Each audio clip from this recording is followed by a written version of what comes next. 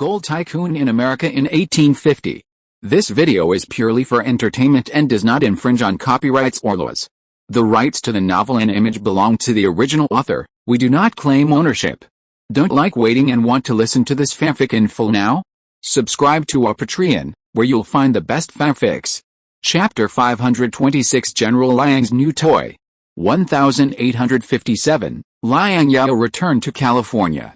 As soon as he returned to Sacramento, the Sacramento Arsenal and the Volcanic Rock Repeating Arms Company brought him good news. The center-fire rifle and machine gun that he had been thinking about finally had a clue. In fact, the new rifle of the Sacramento Arsenal was successfully developed in early February, and a small batch of production was carried out. However, the progress of the machine gun of the Volcanic Rock Repeating Arms Company was relatively slow. It was not until mid-March that it stumbled and produced 6 so-called machine guns according to the blueprint provided by Liang Zhao. Liang Zhao was not surprised at all that the new rifle progressed so smoothly. The precision machining industry was already quite developed in the mid-19th century, and California gathered the essence of the precision machining industry in the United States. By disassembling the Dreiser needle fire gun and developing the Walter rifle, the Sacramento Arsenal has completed the technical reserves for manufacturing the first generation of bolt-action metal fixed-load rifles. The reason why firearms failed to go further was not because of the machining industry, but because the supporting chemical industry was dragging its feet. Since California already had the technical reserves for metal-loaded rifles and center-fire ammunition, the first generation of bolt-action metal-loaded rifles and even machine guns were a natural outcome.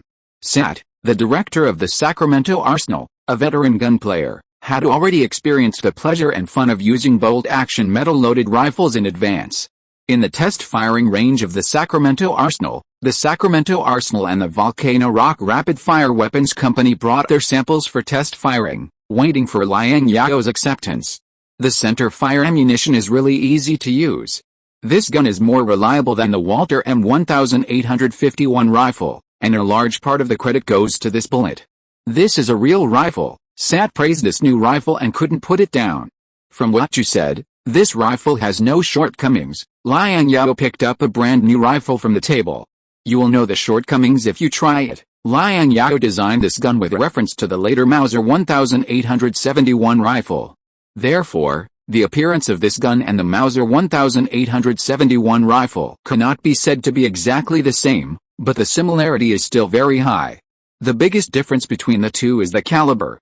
The Mauser 1871 uses 11 by 60 mm flathead bullets, while this gun makes a trade-off between power and recoil, choosing to sacrifice some power in exchange for smaller recoil to improve shooting accuracy, and uses a smaller 8 by 50 mm flathead bullet. In addition, the gun is shorter and lighter than the Mauser 1871 in length and weight. The gun is 1,200 mm long and weighs 3.9 kilograms, all of which meet Liang Zhao's psychological expectations. Under the guidance of Walter, the designer of the gun, Liang Zhao quickly learned how to operate the gun and conducted a test firing. Compared with the imported Dreiser needle-fired rifle that has been retired from service and the Walter M1851 rifle in service, this rifle combines the bolt opening and the pressing and locking of the firing pin into one action, which improves the shooting efficiency. Liang Zhao grabbed the bolt, rotated it and pulled it back, which was extremely smooth. After 4 or 5 shots, Liang Zhao was very satisfied with the performance of the new gun. The sight range of this gun is 500 meters. In fact, Liang Zhao feels that it can maintain accuracy at 600 meters. Moreover, the shooting feel is better than that of the Walter M1851, and it is also easier to operate. Liang Zhao was about to praise it, but he didn't expect that after firing 7 or 8 shots in a row, the bolt felt more and more astringent and difficult to pull. It was impossible to pull the bolt simply by hand. Liang Zhao had an idea and kicked it hard with his foot. Only then did he kick the bolt open, pour out the hot shell from the magazine, reloaded and fired another round, and found that the bolt was still very tight and it took a lot of force to pull it open. This is caused by the tightness between the bolt and the barrel. The Walter M1851 we produced before suffered from poor air tightness of the barrel, so this time we intentionally improved the tightness between the bolt and the barrel, but we didn't expect it to backfire. Frequent cleaning and applying Vaseline can alleviate this problem, Walter explained to Liang Zhao. Can it be improved in subsequent production? Liang Zhao asked. Liang Zhao could understand that the new gun had some problems when it was just released, but the key was that the subsequent production batches could be improved. With the processing accuracy of the Sacramento arsenal, it can be, Sartre answered very confidently. It's just that the smoke is too big. Every time I shoot, the smoke is not only choking, but also affects the vision in front. Liang Zhao felt that there was something missing. It would be great if there was a kind of gunpowder that would not produce a lot of smoke when shooting. He said this specifically to Walter and Nobel father and son. The next innovation of the standard rifle was smokeless gunpowder. In the final analysis, it was still an innovation in ammunition, that is, chemical industry. In the 19th century, the relative lag in the development of the chemical industry had seriously affected the progress of weapons. Everyone looked at each other in bewilderment, not knowing what Liang Zhao was thinking. Sartre said, "You are daydreaming. The gunpowder we produces very little smoke when shooting. Yeah, where's this kind of gunpowder? Are you crazy again?" Liang Zhao also thought that there was no such gunpowder in the world. He wanted the gunpowder to burn and not emit smoke. In his cognition, it was impossible for such a thing to exist. Sir, there really is such a thing, old Nobel thought for a long time, and soon his eyes lit up. 10 years ago, French chemist Aston Lecroix accidentally prepared a compound that produced very little smoke when burning, almost negligible. It seems that he called this compound nitrofiber. Thinking of this, old Nobel scratched his head anxiously, as if his brain had a short circuit, and he couldn't remember what this compound was called. Nitrofiber, it's called nitrofiber, father, Nobel reminded his father. Yes, that's the name. You have a good memory, kid. Old Nobel slapped his forehead and finally connected the missing memory. Mr. Nobel, do you know how to prepare this fiber? Liang Zhao asked old Nobel. I don't know. It happened many years ago. I remember it was in 1846 or 1847. I saw it in a local chemical journal when I was traveling in Paris. Now I only have a vague impression. Old Nobel spread his hands regretfully. It seems to be made by reacting some kind of cellulose with nitric acid. Nobel grabbed his chin and stared in thought, as if he was looking for memories from many years ago. But after thinking for a long time, he still couldn't remember the specific preparation formula of this compound. After so many years, if this thing can be made into the kind of gunpowder that burns without producing smoke as you said, I think it will not be unpopular, old Nobel said. If the French really use this fiber to prepare smokeless gunpowder, chemicals with such great military value would never be hidden. This is nothing strange. In recent years, chemists and chemistry enthusiasts from various countries have discovered many interesting compounds through various strange and imaginative realizations. But very few of these new compounds can generate commercial value. At least it has opened up a way of thinking, Liang Zhao said. If you are interested in preparing this compound, I will provide you with all the support you need. Your Excellency has provided us with very good experimental conditions in the Nobel laboratory. We have everything we need, said the old Nobel. He was very satisfied with the scientific research environment in California, so satisfied that he could not think of any areas that needed improvement. Your Excellency, you haven't named this gun yet, Sartre reminded Liang Zhao. According to the old rules, it is still called the Walter rifle.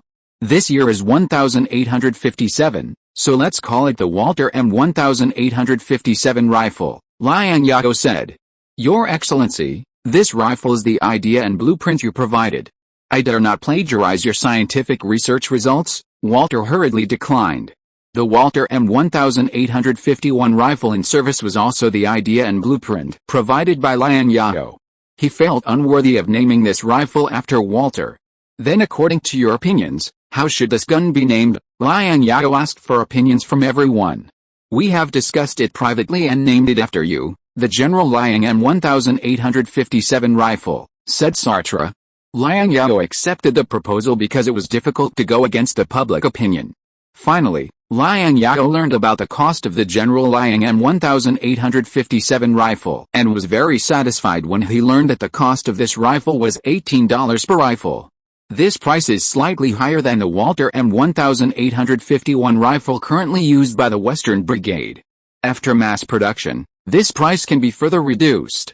The Sacramento arsenal is worthy of being the first arsenal on the West Coast and did not disappoint him. After the test firing of the rifle, the next thing to be tested was the hand crank machine gun. To be honest, Liang Zhao was more looking forward to the performance of the machine gun than the rifle. "General, this is the machine gun made by our volcano rock repeating weapons company according to your ideas." Connie confidently untied the oilcloth covering the hand crank machine gun, revealing the mysterious veil of the hand crank machine gun. This was the first public appearance of the hand crank machine gun of the volcano rock repeating weapons company, and everyone was curious about this strange weapon. "Connie, isn't this just 10 gun barrels connected together?" Sartre came forward and looked at the strange-looking gun carefully. "Rather than calling it a gun, it's better to call it a cannon. This thing is indeed more like a cannon." Liang Zhao thought so. "This thing is mounted on something like a gun carriage, and it doesn't look like a gun at all." Mr. Sartre, if 10 skilled riflemen are given 1 minute, how many rounds can they fire? Connie asked knowingly. 60 rounds, at most 70 rounds, Sartre thought for a while and answered. "My gun only needs 2 people, one responsible for shooting and the other for loading. It can fire more than 300 rounds of ammunition per minute." Connie patted his hand crank machine gun. "More than 300 rounds per minute? Connie, you are bragging again. Do you know what it means to fire more than 300 bullets per minute? Even a platoon of the Western Brigade may not be able to produce such firepower." Sartre looked at the bulky gun next to Connie, and didn't believe that this big and stupid, cannon-like thing could fire 300 rounds per minute. Not only Sartre didn't believe it, but no one present, except those who had personally participated in the development of hand crank machine guns, would believe this terrifying parameter. Unless they had seen it with their own eyes. Connie smiled maliciously. "Mr. Sartre, how about we make a bet?" "What bet?" Sartre said vigilantly. "If this machine gun can fire 300 rounds per minute, the Sacramento Arsenal will authorize the Volcano Rock Repeating Weapons Company to produce General Liang's rifle," Connie said. "Betting on this? Then you are doomed to lose." Sartre was overjoyed and asked expectantly, "What if you lose?" "All my shares in Volcano Rock Rapid Fire Weapons Company belong to you." Seeing Sartre had taken the bait, Connie was delighted. "It's a deal. Even if you are very cunning, General Liang is here today. I don't think you dare to play any tricks," Sartre said with a smile. "Listen to the thunder." As he said that, Connie's hand was on the hand crank. He took a deep breath and signaled his companion Winchester to load the magazine. Winchester understood, took out the long upright magazine that had been loaded, inserted it into the top feed port, and held the magazine. Sartre hurriedly took out his pocket watch and prepared to time it. Connie was ready. He slowly turned the hand crank, and the barrel of the machine gun rotated, and bullets were sent into the barrel one by one. The bullets were ejected from the barrel of the machine gun, like a sudden rain of iron, shooting forward. One after another, the metal bullets hit the wooden target accurately, making a crisp sound, and easily tore the wooden target into pieces. For a moment, the air was filled with smoke, and the metal shells that were constantly thrown out danced on the ground. In just a few seconds, the thick smoke from the machine gun completely blocked the view in front. Connie endured the choking smell of the smoke, slowly cranked the hand crank according to his own rhythm, and shot according to his intuition. 1 minute. "Stop." Connie's ears came to Liang Zhao's voice. He stopped his hand, and the sound of the machine gun stopped abruptly.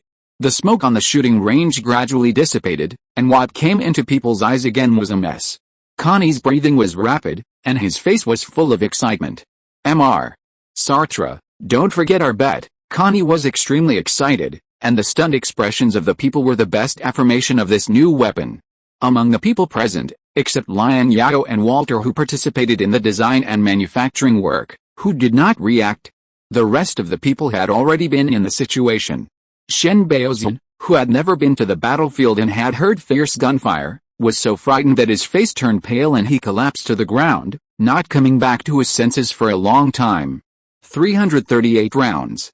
"My God, 328 rounds were fired in 1 minute, Sartre muttered to himself as he looked at the hand crank machine gun whose barrel was smoking. "This is a real weapon that can stop 10,000 men from passing through." Liang Zhao took a breath of cold air. "Just put this thing on the city wall. Only 2 people are needed to stop the attack of hundreds of people. Killing people will be as easy as mowing the grass." Liang Zhao, who had led soldiers and fought in wars, knew very well how terrifying the killing efficiency of this hand crank machine gun was. He had never seen a weapon with a higher killing efficiency than a hand crank machine gun. "Uncle who wants money," Liang Zhao reminded. Just now, Connie spent a month's salary of an ordinary person in 1 minute, a full $20, and it was gone in a moment. This is not an exaggeration. A mid-range bullet cost 6 cents, and Connie just shot a full 338 bullets in one breath, not counting the loss of the machine gun. It cost $20.28. An ordinary Californian can only earn this much in a month without eating, drinking, or spending. It takes more than 2 months for an ordinary person in the East to earn $20. Tisk, tisk, it's simply a gold-eating beast, Liang Zhao said. Connie? Liang Zhao called Connie to him and patted Connie's shoulder approvingly. You did a good job. How much does this hand-crank machine gun cost? $750 a gun. General. This is a full $250 lower than what you asked us at the beginning. It's not expensive. $750 buys the firepower of half a company. Connie rubbed his hands excitedly. You kid, Liang Zhao scolded with a smile, so the bullets are free, and the daily maintenance is free, right? Anyway, mass production, I will buy as much as you can produce, little brother. Liang Zhao pulled Connie's sleeve and asked, do you have any stock? I want them all. I want them now. Chapter 527, The Ironclad Era. The development of General Liang's rifle and machine gun was very successful. In the end, Liang Zhao named the General Liang rifle the General Liang M1857 rifle in accordance with the naming convention of American weapons, and asked the Sacramento Arsenal to eliminate the problems of the trial-produced sample gun and launch a derivative model with a shorter gun body to facilitate the use of cavalry when riding. Hand-crank machine guns. Since the U.S. military did not have similar weapons before, Liang Zhao named the hand-crank machine gun more casually. Because its firing speed is as fast as lightning and the force it emits is like thunder, in order to welcome the upcoming 1960s, Liang Zhao named it the Thunder M60 machine gun. Both weapons have not yet been put into mass production, but they have already received overseas orders. Liang Zhao ordered 2,000 General Liang M1857 rifles and 400,000 rounds of ammunition on the spot to arm his direct troops. The order totaled $60,000. In addition, Liang Zhao also ordered 50 Thunder M60 machine guns and 100,000 rounds of ammunition, intending to try it out. The order totaled $44,700. Liang Zhao himself also ordered 10,000 General Liang rifles to replace the current Western Brigade and arm the Umbrella Company's mercenary forces. As for machine guns, his current plan is to delegate equipment to the company-level troops to improve the firepower of the grassroots troops. Of course, he also plans to add some machine guns to the Umbrella Company's mercenary forces. Some things are more suitable for mercenaries to do than for regular troops to do them directly. Although the Western Brigade is no different from his private soldiers now, it is still the army of the federal government in name after all, which is easy to involve diplomatic issues. After Liang Zhao and Liang Zhao's uncle and nephew placed the order, Sartre himself also placed an order for a batch of General Liang rifles to equip his manor guards, but the number was not large, only 200. The bulk of the orders came from their uncle and nephew. With two such large orders, Sartre, as the director of the arsenal, also fell into happy trouble. At present, the production line of General Liang rifles has not been completed, and the daily output is only 2 or 3 at most. It takes time to build a new production line. Sartre asked Liang Zhao whose order to complete first. Liang Zhao thought about it and decided to let Sartre complete Liang Zhao's order first. First, if nothing unexpected happens, Britain and France will officially declare war on the Qing dynasty in less than 2 months, that is, in May 1857. The battlefields of the Guangdong are basically in coastal areas, unlike the Hunan army, which basically fights in inland provinces along the Yangtze River. Once the war breaks out, the British and French coalition forces will definitely regard the Guangdong as the biggest threat, and then the Guangdong will inevitably have a direct military conflict with the British and French coalition forces. Liang Zhao also took this opportunity to observe the actual combat performance of General Liang's rifle, and by the way, use the hands of the Guangdong to bleed the human resources pool of Britain and France. Secondly, for a brand new weapon, the earlier the production batch, the more problems there will be. Liang Zhao also wanted to use Liang Zhao as a guinea pig. The development of the Army's weapons has achieved a historic breakthrough. The development of naval warships has also achieved fruitful and gratifying results. Since the launch of the Daring-class battleship in December 1853, The San Francisco shipyard, a leader in the American shipbuilding industry, has fallen into silence and has not produced any new products. This once made the counterparts in the East doubt the research and development and manufacturing capabilities of the San Francisco shipyard. The factory director Jeremiah ignored the voices of doubt from the outside world, and did not respond publicly to it. He knew that the best response was to come up with a brand new product to shut up those counterparts. After 4 years of hard work, the San Francisco shipyard finally came up with their new product, the Pioneer class, as a gift for California's 7th birthday on April 1, 1857, the day of the state's founding day. Hearing that a new ship was launched in California, Shen Baozun deliberately postponed the date of returning to Fujian in order to see the so-called new warships. On April 1, 1857, the evening of San Francisco Bay was illuminated by a faint golden halo, and a breeze blew past, and layers of golden ripples appeared on the calm sea. The crowd holding high the American stars and stripes and the California Bear flag gathered spontaneously on the dock, looking forward to the ironclad ships depicted in the newspapers. The fishy and salty sea breeze that blew ashore from time to time stirred people's excited emotions. There are only 2 countries in the world that can build steam warships of more than 4,000 tons, one is called England and the other is called France. It is rumored that the tonnage of the warship launched on the day of the founding of the state will exceed 4,000 tons, and it will adopt a brand new design, which is completely different from previous warships. If this giant ship with a displacement of more than 4,000 tons succeeds in its first voyage, the United States will become the 3rd country after Britain and France that can independently design and manufacture ocean-going steam warships of more than 4,000 tons. The United States will also become the first country outside the European continent to have the ability to manufacture this large steam warship. What a proud thing this will be. In this era, Europe is the center of the world. The eyes of Europeans looking at Americans are like a glamorous city dweller looking at a rustic country bumpkin, full of disdain, contempt and contempt. A huge black monster is lying quietly in the dock of the San Francisco shipyard, and the hull wrapped in black armor plates flashes cold light in the reflection of the sea water. Set sail. Set off. Following Liang Zhao's order, the bugler blew the horn to start sailing, followed by the shrill whistle of the steam engine. The capstan creaked, which was the sound of the anchor chain being reeled in. A thick and tough rope was tightened and fixed with the concerted efforts of the sailors. The gate of the dock was opened, and the Vanguard class slowly left the embrace of the dock. Her huge body gradually slid into the sea, and the microwave slapped on the side, splashing crystal waves. The water droplets hitting the side slid down the iron armor on the side, making a crisp sound, like the sound of nature. This sound was obviously noise, but Liang Zhao felt more and more comfortable the more he listened. Shen Baozun, who saw the ironclad ship for the first time, ran around on the ship like a country child who had never seen the world, looking here and there, wishing to imprint every detail of the ship in his mind. This is a real battleship. The designers of the Vanguard class proudly introduced this unprecedented steam battleship to everyone.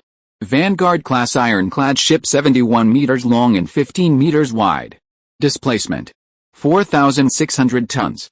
Power: a 2-cylinder horizontal reciprocating connecting rod steam engine, a complete sail system. The sails are constructed of a 3-masted sailing ship, and the smoke can be half retracted and retracted into the ship. Maximum speed: 12.8 knots without using sails. Endurance: 4,800 nautical miles/8 knots, and a full tank of coal at Pearl Harbor can go directly to Nagasaki, Matsumi, Hakodate, and even Shanghai. Armament: the main guns are 4 152 mm, 6-inch, 32 caliber Sacramento guns on the central axis. These guns are located in armored turrets on the central axis and can be designed in different directions by rotation. The turret armor is 100 mm. The secondary guns are 24 100 mm, 4-inch, Sacramento guns arranged on both sides of the hull, with 12 guns on each side. The secondary guns are installed on a 75 mm protective armored swivel, which can rotate 120 degrees. Armor: the armor belt is made of multiple layers of iron plates, with a total thickness of about 108 mm. The armor plate is installed horizontally, covering the waterline of the ship to provide protection for the part below the horizontal line. It can resist solid shells fired by the mainstream naval guns, 68-pound guns, of the British Royal Navy at a distance of 480 meters. The total ship staffing: 450 people. The Vanguard-class iron armor gleams with a metallic luster in the sunset, like an invincible medieval knight wearing plate armor. The two escorting ships, with a displacement of about 1,500 tons, are the later models of the Bold class, which are already the largest warships that the San Francisco shipyard can build before. At this time, the two Bold-class ships look very petite and cute against the Vanguard class. The Pioneer-class ship's bow is carved with a lady looking forward with her head held high. This is Mazu, the goddess of the sea, worshipped by the sea dwellers in Zhejiang, Fujian, Guangdong and other places. It's Mazu. Mazu, a sharp-eyed child, pointed at the brand-new figurehead and shouted excitedly at the Jinshan Bay wharf. This ship is so big, it's really wearing an iron armor, an ironclad ship. It's worthy of the name. It's simply a mobile artillery platform on the sea. Artillery platform? It's a fortress. I'll die without regrets if I can see this ship in my lifetime. California immigrants are mainly from Guangdong, Fujian and Zhejiang, from the 5 ports of entry. There are many Mazu believers. After seeing the Mazu figurehead clearly, many believers kneeled down to worship their luggage and pray for blessings. Some even ran to buy incense and prepared to burn incense for worship. Fire the guns! Liang Zhao looked at the waves of people on the dock and ordered a salute to celebrate. The gunners on the Pioneer class fired a salute with proud smiles on their faces. Sven was so excited that tears welled up in his eyes. Since Umbrella Company set foot in the South Seas, the provocations of the British East India Company have become more frequent. The British East India Company relied on its strong maritime power and had a large number of large armed merchant ships and warships with a displacement of more than 3,000 tons, and repeatedly launched attacks. Although his umbrella fleet faced the provocations of the East India Company and even the Royal Navy warships with a spirit of showing the sword and did not retreat. But courage cannot make up for the huge gap in strength after all. Umbrella Company and the British East India Company clashed on the sea, and Umbrella Company was the one who suffered the loss most of the time. Today, I also have a big ship. How can I not be proud? Sven remembered the scene when the governor of British Columbia passed the California coast on his way to his post. At that time, they did not have many decent ships. They met the British governor's fleet unexpectedly at sea, and the other party actually ordered the ship to ram directly. Damn it, if there was this 4,000-ton ironclad ship at the time, they would not dare to ram it even if they had 10 guts. If they dare to ram it, they will be smashed to pieces. Jeremiah, I want to apologize to you. I used to urge you to build a big ship, but you closed the door and didn't see me. I thought you couldn't build it and were hiding from me. I didn't expect you to build such a big ship. Sven stroked the black armor plate on the turret, excited and incoherent. This is the ironclad ship. Good, good, what a beautiful ship. Jeremiah, you haven't told me the cost yet. Liang Zhao recalled Jeremiah's introduction to the Vanguard class just now. Jeremiah seemed to have overlooked a very important issue, that is, the cost of the Vanguard class. $250,000 a ship. Jeremiah smiled and said, how about it? Cheap. Liang Zhao couldn't believe his ears for a while. $250,000 a ship. Did I hear it wrong? The first Bold cost $370,000. This is a different time. At that time, there were few skilled shipbuilders in California, and the salary was extremely high. Moreover, steam engines, steel and other materials were very scarce at that time. Jeremiah smiled. California is now one of the shipbuilding centers of the United States. The cost of shipbuilding is no longer the same as when the state was first established. Now, a ship of the latest model of the Daring class can be built for $90,000. The same is true. Not to mention the United States, the shipbuilding technology of the European continent has also made great progress in recent years, especially in the years before and after the Crimean War. With the maturity of steamship manufacturing technology, the cost of manufacturing steamships has been greatly reduced. Britain and France have also placed their bets on steam battleships in the past 2 years. The outdated sailing battleships are rarely built in Britain and France. Liang Zhao vaguely remembers that he spent 2.14 million francs, $410,000, to buy a 2,000-ton cruiser Roland from General Tromelin, the commander of the French Pacific Fleet, as a facade. Roland was a steam-powered wooden cruiser produced by France in his Lorient shipyard in 1845. When Roland was first produced, it was at the world's advanced level. It has only been 12 years, and the steam-powered wooden cruiser seems a bit outdated. Before the Bold entered service, the Roland was the flagship. After the Bold, The Roland was relegated to the second line soon. Although the San Francisco shipyard subsequently renovated it and replaced it with advanced Sacramento guns to enhance its vitality, the Roland had lost its position as a main battleship. The 19th century was really an era of rapid change. You told me at the beginning that this was a price to bid farewell to the Navy Department's order, Liang Zhao sighed. Now even if the Navy Department wants to buy it, I won't sell it. How many ships does the Sir want to order? Jeremiah asked expectantly. It depends on how many skilled sailors Sven can provide. Liang Zhao looked at Sven. He had just borrowed $7 million from the Dixie guys in the South, and his cash flow on hand was still very abundant. Moreover, unlike 1853, he now has real overseas rights and interests that need to be maintained by a strong maritime force. Hawaii, Borneo, Qing Dynasty, Japan, if you want to maintain your rights and interests in these areas, you can't do without a strong fleet. Liang Zhao is still willing to spend money on this. Just one Vanguard-class ironclad ship needs 450 crew members. Liang Zhao doesn't know how many qualified crew members Sven can provide. 8 ships. Give me some time. I can train more excellent sailors, Sven said hurriedly. Then build 8 ships first. Can the shipyard handle such a large order?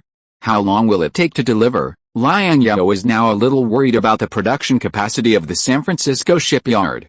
Yes, Jeremiah said confidently. He was afraid of missing the super order, which is a super large order worth $2 million. I can guarantee the delivery of 2 to 3 ships before Christmas next year, and the rest can be guaranteed to be delivered before 1860. Jeremiah is already considering outsourcing some of the Bold-class orders to other shipyards headed by the Los Angeles shipyard. The shipbuilding industry in California is now quite developed, and there are 3 or 4 large shipyards that have the ability to manufacture 1,000-ton steamships. Then build 8 ships first, Liang Zhao said to Jeremiah earnestly. I am very happy that the shipyard has achieved such great success today, but I hope you will not be complacent and rest on your laurels. Keep up the good work and build bigger ships.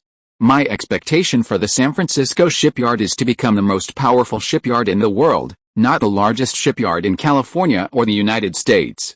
Do you understand? Yes, Your Excellency, Jeremiah replied in a sonorous voice. The British and French have richer shipbuilding background and technical reserves than us, especially the British. They will never be willing to lag behind others in shipbuilding. I think it won't be long before they can build ironclad ships that are bigger than ours, even exceeding 10,000 tons. Liang Zhao looked into the distance with deep eyes. There is still a long way to go to catch up with the British and French. The next 30 years belong to the era of ironclad ships. Although he took the lead in building ironclad ships, if he stopped there, the leading advantage he had spent a lot of money to build would soon be lost. On January 1, 1857, Stanislas Dupuida, the founder of the French ironclad ship, was appointed as the shipbuilding director, responsible for all shipbuilding work of the French Navy. On December 26, 1859, the first French ironclad ship, the Glorious, was launched and put into use. The Glorious-class ironclad frigate is a 5,500-ton ironclad ship. The French built 3 ships in one go, namely the prototype ship Glorious, and the subsequent Invincible and Normandy. All 3 ships were completed and put into use before 1862. As for the British, it was even more terrifying. The British's first ironclad ship, the Warrior, was started on May 25, 1859 at the Thames Steel Works shipyard and launched on December 29, 1860. The displacement of the British's first ironclad ship reached an astonishing 9,137 tons, which was beyond the reach of all countries. The Black Prince, a ship of the same class as the Warrior class, was built at the Glasgow Napier shipyard on October 12, 1859, and was launched on February 27, 1861. The Warrior and the Black Prince ushered in the era of ironclad ships of the British Empire Royal Navy. Many captains of the Beiyang fleet, such as Lin Taizeng and Yi Zui, had practiced on the Black Prince. The advent of the Vanguard-class ironclad ships made Californians proud. This was the first time they led a new era. For the British and French, their feelings were more complicated and varied. There was shock, disbelief, and even more vigilance.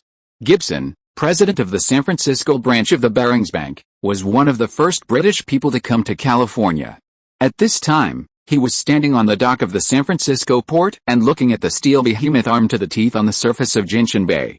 There is no doubt that this unheard-of ironclad ship is very advanced, even in the Royal Navy's fleet. At present, the Royal Navy does not have a corresponding warship. This was the first time that the British Empire's Navy had encountered such a situation in the 200 years since it dominated the global ocean. This made Gibson, an Englishman, feel deeply frustrated. Damn it, these American country bumpkins could actually build a ship that they hadn't built yet. Gibson thought again that when he set foot on this land, it was still desolate, with a primitive and natural beauty. Only 7 years have passed, and San Francisco has become a prosperous metropolis with a population of more than 500,000. Even if a city of this size is placed in the UK, it can be compared with other major cities except London. The population size of major British cities such as Liverpool, Manchester, and Birmingham is similar to that of San Francisco, at around 500,000 or 600,000. However, the population growth of Liverpool, Manchester, and Birmingham has become very slow, while the population of San Francisco is still growing at a very terrifying rate. It may only be a matter of time before San Francisco surpasses cities like Liverpool. Gibson glanced at the dock under his feet.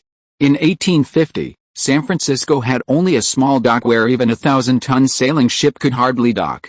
Now, the dock in San Francisco can already berth cargo ships of more than 10,000 tons, whether steam cargo ships or sailing cargo ships. And there is more than one such dock in San Francisco. Gibson had never seen another city that could develop at a speed comparable to San Francisco. Oh, no, Gibson had seen this city. Not only had he seen it, he had also been there in person. This city that was developing faster than San Francisco was called Los Angeles. Oh, damn, it was a city in California. These country bumpkins are really impressive? Gibson asked his old French friend Ligoff beside him. What do you think, my old friend? Ligoff was the president of the San Francisco branch of the Bank of France. 7 years ago, he came to this place full of gold at almost the same time as Gibson. France was building ironclad ships. As a member of the upper class of France and a member of the noble Paris white flag, Ligoff knew the news. At Christmas, he had a drink with his old friend, General Tromelin of the French Pacific Fleet. As Paris elites who were both drifting overseas, they had a lot in common and could talk about almost everything. Tromelin once told him that the French Navy was developing a new-age steam battleship with a high armor rate and strong protection, which can withstand the close-range bombardment of the British 68-pound naval gun. When this battleship is launched, the French Navy will have the strength to compete with the British Navy. Presumably, the new-age steam battleship Tromelin mentioned is the ironclad ship in front of him. The ship that the French have not yet built was actually built by these American old hats. If Tromelin was not at the Sarawak headquarters of the French Pacific Fleet at this time, but stood on the dock of San Francisco with him to observe this black steel behemoth, I wonder what Tromelin would think?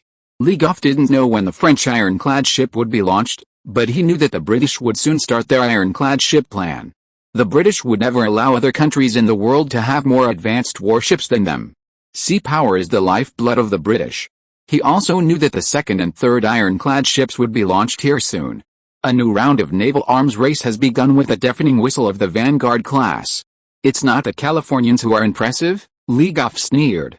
Gibson, it's you, the British master, who have never looked at them in the right light. We look at you French in the right light, Gibson counterattacked. But you French didn't come up with anything that scared us. The Californians here have come up with it, and it's only been 7 years. This is really a scary place. It's not this place that is scary, Ligoff looked solemn. It's the people here who are scary, especially the general, our business partner. Chapter 528 Governor of Utah Territory. If you want to defend California, you must defend Nevada. If you want to defend Nevada, you must defend Utah.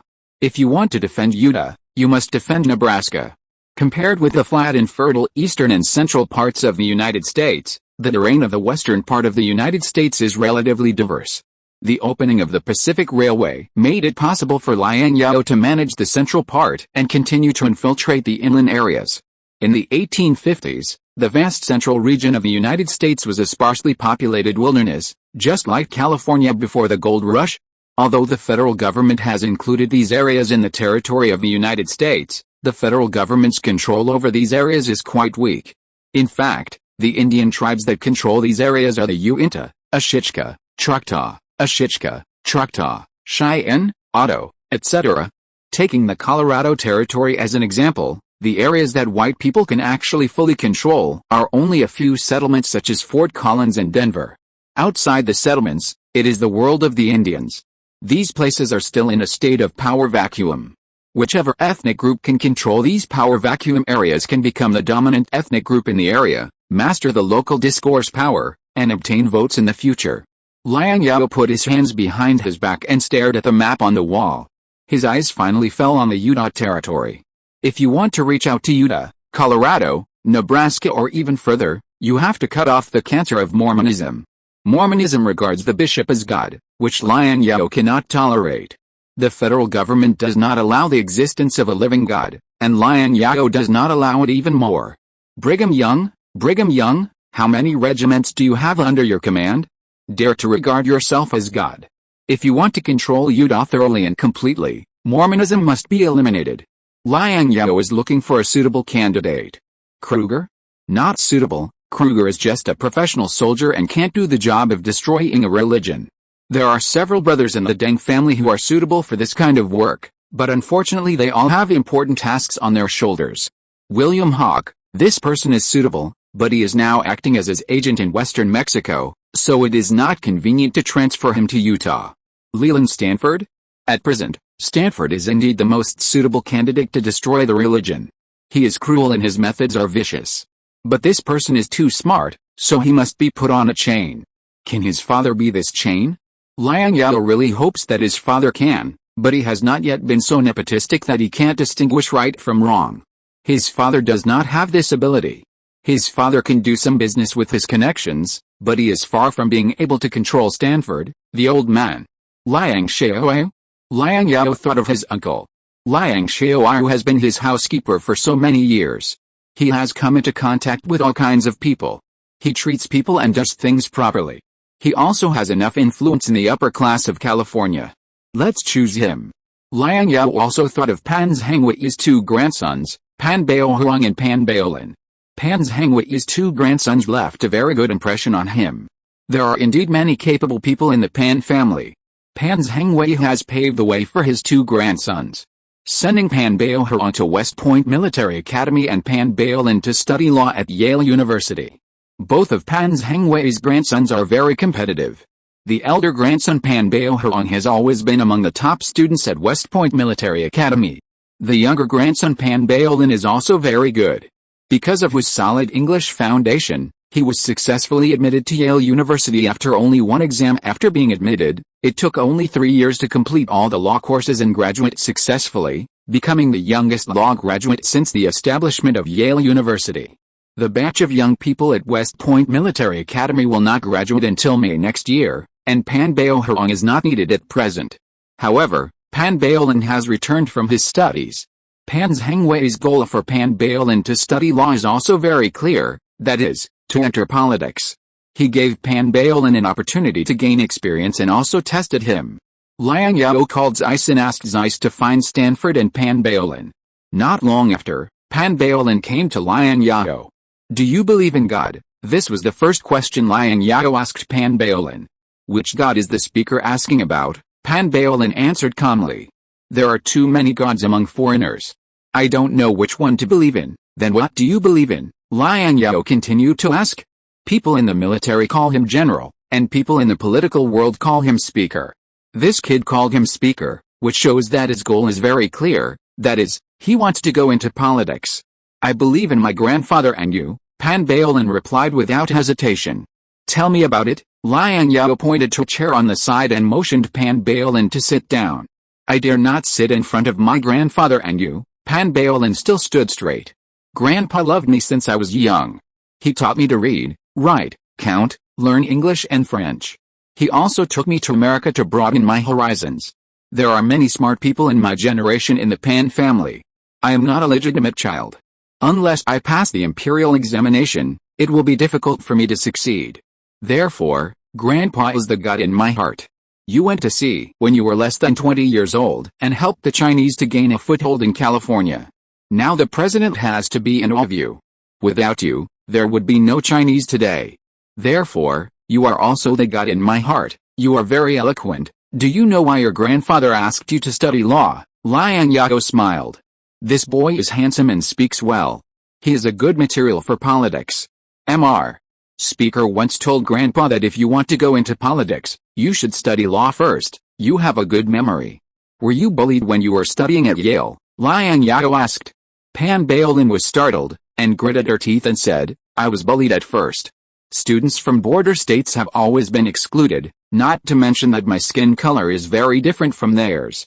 Later, there were more Chinese students at Yale, and I was not bullied anymore. Liang Zhao pointed to the map and said, it's the same in this country. Whoever has more people and louder voices is right. Mr.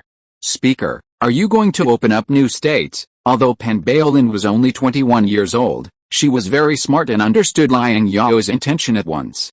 As a new ethnic group in America, the Chinese are very different from Europeans in appearance. If they don't want to be bullied, they can only strengthen their political influence. Why can the descendants of the British Americans firmly suppress the Germans, French, Dutch, Spanish, and Irish? The root cause is that the English have an absolute advantage in population compared to other ethnic groups because the eastern United States was once a colony of the British Empire. At the beginning of the founding of the country, the British firmly grasped the political resources of the 13 founding states from the state to the city and county. This is similar in both the North and the South, except that the more you go south, the more French and Hispanic you will be. The English in the South are not as strong as in the North. In fact, at the beginning of the founding of the United States, there was another ethnic group in the United States that could compete with the English in a certain state.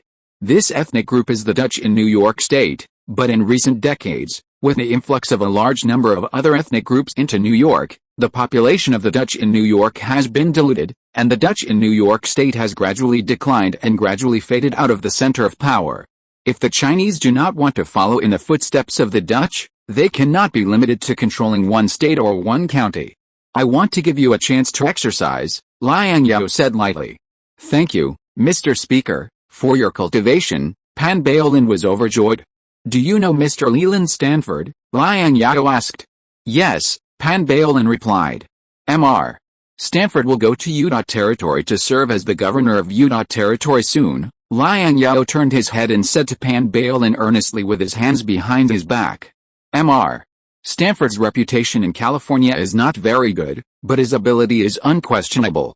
You can learn a lot of things that you can't learn in school by being his assistant. Cherish this opportunity. I will definitely live up to Mr.'s high expectations, Pan Baolin thanked. The territorial governor is equivalent to the governor, but this is only in name.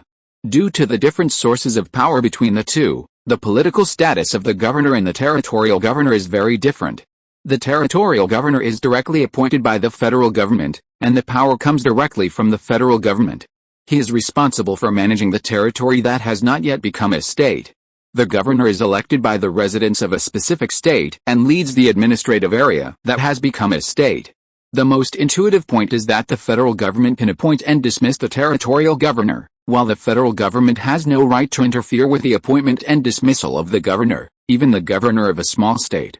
The territorial governor like Brigham Young, who openly refused to be dismissed by the federal government, is an exception. He is the only one since the founding of the country. Another reason is that regional differences have caused differences in the political and social status of the two. The frontier areas that have not yet become states are all economically backward and underdeveloped, with sparse populations and a large number of Indians. Fighting with Indians is commonplace. Therefore, being a territorial governor is not a good job, and politicians who can be governors will never choose to be territorial governors. Generally speaking, administrative officials of the same level in the United States, officials in wealthy states generally have higher social status than officials in poor states. Even so, for a newcomer in the political arena, being an assistant to a territorial governor is already a very high political starting point. The functions of the chief executive of the United States, and even the secretary of the president, are equivalent to those of a secretary, but the position of secretary was officially included in the administrative establishment after 1903. Sir, Mr. Stanford is here. Zeiss knocked on the door. Please come in, Mr. Stanford. Liang Zhao motioned for Stanford to come in. Mr. Speaker, I thought you had forgotten me. Stanford took off his hat and bowed to Liang Zhao. You're a veteran of the Civic Party. How could I forget you? Liang Zhao squinted and stared at Stanford. President Buchanan asked me to recommend a candidate for the governor of Utah Territory. I recommended you to President Buchanan. There is no one more suitable than you, governor of Utah Territory? Isn't Brigham Young the governor of Utah Territory? Stanford frowned. Last Christmas, the federal government had already relieved Brigham Young of his post as the governor of the territory, but Brigham Young has been refusing to leave, Liang Zhao said. Brigham Young refused to obey the order, which was not a glorious thing for the federal government, so the federal government did not make it public. At this time, only a very few people knew about this matter. It was impossible for someone of Stanford's level to know about this. He is defying the Constitution. Stanford looked indignant. If he refuses to leave, I am afraid I can't be the governor of the territory. Utah is a Mormon den, not a good place. If I go to take office with bare hands, the local Utah believers will not buy it. What if there is no Mormonism in Utah, no Mormons? Liang Zhao sat down, looking nonchalant. But since you are not interested, well, before the appointment documents are issued, I will send a telegram to the White House and ask President Buchanan to withdraw his order and choose another wise man. No, Mr. Speaker, you misunderstood me. Stanford wanted to bargain with Liang Zhao, but Liang Zhao had no intention of bargaining with him at all. Brigham Young has the Mormons, you have the Loyalists. Kruger's Arizona Infantry Regiment has entered Utah, and the federal government and California are backing you at the same time. If you can't handle Brigham Young again, I've made a mistake. Liang Zhao pointed at Pan Balin and said, I'll give you another pair of arms. This is a top law student from Yale University. It should be more than enough for them to be your assistants to assist you in your daily work. Thank you for your kindness, Mr. Speaker. You are talking about a pair of arms, and who is the other one? This is not a gift of arms, it is clearly a gift of a pair of shackles, Stanford thought. You will know when the time comes. I don't need to report to you, right? Mr. Stanford, Liang Zhao's face darkened.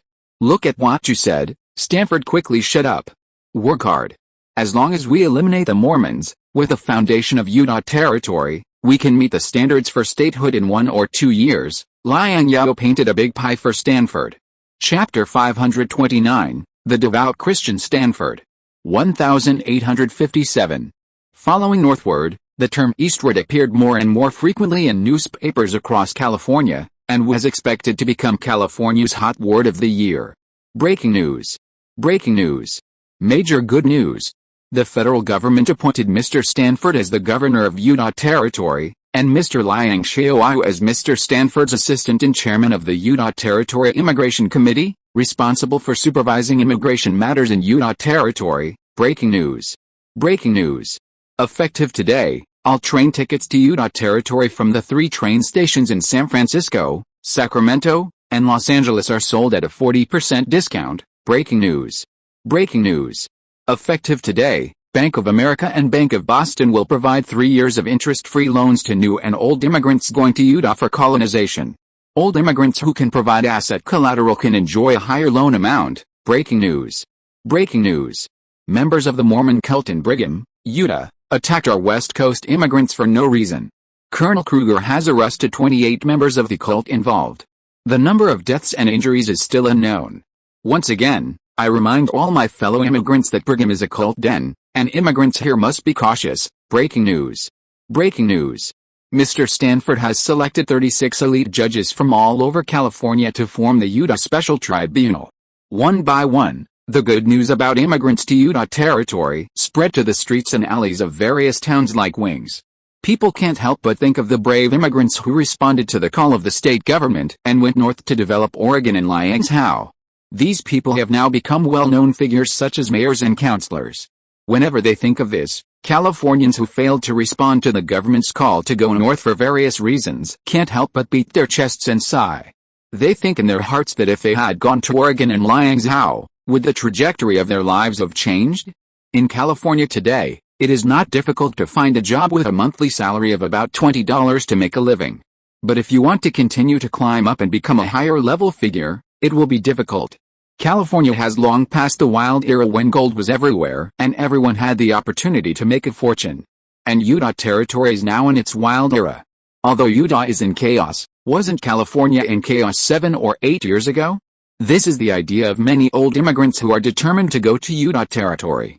Unlike new immigrants, Some old immigrants with rich family backgrounds are no longer satisfied with their current ordinary life, where they can see the end of their life at a glance. They are determined to mortgage their property and go to Utah to make a living. Stanford, who received the commission from the federal government as the governor of the Utah Territory, took his team to Utah by train in a hurry. The composition of his team is very complex, including 36 elites from the California judicial community, members of the Loyalty Society, his private thugs, and 2 pairs of shackles Liang Zhao put on him. When the train entered the territory of Utah, Stanford saw the vast land that seemed to stretch to the end of the world. The sky was like a pure blue dome with few clouds. The breath of drought hit him in the face. And it seemed that this place could not even accommodate a drop of water. The natural wonders composed of the vast arid desert and majestic mountains were the impressions that Stanford had when he first entered the Utah Territory. Not far from the railway, you can often see graves of different sizes. Some of the graves still have paper money and offerings left on them, as if someone had held a memorial ceremony not long ago. In order to build this railway, 685 brave and hard-working railway workers died here, including 6 valuable railway engineers. Of course, the actual death toll is far more than this, and these are just the registered deaths. In the middle of the project, Umbrella Company transported tens of thousands of slaves from Southeast Asia, and only about 4,000 slaves were able to return to Borneo by ship. This is an unspoken secret among the top leaders in California. When the train leaves the mountains, there is a plain in front of it, and there is some vitality on the plain. Solitary short trees, grass taller than people, and rocks piled up like sculptures have become the symbols of this area. Occasionally, a breeze passes by, and the only sound it brings is the trembling of the wind blowing through the gravel, like the whisper of the Creator. In this desolate place, life has a tenacious ability to survive. Elk stance their hooves gracefully on the hillside, therefore blending into the dry grassland and almost unnoticeable. In the distance, a group of wild horses galloped past, splashing a cloud of flying dust. Stanford felt like a free and happy wild horse galloping freely in this vast world. Mr. Liang, Mr. Pan, are you interested in hunting together? The wild horses, elks, mountain lions, cougars, and wolves running in the wilderness, and the eagles, vultures and other birds soaring in the sky aroused Stanford's desire to hunt. Stanford closed the Book of Mormon in his hand. In the past week, he had read the book over and over again, and he had already known the contents of the book. Hunting, Pan Baolin felt very puzzled. What kind of hunting was on the train? Without waiting for Liang Zhao to respond, Stanford suddenly raised the volcanic rock lever rifle and skillfully pulled the trigger at the living creature outside the window. Stanford was a very good shooter. He could shoot 2 bullets in a row at the heart and lungs of an elk on a high-speed train. The elk fell down with a bang after dragging its bloody body a few steps away. "Sir, you are just killing, not hunting." The fledgling Pan Baolin couldn't stand Stanford's killing for fun. There was a reason why Stanford was not well received by the high-level officials in California, Pan Baolin thought. Hey, you lucky fool. Stanford was very jealous of Pan Baolin. He was appreciated by Liang Zhao at a young age and started his political career as an assistant to the governor of the territory. Now we are only killing animals on the train. When we get to Salt Lake City, we will kill people. Pan Baolin was speechless for a moment and couldn't refute. Mr. Speaker must have sent you to my side to train you, as he said. Stanford stuffed the gun into Pan Baolin's hand. Today I will teach you the first lesson, cruelty. I won't, Pan Baolin refused. Now the image in his mind was all about the bloody elk, and he couldn't do it. If you don't shoot, I will push you off the train. Stanford grabbed Pan Baolin's neck. Liang Zhao, who was standing by, was drinking tea calmly. Having been a housekeeper in Tingtao Garden for so many years, he had come into contact with all kinds of people. He knew what kind of person Stanford was. Although this man was very annoying, he was still very sensible in doing things. Shoot or not, Stanford pressed Pan Baolin's head out of the car window. No, Pan Baolin was still very stubborn. Shoot or not, this time, Stanford pressed half of Pan Baolin's body out of the car window. Let me go, Pan Baolin shouted. No. Are you going to shoot now? Stanford smiled meanly. I'll shoot your mother. Pan Baolin made up her mind, put the muzzle of the gun to Stanford's forehead, closed her eyes and pulled the trigger. However, there was no gunshot, and Pan Baolin only heard a crisp metal collision. Stanford let go of his hand, and Pan Baolin's mind went blank. He felt weak all over, and he collapsed to the ground panting. That's more like it. Stanford took back the volcanic rock rifle from Pan Baolin's hand and threw it to the bodyguard beside him. Stanford, stop it. Liang Zhao walked over with a gloomy face, pulled Pan Baolin up, and taught him a lesson. You don't even dare to fire a gun. You really embarrass your grandfather. In a place like Utah Territory, the legal provisions you learned in school are just waste paper. Arriving in Salt Lake City, Stanford wanted to pay a visit to Brigham Young, but he didn't expect that since Kruger led the Arizona Infantry Regiment to enter Utah Territory, Brigham Young was like a cat seeing a mouse, and he left the Salt Lake City headquarters directly, hiding in Brigham and never leaving the house. The first thing Stanford did was to publicize that he was a faithful Mormon and go to the Mormon church to pray devoutly. At the beginning, the Mormons in Salt Lake City sneered at Stanford, who claimed to be a Mormon. What kind of Mormon is he without being baptized by a bishop? But soon, the Mormons who had contact with Stanford found that Mr. Stanford was more familiar with the teachings of Mormonism than these old believers. Gradually, more and more Mormons in Salt Lake City believed that Mr. Stanford was a faithful Mormon. Stanford went to the church to pray every day and never missed it. It seemed that prayer was more important than his job. Stanford's actions made the Mormons who were hostile and wary of Stanford at the beginning feel ashamed. Mr. Stanford does not smoke, drink, or have sex with women. It seems that Mr. Stanford is indeed a loyal believer who abides by the rules of the church. Since you are humble, obedient, looking up to God, and enduring everything, then I tell you that after we have gone through our exhortation to God, everything is good for you. You have also seen with your own eyes that what Aaron said is true. I have seen all the sins you have committed. Let me lead you back to the fountain until your sins are washed away. Look, everyone seems to be lost in my eyes, which is proved by your heavenly Father, so I have been urging you to turn to him. Look, my son, I tell you that human beings are fragile and sometimes make mistakes, but I will forgive them because of my mercy as long as they sincerely repent. In the Mormon Cathedral in Salt Lake City, Stanford recited the Book of Mormon selflessly and devoutly. For a whole half-month, Stanford appeared in the church every day regardless of rain or shine, as if only here was the place where his soul could rest.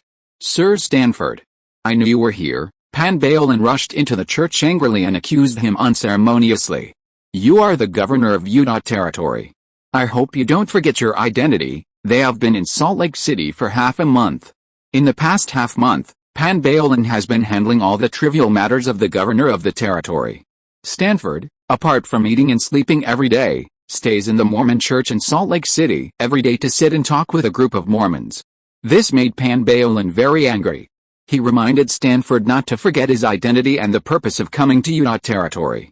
First of all, I am a believer of God, and secondly, I am also a believer of God. Stanford looked extremely pious. The secular affairs of the world, you, an ordinary person, will handle them for me. After saying that, Stanford drove Pan Baolin out of the church without saying anything. Mr. Stanford, thank you for your recent support for our church, Salt Lake City Bishop Burton Beth said to Stanford very politely. Stanford either donated money to the church or distributed expensive and scarce living supplies to believers these days, which made Beth very confused. Beth didn't know how much the living supplies Stanford distributed to the believers were worth, but she knew that Stanford had donated as much as $32,000 to the church in the past half-month. This money was not a blank check, but all gold coins minted by the California Mint. The gold coins minted by California are real hard currency, which cannot be compared with the inferior coins minted by other states. The property donated by Stanford alone to the church has exceeded the assets donated to the church by other believers in Salt Lake City this year. Most of the Mormons in Utah are poor immigrants without much assets. Stanford is the richest person Beth has ever seen.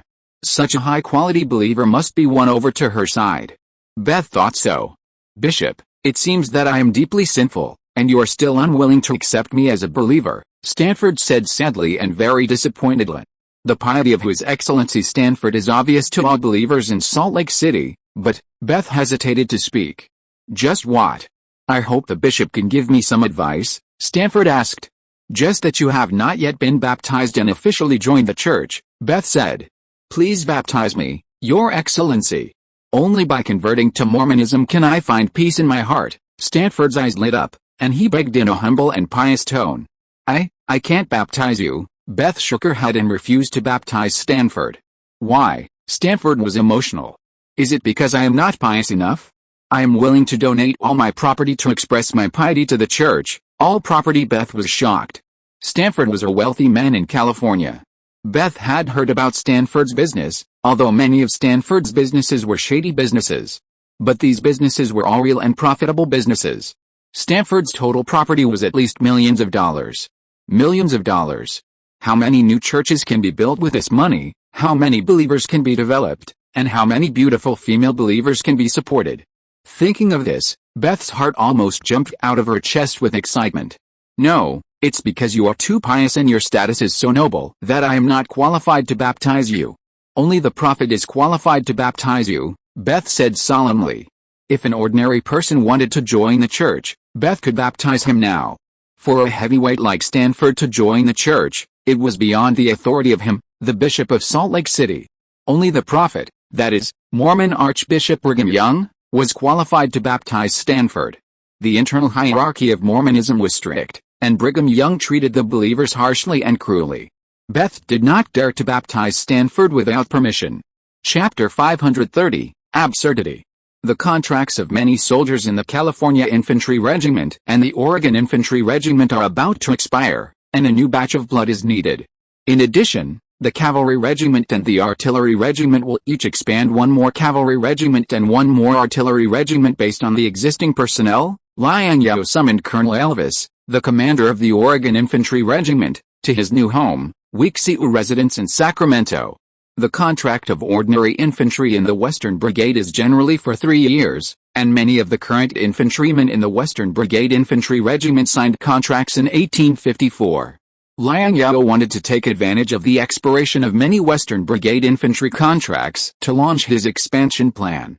The War Department gave the Western Brigade a standing force of 5 regiments, namely the California Infantry Regiment, the Oregon Infantry Regiment, the Arizona Infantry Regiment, the 3rd Cavalry Regiment, and the 5th Artillery Regiment.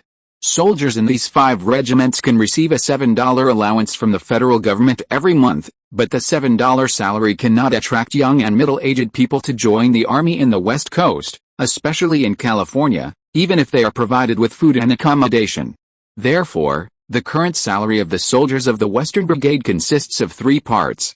The first part is the $7 monthly allowance provided by the federal government, and the second part is the $7 monthly allowance provided by the California government. The amount of these 2 parts of the allowance is the same for the infantry regiment, cavalry, and artillery, all of which are $7. The third part of the allowance varies according to the different arms, namely $3 for infantry, technical sergeants in engineers and communications are another matter, $5 for cavalry, and $7 for artillery, technical sergeants in artillery are another matter. This part of the allowance is paid by Liang Zhao out of his own pocket.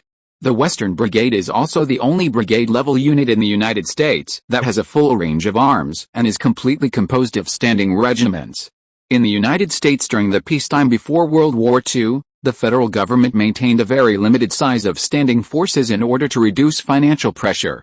At this time, the standing infantry regiments in the United States, including Liang Zhao's Western Brigade, only had 15 infantry regiments, 3 cavalry regiments, and 5 artillery regiments.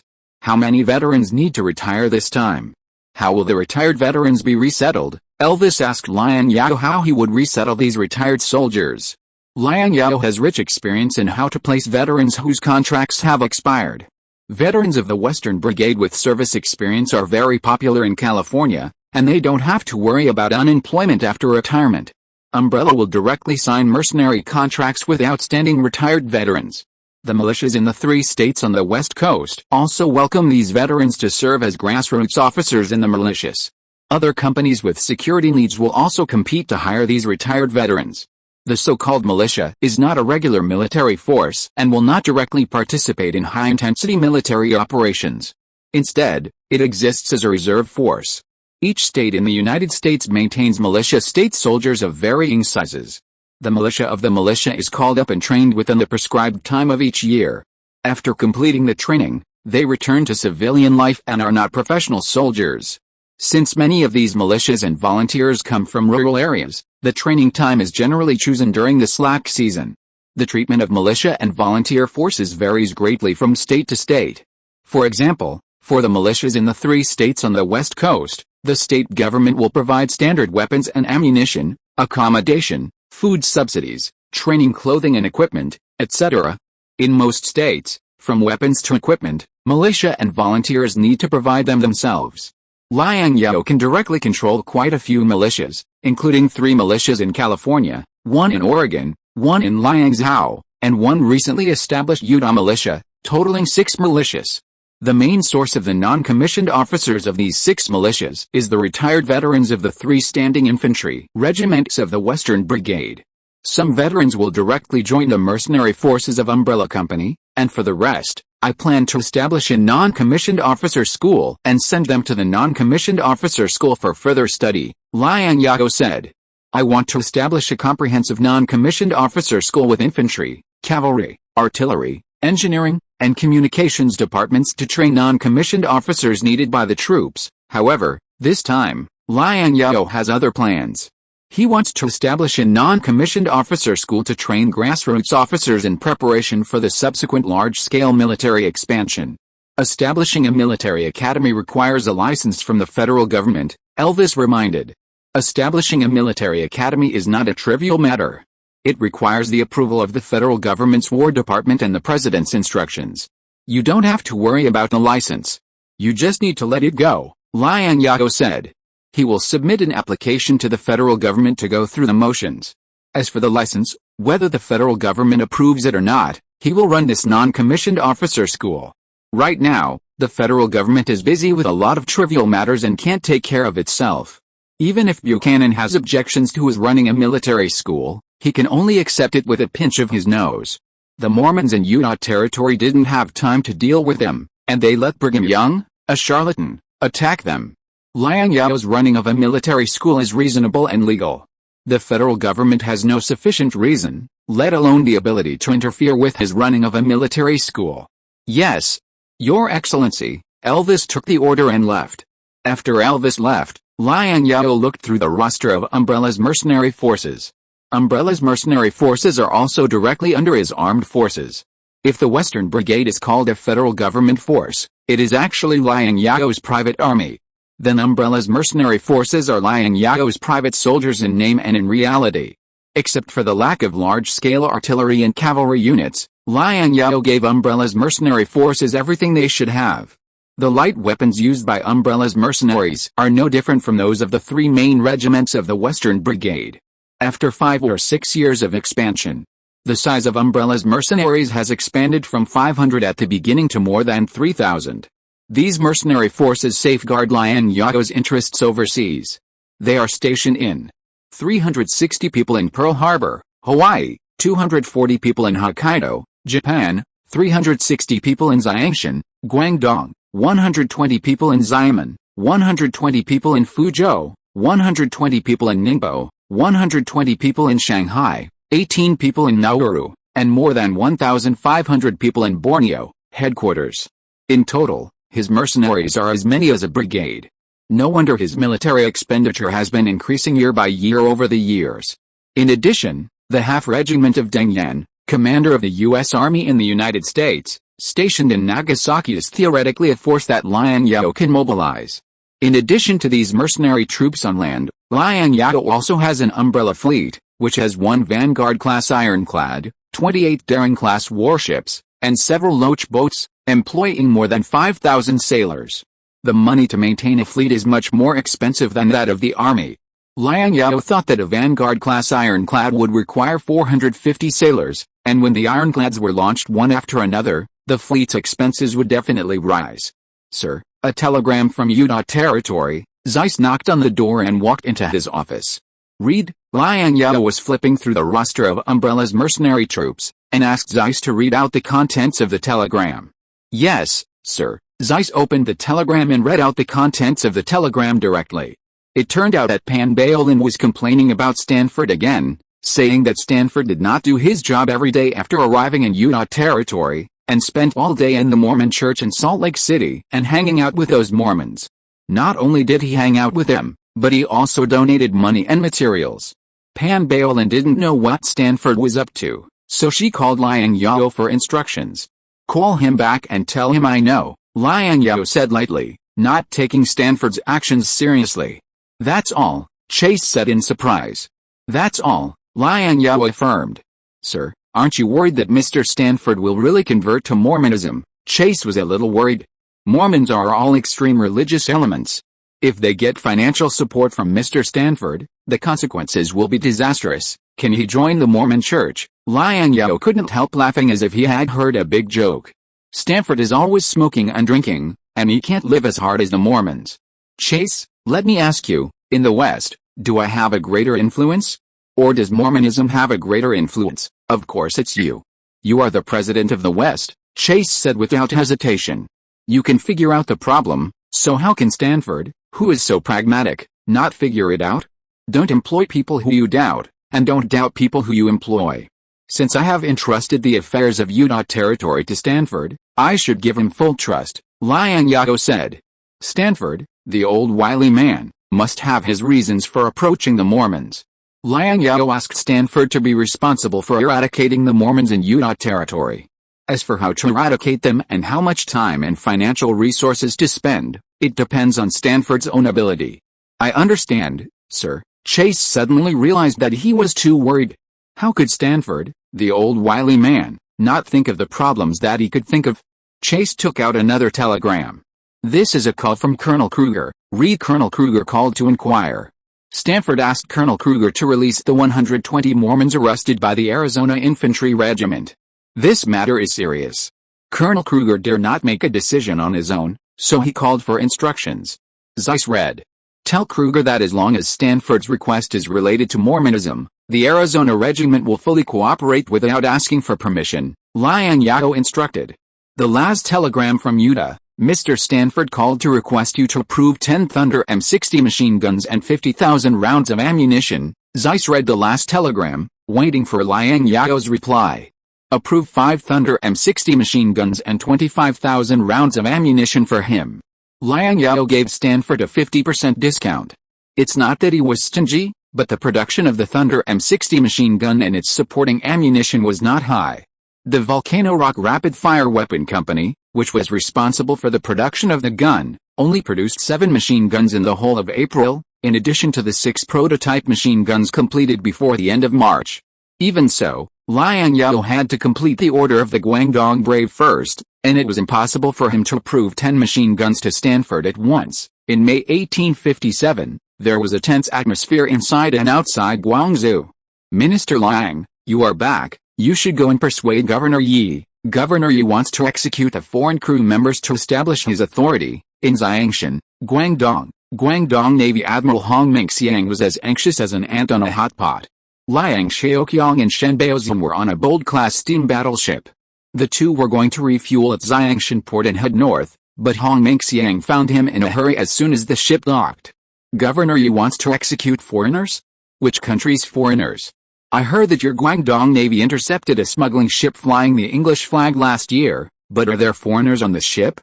Liang Shaoqiang frowned when he heard this. He left the Qin dynasty at the end of last year and went to the United States to visit Liang Zhao and discuss shipping matters. When Liang Shaoqiang left, he heard that the Guangdong Navy had seized a British ship, which caused the situation between the Qin dynasty and the Hong Kong British authorities to become very tense. However, this matter was between the Guangdong authorities and the British consul. As a right assistant minister of the Ministry of War, there was no need for him to get involved, so as not to cause trouble. Therefore, he didn't care much about this matter at the time. No, although the private ship called Arrow flew the Union Jack, the captured crew members were all Chinese, and there were no foreigners, Hong Mengxiang said. If that's the case, why did Governor Yi want to execute the foreigners? Liang Shaoqiang was even more puzzled. This matter started with a smuggling ship called Arrow that Hong captured. The Chinese captured by Hong on this ship were either pirates or smugglers. Therefore, Hong did not dare to make a decision on his own at that time, so he handed over the captured suspects to Governor Yi, and let Governor Yi decide how to deal with them. A few days later, British Consul Parks came to ask for people. You also know Governor Yi's character. Governor Yi has always hated dealing with foreigners. In order to have peace of mind, the 12 suspects were handed over to Parks. Hong Mengxiang carefully explained the ins and outs of the matter. Parks? This guy is just a translator. How can he be considered a British consul? What happened later? Liang Zhao corrected, and at the same time he was very disappointed with the ignorance of these local officials. Hong Mingxiang and Yu Mingchen had been serving in Guangdong for more than 1 or 2 years, and they actually regarded a translator as a consul. At that time, the British consul in China was concurrently served by the governor of Hong Kong, Bonham. However, Bonham held many positions and was usually busy with official duties, so he liked to hand over the consular affairs to Parks, who is an expert on China. Therefore, local officials in Guangdong, from the governor to the prefect of Guangzhou and the magistrates of surrounding counties, all regarded Parks as the British consul. Unexpectedly, after so many years, the two local officials, Hong Mingxiang, the admiral of the Guangdong Navy, and Yi Mingchen, the governor-general of Guangdong and Guangxi and the minister of commerce, did not even understand this most basic issue. It can be seen to what extent they were confused and ignorant about foreigners. Park refused to accept these suspects. Why? Park wanted to meet Governor Yi and discuss the matter with Governor Yi face to face. Then talk to them face to face. We are right in this matter. Governor Yi felt that it was unlucky to meet with foreigners and it was unbecoming of a high official of a superior country, so he asked Hong to hold Parks back. Governor Yi said that if they just kept wasting time with the foreigners, they would naturally retreat when they lost their patience. Stupid. Governor Yi is also the Minister of Commerce. If he doesn't come forward to negotiate with the foreigners, who will? Hearing this, Liang Zhao's blood pressure rose a little. The Liang family has industries in the Guangdong area, and other officials of the Qing dynasty know nothing about the strength of the British, and they don't even know where Britain is. But Liang Zhao at least has a relatively superficial understanding of Britain, and he has just returned from the United States and has seen with his own eyes the customs of the United States, a second-rate Western power. American trains, new foreign guns and cannons, factory machines everywhere, steel production of tens of thousands of tons, ironclad ships, the fierce folk customs of various places, and the wealth of merchants have left a deep impression on Liang Zhao. Western countries are by no means the barbaric countries in the borders that the court officials said, and they should not be underestimated. A second-rate Western power is still like this. What will England, a first-rate Western power, be like? How strong will the national strength be? Liang Zhao dare not even think about it. At present, the internal worries of the Hongqiang rebellion have not been resolved, and it is an extremely unwise choice to provoke Britain, a powerful enemy. Hong once advised Governor Yi to meet the British reluctantly, but you, Minister Liang, also know Governor Yi's temper. Governor Yi is easy to talk to in other matters, but no one can persuade him when it comes to foreigners. Hong Mingxiang was also helpless. Hong Mingxiang thought that it would be better if Liang Zhao was the governor of Guangdong and Guangxi. Liang Zhao knew more about foreigners and foreign affairs and was not opposed to dealing with foreigners. If Liang Zhao was in this position, his job as the admiral of the navy would be much easier. Yu Mingchen had been dragging the foreigners, and the foreigners put pressure on the Qing dynasty, and basically all of it was given to his Guangdong navy. It was their brothers from the Guangdong Navy who were directly confronting the British warships and cannons at the mouth of the Pearl River. It was not the group of civil servants sitting in the Guangzhou city government office. Hong Mingxiang once wondered if he had done something wrong in his previous life, so he had such a boss in this life. What about those foreigners that Governor Yi wanted to kill? Liang Zhao asked. Chapter 531 Yangcheng Crisis. Soon, Liang Zhao learned about the foreigners that Yu Mingchen wanted to kill. It turned out that Yu Mingchen had gone to great lengths to avoid meeting the British. He played the Qing officialdom tricks with the British, holding the attitude of making a big deal out of a small matter, and dragging his feet to leave Parks hanging for 3 or 4 months. Who would have thought that the British were determined to enter Guangzhou this time? In order to meet Yu Mingchen, the British consul and governor of Hong Kong even issued a diplomatic note with very harsh words. Wangson thought that since I had already sent out the diplomatic note, and the wording was so tough, Yu Mingchen should meet with me according to international diplomatic practices, right? As a result, Wangson made another mistake in this matter. Wangson could not have expected that the Governor-General of Guangdong and Guangxi and Minister of Commerce of the Qing dynasty did not know what a diplomatic note was and had no diplomatic concept at all. Yu Mingchen was even too lazy to pay attention to Wangson. Yu Mingchen's attitude was still the same. I can release the 12 smugglers and pirates on the Arrow. You want to enter Guangzhou City for a talk with me? No way. What? You want me to go to Hong Kong to meet you for a talk? Wishful thinking. Yi Mingchen thought that his approach was very clever and the British would be helpless against him as usual. Unexpectedly, the British did not buy his tricks this time and directly sent warships into the Pearl River and sailed towards Guangzhou City. Seeing the British army invading, the British ships went up the Pearl River and approached Guangzhou City. Admiral Hong Mingxiang was anxious and asked Yi Mingchen whether to open fire to resist the enemy. Unexpectedly, the British were about to enter Guangzhou City, and the Governor-General Yi Mingchen actually claimed to be sick and refused to see Hong Mingxiang. Hong Mingxiang was so anxious that he could not see Yi Mingchen, the Governor-General of Guangdong and Guangxi, and could only go to the Governor of Guangdong, Bai Jiyue. Bai Jiyue was a member of the Mongolian Plain Yellow Banner. At the end of 1852, after the former Governor-General of Guangdong and Guangxi, Su Guangjin, was transferred to the Governor-General of Hunan and Hubei, the Governor of Guangdong, Yi Mingchen, filled the vacancy left by Su Guangjin's transfer and took the position of Governor-General of Guangdong and Guangxi. The court sent Mongolian official Bai Jiyue to take over as the Governor of Guangdong. This Lord Bai Jiyue was even more outrageous. When he heard that the British were coming, he ran away from the city directly. He was even worse than Yi Mingchen. At least when the enemy was approaching, Yi Mingchen was still in Guangzhou. In desperation, Hong Mingxiang had to order the Guangdong Navy to meet the enemy. Fortunately, the British Army has always despised the Qing Army. The Human Fort has just been renovated in recent years, and many new guns purchased from the Sacramento Arsenal in California have been installed. The Guangdong Navy also has some steam warships purchased from Liang Zhao. Therefore, facing the attack of the British Army, the Guangdong Navy can still fight. The two sides then fought fiercely in the Human area, and the battle was very tragic. In the Battle of Human, the Guangdong Navy paid the price of 480 naval officers and soldiers killed and 213 captured by the British Army, but achieved the fruitful results of killing 231 British soldiers, capturing 116 British soldiers and a sailing warship. Although the battle-loss ratio was not good, the British Army was repelled after all, which was the most brilliant victory against foreigners since the Battle of Southeast China in Daoguang, the First Fishao-Gao War.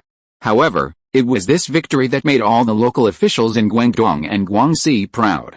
Yi Mingchen's back was hardened, and Bai Jiyue returned to Guangzhou City in a high-profile manner. The two frontier officials reported the victory to the court overnight and took all the credit for the Battle of Human on themselves. Hong Mingxiang endured these. After all, this was an old tradition in the Qing officialdom, and he could not twist his arm against his thigh. But Hong Mingxiang couldn't stand what the two did next. The two governors-general didn't reward the Navy officers and soldiers, and didn't give them pensions. In order to boost the morale of the Guangdong army and civilians, and to vent their personal anger and deter the Hong Kong British authorities, Yi Bo and the others actually wanted to execute British prisoners of war as a warning. This move is tantamount to playing with fire. No one knows how powerful the Guangdong Navy is better than Hong Mingxiang. Although the Guangdong Navy won the Battle of Human, it was a miserable victory. Nearly half of Hong Mingxiang's Guangdong Navy's elite soldiers were killed or wounded, and the British also took down 2 of the artillery batteries near Human, destroying 8 expensive coastal defense guns. There were not many artillery shells left in stock. The Guangdong Navy captured a British sailing warship, but the British also captured a valuable Daring-class steamship of the Guangdong Navy, and another 213 Guangdong Navy elites were captured by the British. Hong Mingxiang was still planning to exchange British prisoners with the British. Hong Mingxiang had fought directly with the British Army, and he was very clear about the British Army's combat power. If the British Army gathered heavy troops and attacked Guangzhou City again, the few remaining soldiers of the Guangdong Navy would not be able to stop the British Army with strong ships, powerful guns, and strong soldiers and horses. If Guangzhou could not be defended at that time, not only would the official head not be saved, but the court would blame him and he would lose his head. Therefore, Hong Mingxiang placed his hope on Liang Zhao, hoping that Liang Zhao could come forward to organize Yi Mingchen's stupid behavior and avoid escalating the situation. Hong is humble and his words are not taken seriously. I hope that Minister Liang will come forward to persuade Governor Yi and others for the sake of the friendship of fellow countrymen and the elders and fellow villagers of Guangzhou. Hong can't bear to see the elders and fellow villagers of Guangzhou suffer from war, Hong Mingxiang said to Liang Shaoqiang in a very sincere tone. Alice Liang Shaoqiang sighed.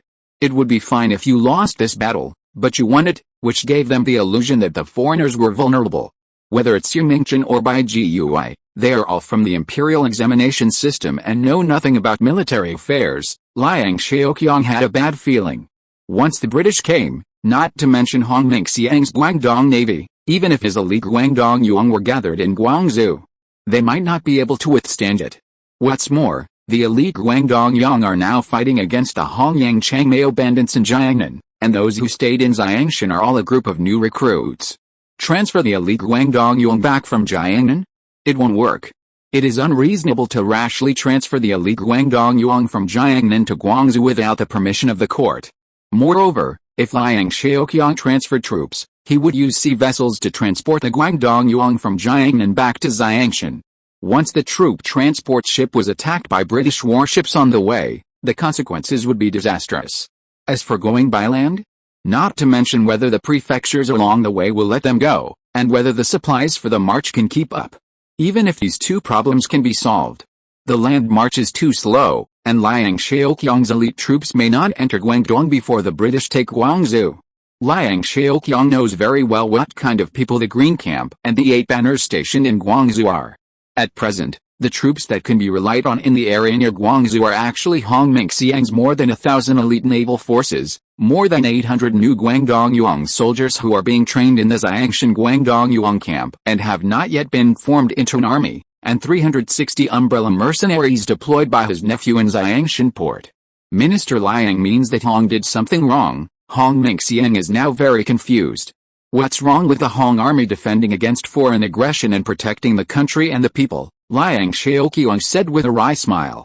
Working with this bunch of idiots, sooner or later they will drive you crazy. According to Minister Liang, what should we do? We can't just watch Governor Yi and Governor Bai messing around and do nothing, right? Hong Mingxiang asked. He had lost his sense of proportion and didn't know what to do next. Liang Shaoqiang hurriedly wrote 2 letters, sent one to California, and handed the other to Shen Baozhan and solemnly instructed him. Brother Shen, please go to the capital as soon as possible to explain the interests involved to Prince Gong. Don't start a war with the foreigners easily. In addition, you must tell Prince Gong to strengthen the defense of the Dagakao area. Don't forget the warning of the Southeast campaign in the 22nd year of Dao Guang. Liang Shaoqiang was worried that the British army would fail to make progress in the southern seas like in the First Fashao War and would go north directly. After all, the navy of the Qing dynasty was useless. Once the war broke out, the control of the sea would definitely be in the hands of the British. The Qing dynasty had a long coastline. If the British army could not make a breakthrough in the southern sea border, it was entirely possible that they would give up attacking the important towns along the southern coast and directly open a breakthrough from the north, where the coastal defense was weaker. Don't worry, Brother Liang. Shen will definitely go to Prince Gong to explain the interests involved to the court. Shen Baozhan and Liang Shaoqiang had just returned from California. Although he did not know as much about foreigners and foreign affairs as Liang Shaoqiang, what he saw and heard during his trip to America still gave him a great shock. He also believed that it was not right to start a war with the Qing dynasty at this time, otherwise the consequences would be unpredictable. Shen Baozhan said goodbye to Liang Shaoqiang and Hong Mingxiang, boarded the speedboat prepared by Liang Shaoqiang for him, and headed north quickly. After watching Shen Baozhan leave, Liang Shaoqiang and Hong Mingxiang entered Guangzhou city angrily. As soon as he entered the city, Liang Shaoqiang felt a strong smell of gunpowder and festive atmosphere in Guangzhou. Yi Mingchen soldiers were escorting British prisoners captured in the Battle of Human to parade through the streets. The onlookers picked up everything they could throw at the prisoners. Some merchants even fired cannons and firecrackers, beat gongs and drums, and even performed line dances to celebrate. The voices of shouting and denouncing the British barbarians were deafening. Guangzhou was one of the main battlefields during the First Opium War.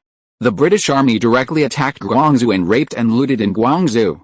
The people of Guangzhou always hated the British army.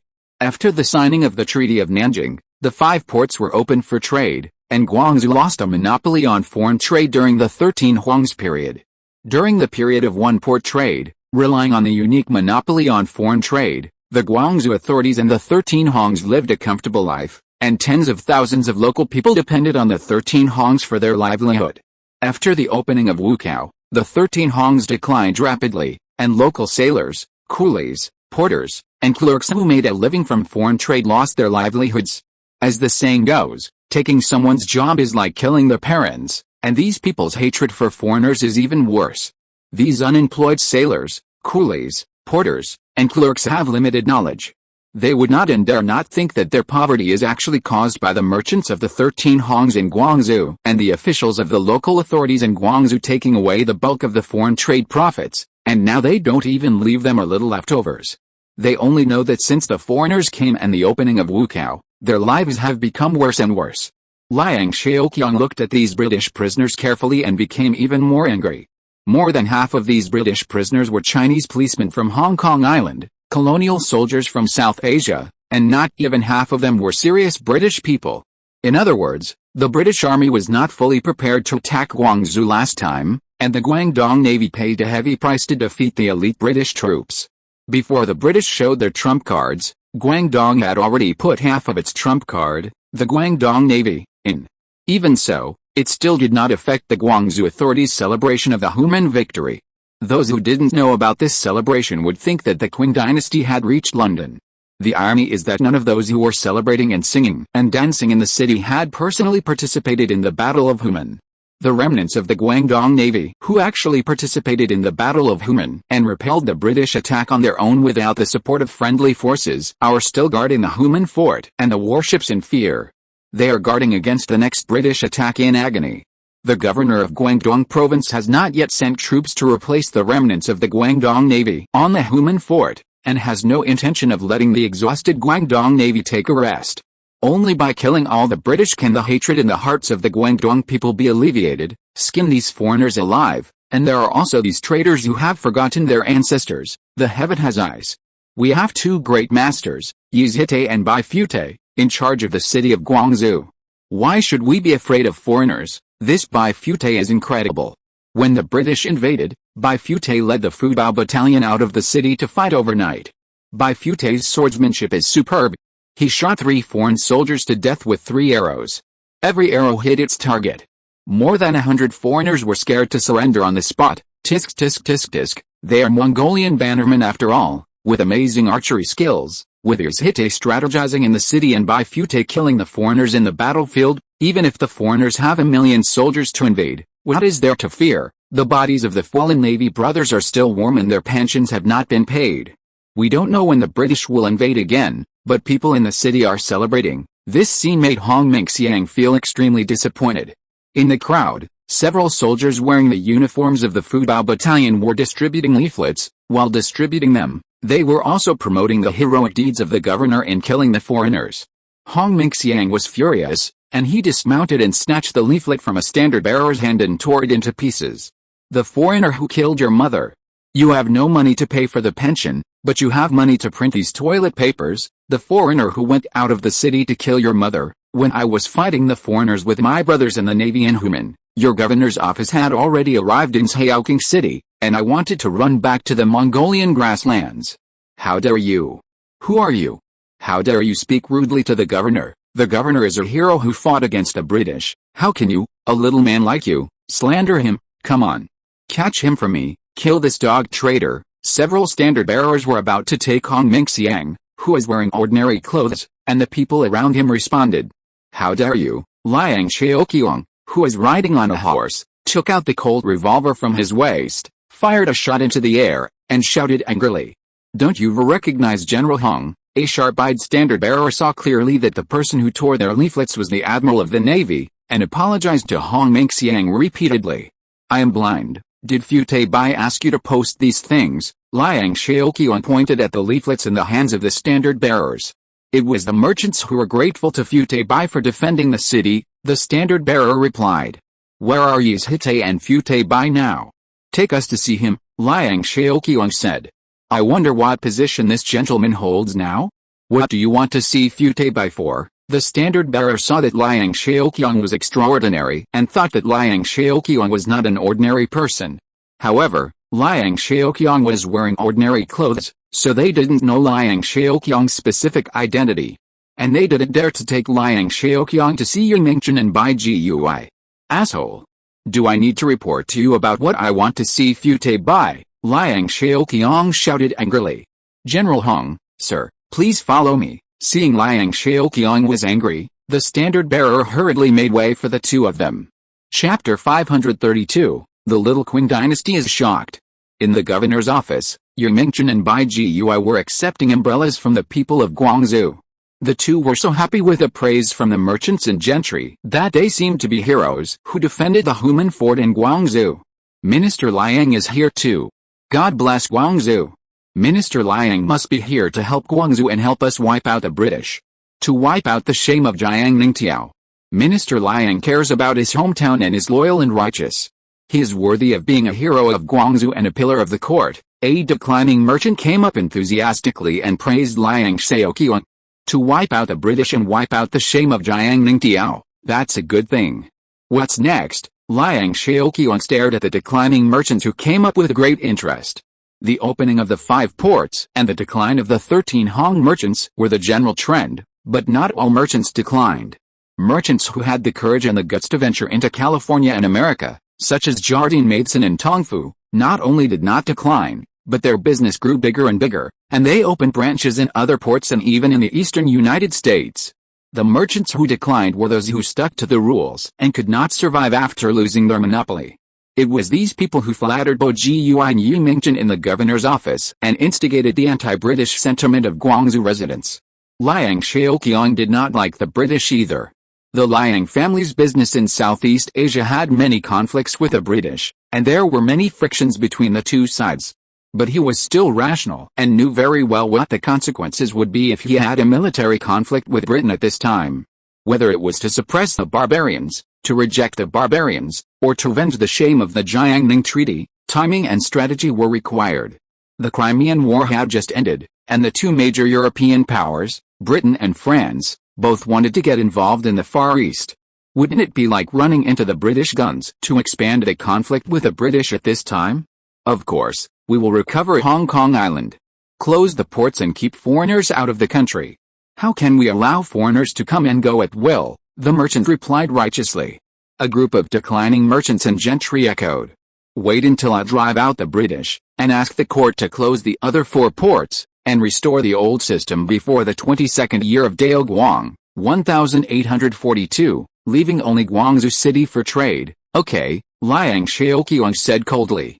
How could these people who can't eat grapes and don't want others to eat grapes hide their little tricks from Liang Zhao?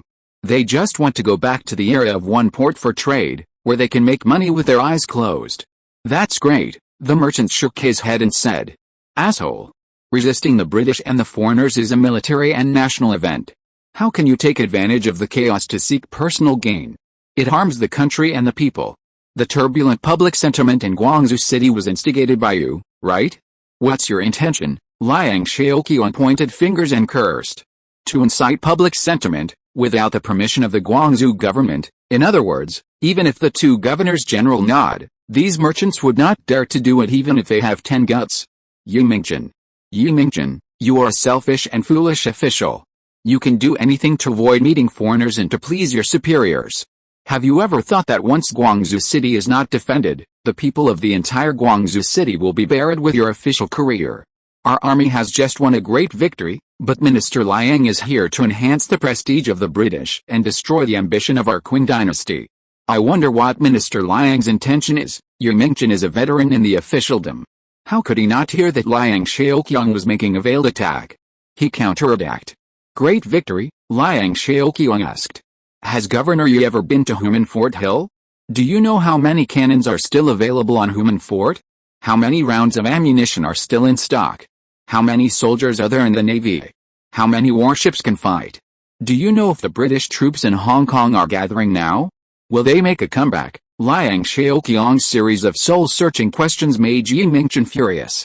Yu Mingchen ordered his followers to bring a stack of newspapers bought from Hong Kong Island and threw them in Liang Zhao's face. Liang Zhao, don't think that you are the only one who understands foreign affairs in such a big country like the Qin dynasty. Liang Zhao flipped through these Hong Kong newspapers. Except for the official Hong Kong Gazette of Hong Kong Island, which is mainly used to issue decrees of the British authorities and has relatively reliable and serious content, the rest of the newspapers can almost be said to be a riot of demons. They either publish scandals of local celebrities and politicians and senior executives of the East India Company, or report new news of uprisings in various colonies. Liang Zhao even read the news about the British Army's defeat in the Crimea battlefield in 1855 in a newspaper called South China Morning Post. It was really eye-opening. According to the descriptions of these newspapers, the British Empire is now surrounded by colonies, the domestic economy is in decline, domestic workers are either on strike or on the way to strike, and parliamentarians are either arguing or on the way to arguing. Liang Zhao almost believed these half-true and half-false, wantonly exaggerated news. Liang Zhao has been to America, and he knows a little about the nature of newspapers in Western countries. Is the situation in California good enough? There are still newspapers in the local area that are not afraid of big things. In order to attract the attention of the public and increase newspaper sales, they go against the authorities every issue and use a magnifying glass to pick out scandals for reporting. It seems that Xi Jinping's confidence comes from the news that Britain is going to die every day, in addition to the tragic victory in the Battle of Human. Is this the foreign affairs mentioned by Yi Zhite? Liang Zhao was almost laughed at by Yi Mingchen, this little cutie. He wanted to laugh, but when he thought about how Yi Mingchen, such an innocent and lovely person, was a high-ranking official in the Qin dynasty and the parent official of tens of millions of people in Guangdong and Guangxi, he couldn't laugh. This is the latest newspaper that I sent my confidant to Hong Kong Island to collect. The actions of the foreigners in Hong Kong Island are all under my control. Yi Mingchen was confident and looked complacent. According to Yi Zhite's advice, how should we deal with the British next? Liang Zhao sneered. In one word, delay. Yi Mingchen stroked his beard. The British have many domestic problems, and people's livelihood is in decline. They are engaged in wars every year and are aggressive. I have heard that the dignitaries in the capital are either committing adultery and keeping concubines, or are promiscuous. These are signs of national destruction, and the day of England's destruction is not far away. Moreover, they have traveled thousands of miles to attack the Qin dynasty, and we only need to wait for them to tire themselves out and drag them out until England is destroyed, and the foreign soldiers will naturally retreat. Yi Mingchen's words were well-reasoned, leaving Liang Zhao dumbfounded and eye-opening. The Green Camp and the 8 Banners in Guangzhou have been at peace for a long time. If the British Army invades, how will Yi Zhite respond? Liang Zhao was already discouraged and no longer had hope for Yi Mingchen. He had hoped that Yi Mingchen would use the remaining power of the Battle of Human to negotiate with Weixin, stabilize Weixin first, and buy some time for him to deploy troops, purchase weapons, and build fortifications. I didn't expect that this governor was actually immersed in the fantasy that England could collapse without any attack. The people's hearts can be used, Yi Mingchen said with full energy. People's hearts, yes, people's hearts. There are more than 1 million people in Guangzhou, and more than tens of millions in Guangdong and Guangxi. As long as the people of Guangdong and Guangxi are united, even if everyone spits, they can drown the foreign soldiers. People's hearts are like water and smoke. People's hearts are often the most unreliable. The British soldiers hold foreign rifles with bayonets. Foreign rifles can pick people and fire hot metal bullets. They can also form formations and move. There are foreign cannons and foreign ships to cover them. They will not stand there stupidly waiting for you to spit. How far can foreign rifles shoot? How far can your saliva spit? If Governor Yi believes that he can stop thousands of professional soldiers with his passion and the flesh and blood of millions of civilians, then what is the use of the Green Camp and the 8 Banners? What is the use of your Dubao camp? That's all. Governor, just pretend that Liang has never been here. Goodbye. After speaking, Liang Zhao turned and left. Did you see what happened in Sanyuanli in the 21st year of Dao Guang? Yi Mingchen retorted. I am from Guangdong, how could I not know? The Pingying group formed by Guangdong people from 103 villages in Sanyuanli had tens of thousands of people. They took advantage of the time and place and besieged hundreds of British troops. What was the result? Do you know how many of our villagers died in order to kill 4 British soldiers? Liang Zhao paused and asked with pain. Where were those salaried Green Camp 8 Banners in Guangzhou at that time? Yi Mingchen chased up, grabbed Liang Zhao's sleeve, and lowered his voice and said, Minister Liang, you and I are both Han officials, and officials of the same dynasty. Why do you want to undermine Yi and embarrass Yi? The Governor-General of Guangdong and Guangxi in the 21st year of Daoguang was Qing. He was a Manchu official. Manchu officials pretended to be friendly with foreigners, and even signed peace agreements in private. No matter how bad the mess they left for Han officials to clean up, the emperor would at most strip them of their titles and reprimand them. They have a way out, but we Han officials have no way out. We Han officials can only act tough with foreigners and show our loyalty to the emperor, and our loyalty to the country. Yi Mingchen kept emphasizing that he was a Han official, the difference between Manchu officials and Han officials, and his own difficulties. Yi Zhite, is this your way of being an official? Is this why you don't contact foreigners? Liang Zhao sneered. Qing served as the Governor-General of Guangdong and Guangxi for 8 years, and he did not allow foreigners to set foot in Guangzhou. If I had allowed foreigners to set foot in Guangzhou during my tenure, how would the emperor and the civil and military officials in the court look at me? Have you ever thought about it? Qing at least dealt with a British consul and stabilized his emotions, and there was no chaos during his tenure. What about you, Yi Zhite? After the 5 ports were opened, Fuzhou, Xiamen, Ningbo, and Shanghai allowed the British to enter the city to do business without too many problems. Only the Guangzhou authorities resolutely refused to allow the British to enter the city, and only allowed the British to trade outside the city. This incident was an important reason why the British provoked the Second Fushaogao War. The British at that time regarded entering Guangzhou as an important sign of whether they had truly entered China.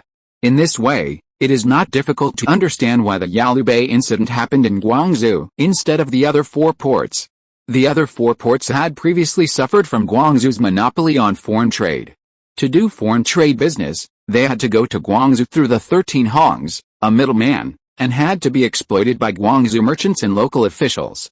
After the opening of the ports, the merchants and local officials of the 4 newly opened ports were also happy to see the opening of new sources of income, and did not worry too much about whether to allow foreigners to enter the city. Guangzhou was the only port among the 5 ports open for trade whose interests were seriously damaged. Not allowing foreigners to enter the city to do business was not just a simple matter of face, nor was it simply a matter of Guangzhou people's hatred of invaders. Wouldn't it be embarrassing for the Qing court to have foreigners freely enter and exit the 4 ports of Xiamen, Fuzhou, Nanjing, and Shanghai? Why was Guangzhou special? During the Fuzhou-Shaohe War, the British Army occupied the other 4 trading ports between 1841 and 1842, except for Fuzhou. The evil done by the British invaders in these 4 ports was no less than that in Guangzhou. Therefore, it is impossible to explain why the Guangzhou authorities did not allow the British to enter the city by using the hatred of Guangzhou people towards the British invaders. The Guangzhou authorities did not allow the British to enter Guangzhou, and even the consulate general could not enter Guangzhou, and could only be set up in Hong Kong. There are many reasons.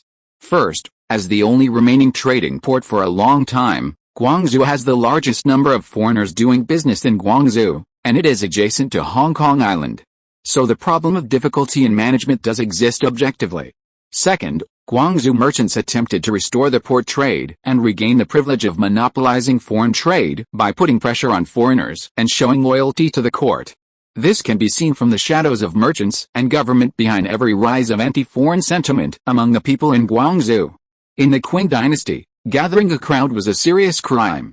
In a big city like Guangzhou, under the noses of the government, local people dared to frequently launch rallies of tens of thousands of people, and even burned the Guangzhou prefectural government office. The Guangzhou authorities did not hold them accountable. This phenomenon was rare in the Qing dynasty. There is only one reason that can explain this incredible phenomenon, that is, the Guangzhou people's rally was tacitly approved by the Guangzhou authorities of the Qing dynasty, and even directly manipulated to support the local people and the British. To put it bluntly, it is to use the lives of Guangzhou people to fight for the wealth of the declining merchants and protect the careers of local bureaucrats. The third reason is the local officials. Qing, Su Guangjin, Yi Mingchen, Bai Jiyue, and other frontier officials allowed the situation to get out of control for their own personal gain and to keep their own hats. They gradually dragged a routine diplomatic affair to a high-level diplomatic issue until the situation was completely out of control, directly triggering the Second Fushaogao War. Qing was the first Governor-General of Guangdong and Guangxi and Minister of Commerce after the First Fushaogao War. The issue of foreigners entering Guangzhou was a minefield buried during Qing's tenure. During his tenure, Cunning took great pains to prevent foreigners from entering Guangzhou City and let them continue to stay in the 13 factories outside the city to do business. From the first British Consul General in China, Pu Tinhua, to the second British Consul General in China, Davis, Cunning was fooled around, and the issue of entering the city was not resolved until Cunning stepped down. Every time the British Consul General asked to enter the city, Cunning incited the anti-British sentiment of the residents of Guangzhou City and organized tens of thousands of citizens to patrol day and night with great fanfare to resist the British from entering the city. Then Cunning complained to the British consul and played the emotional card, "It's not that I don't let you enter Guangzhou City. I'm doing this for your good and for the personal safety of your people. It's not appropriate to enter the city now. If you insist on entering the city now, I won't stop you, but the angry Guangzhou people in the city will chop you up. I am the only person in the court who will say a few good words for you foreigners. If you force me to quit, and replace me with a governor who is more difficult to communicate with, you British people will suffer." Finally, Cunning promised the British consul that he would definitely let you enter the city next time after a year or two, and wait until the people's grievances subside. As a result, the British waited from 1844 to 1848, and when Cunning was transferred back to the capital, the problem of entering the city was still not solved. Cunning really gave the two British consuls a small shock to the Qing dynasty. However, Cunning was not completely fooling the British consul. Cunning at least told the truth, that is, among the governors of the Qing dynasty, Cunning was indeed more diligent and easier to talk to when dealing with foreigners. The two governors-general who succeeded Cunning, Su Guangjin and Yi Mingjin, were more cautious than Cunning in dealing with foreigners because they were both Han officials. It also made the next British Consul General Wangson experience the shock from the Qing dynasty officialdom. Cunning at least fooled the British and appeased their emotions. However, Su Guangjin and Yi Mingjin were too lazy to even meet foreigners, especially Yi Mingjin. From the time he served as governor to the time he was promoted to governor-general, no British had ever seen him. Whenever Su Guangjin and Yi Mingjin encountered British people asking to enter the city, they would use the same tricks to incite the emotions of the people in Guangzhou. Previously, because Britain was busy with the Crimean War, its national strength could not afford to open up another Far East battlefield, so Wangson was helpless against the almost rogue behavior of Su Guangjin and Yi Mingjin.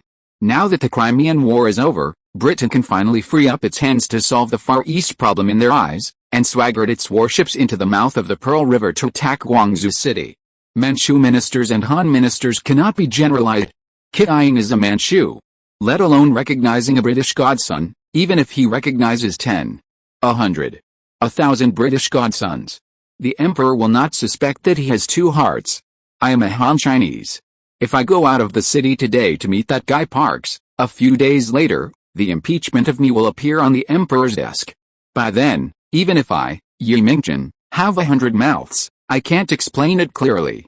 The Governor-General of Guangdong and Guangxi, the Minister of Commerce. It's not a job for a human.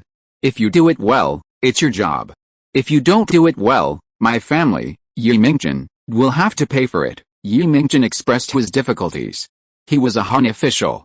For a long time, the reason why he was unwilling to have direct contact with foreigners was that he suspected that the person in the imperial palace in the capital city suspected him of having two hearts.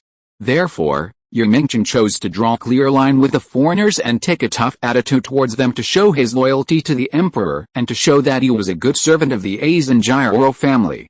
Yi Zite will be your good Han official. Liang Zhao had nothing to say about people like Yi Mingjin. It would be a waste of words to say more. Yi Zite. Bai Fute, Hong Mingxiang knelt down to Yi Mingjin and Bai Gui and begged. The foreigners have asked for prisoner exchange many times. Now Guangzhou City is in need of people. I hope Yi Zite and Bai Fute will remember the brothers of the Navy for their meritorious service in defending the land.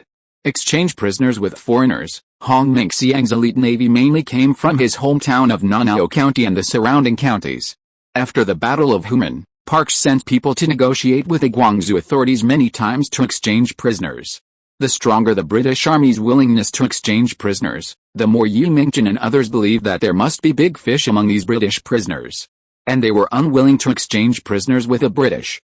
In the end, the British Army even only asked for the release of 52 British prisoners of England and Scotland, and in return they would release all 213 prisoners of the Guangdong Navy. Wangson thought, My request is so low, 52 prisoners for 213 prisoners. You have made a profit, now you should be willing to exchange? During his tenure as British Consul General in China, Wang Xin's biggest dereliction of duty was to deal with the Guangzhou authorities with the behavioral logic of the British. The bureaucrats of the Guangzhou authorities have different brain circuits from normal people. Faced with such a request for prisoner exchange, the Guangzhou authorities still refused without hesitation. Wen Han couldn't handle the various strange behaviors of the Guangzhou authorities. Bold. Prisoner exchange is a signal to the foreigners to negotiate peace. Hong Mingxiang. If you discuss this matter again, you will blame Yi for being ruthless, Yi Mingchen scolded. For his own future and to take care of the public sentiment in Guangzhou, Yi Mingchen would never exchange prisoners with foreigners. Not to mention that these 213 prisoners were from the Navy, he would not exchange them even if they were his standard bearers. If he exchanged prisoners with foreigners in private, how would the court and the emperor view him? How would they view him when they now regarded the British as enemies? Yi Mingchen also had to maintain his tough image towards foreigners, and there was no room for compromise on the prisoner exchange. Yizite.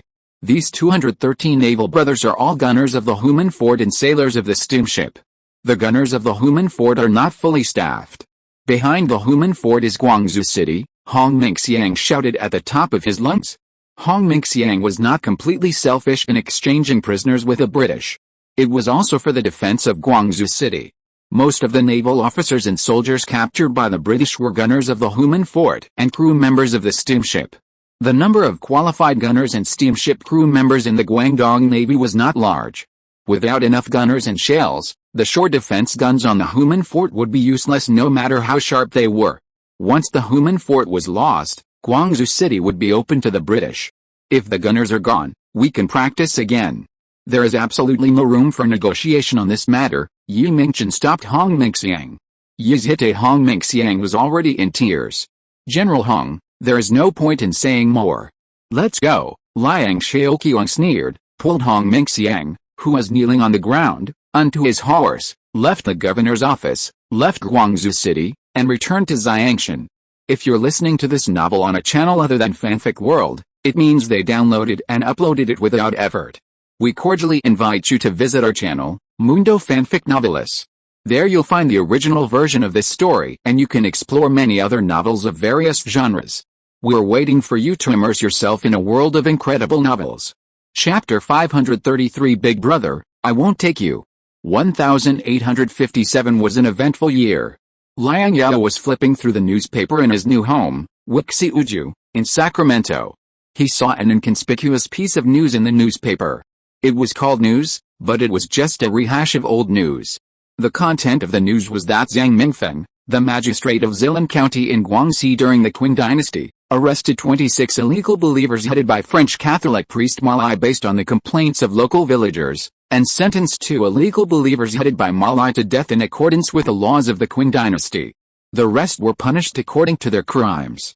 This incident happened last year. The French media is now making a big fuss about it. The intention is very obvious, that is, to create public opinion for sending troops to the Qing dynasty.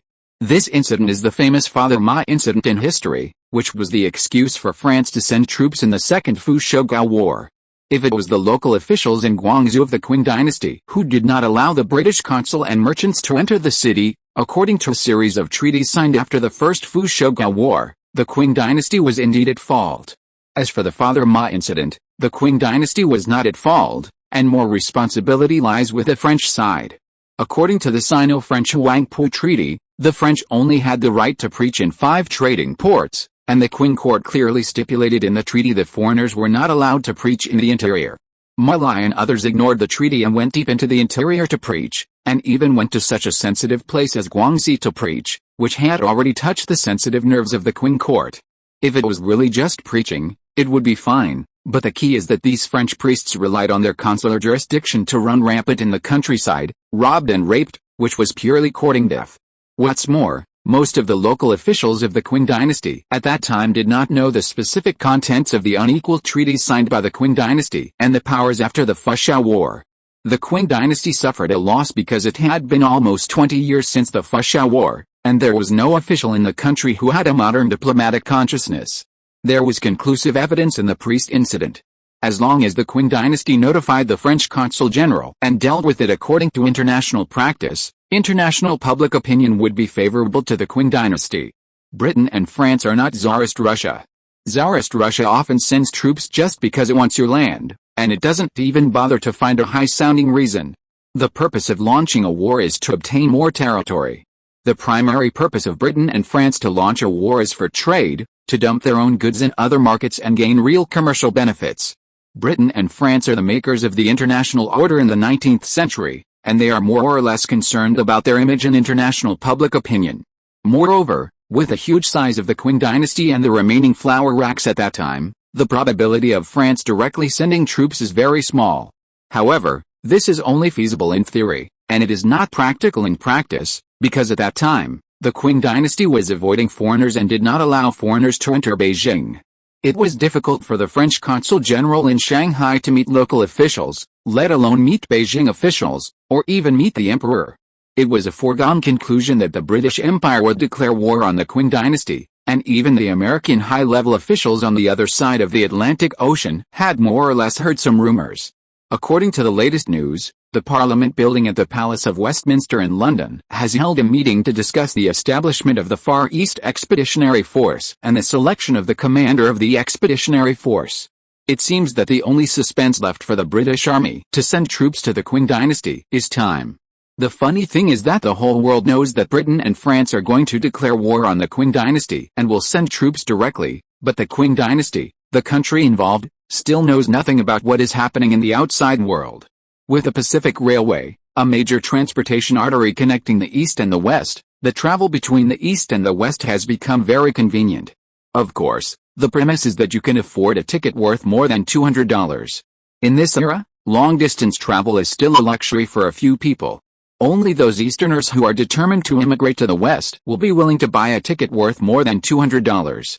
The high ticket prices from New York to the West Coast are caused by the insufficient capacity of the Pacific Railway. In addition to passenger transport, the Pacific Railway Company must also allocate some capacity to undertake freight orders. It is impossible to increase the capacity of the Pacific Railway in a short period of time, and Liang Zhao has no intention of doing so. However, the West Coast region has introduced some preferential policies to attract high-quality immigrants from the East. Taking California as an example, California's latest immigration mechanism for Eastern immigrants mainly includes the following three aspects. First, investment immigration. Anyone who can prove to Canadian banks such as Bank of America, Boston Bank, Jardine Matheson Bank, and Tongfu Bank that his property value exceeds $1,000 can get a free ticket to the West Coast for himself and his immediate family. Canadian banks will also provide low-interest loans of different amounts to Eastern investment immigrants based on the amount of collateral provided by Eastern investment immigrants. Second, technical immigration. Those who can prove to California immigration officers stationed in eastern states that they have a skill can get a free ticket to the West Coast. Third, entrepreneurial immigration. Those who can provide a detailed business plan to California immigration officers can enjoy a 40% discount on ticket purchases. Buchanan came to California on his presidential train. If he hadn't seen it with his own eyes, Buchanan couldn't believe that the place he was going to was actually a frontier state that had been established less than 10 years ago. In the mid-19th century, in the westward movement led by the American federal government, the most successfully developed area was Illinois on the southwest shore of Lake Michigan. The metropolis of Chicago rose at this time. Compared with California, the achievements of Illinois in recent years are simply not worth mentioning. Chicago, the largest city in Illinois, and the twin cities of California, San Francisco and Los Angeles, are not cities of the same magnitude. Chicago, whose population has not yet broken the 100,000 mark, cannot even compare with Sacramento, the capital of California, let alone the twin cities of California. As for comparing the economy, the eastern region, including the areas along the Great Lakes, is currently suffering from a serious economic crisis, and all industries are depressed. Comparing the economy of Chicago and Sacramento is self-humiliating. This is Sacramento, much more prosperous than the Chicago I just visited. Liang Zhao was still quite surprised that Buchanan personally visited California. Liang Zhao welcomed Buchanan at Weeksville residence in the capital Sacramento. Your Excellency, the President came to California without notifying me in advance so that I could greet him. Your Excellency, please, Liang Zhao smiled and welcomed Buchanan into Weeksiu residence. Liang Zhao and Buchanan were not so close and friendly. At least Liang Zhao had a better relationship with former President Fillmore than Buchanan. However, Buchanan, as the president, personally came to California, so he still had to be polite. General Liang, do you know the three sages of the West? After sitting down, Buchanan did not get straight to the point. I've heard of it. It's just a boast from the folks. Don't take it seriously, Liang Zhao replied. There are 3 sages in the West, and there are 6 gentlemen in the South. Whether it's the 3 sages of the West or the 6 gentlemen of the South, they are all members of the American family. If he talked about this issue with ordinary people, Liang Zhao could have answered casually. Buchanan was not an ordinary person, but the president. The fact that he could ask this question showed that Buchanan had already vaguely sensed that something was wrong in the West, but he was not willing to say it out loud. After the opening of the Pacific Railway, the exchanges between the East and the West became more and more frequent and close. Since the 3 states on the West Coast are mainly Chinese, their cultural customs are very different from those in the East, and this title was created during the exchanges between them. The 6 hardcore slave states in the South, Virginia, North Carolina, South Carolina, Georgia, Louisiana, and Alabama. There is also a saying among the people that they are the 6 gentlemen of the South. To put it simply, it is a popular name among the people. To look at it from a deeper level, these individuals identify more with each other than with the federal government. For a country, especially a federal country with an incomplete constitution, this is a very dangerous signal. Buchanan, a veteran in the political arena, could not fail to see it. Well said, we are all a member of the big family of the United States federal government. Buchanan took a sip of tea slowly, and then expressed his disappointment and dissatisfaction with the current situation in Utah Territory. When I passed through Utah Territory, I stayed there for a while. At the station, I could see Mormons preaching to passengers. The new governor of the territory you recommended does not seem to have done his job well. Mormons have been immigrating to Utah Territory in large numbers under the leadership of Brigham Young since 1845. Brigham Young and others have been working in Utah Territory for 12 years. Governor Stanford has just taken office for less than 2 months. It is too impatient to ask him to produce results now. Mr. President, you will now get scrapple, a traditional breakfast food in Buchanan's hometown of Pennsylvania, namely scrapple, fried pork pudding, corn patties. If you are impatient, Liang Zhao replied. As a president, Buchanan is too impatient. The situation in Utah Territory is complicated. I can understand that Governor Stanford's job is not easy. Otherwise, I would not have appointed Stanford as the governor of Utah Territory under great pressure, Buchanan said with some embarrassment. If Governor Stanford can't produce even a little bit of results, what can I do to shut up those opposition parties in Washington who are against me? How can I continue to support Mr. Stanford's work? When I passed by Utah Territory, I heard Mormons discussing that Stanford should donate his property to join the church. I wonder if you know about this. Rather than saying that Buchanan is dissatisfied with Stanford, it is better to say that he is dissatisfied with Liang Zhao. Stanford was recommended by Liang Zhao. Liang Zhao can influence Stanford's work. This is an open secret that both the top leaders of California and Washington know. On the issue of eradicating Mormonism, the attitudes of the top leaders of California and Washington are consistent. Stanford has been the governor of Utah Territory for more than a month. Not only has he not produced any decent results, he also wants to join the Mormon Church. Such an abnormal behavior forced Buchanan to be more careful. Buchanan and the politicians in Washington were worried about Stanford joining the Mormon Church. They did not want another Brigham Young to appear in Utah Territory. Stanford joining the church is also part of his job content, Liang Zhao said. I don't care how Stanford solves the Mormon problem. I want results, Buchanan said anxiously. I want to know when Stanford can produce results. It will definitely produce results during your term, Liang Zhao replied. No, it's too long. I can't wait. Buchanan was not satisfied with this answer. Buchanan's current position as president was not stable. What he needed most now was political achievements.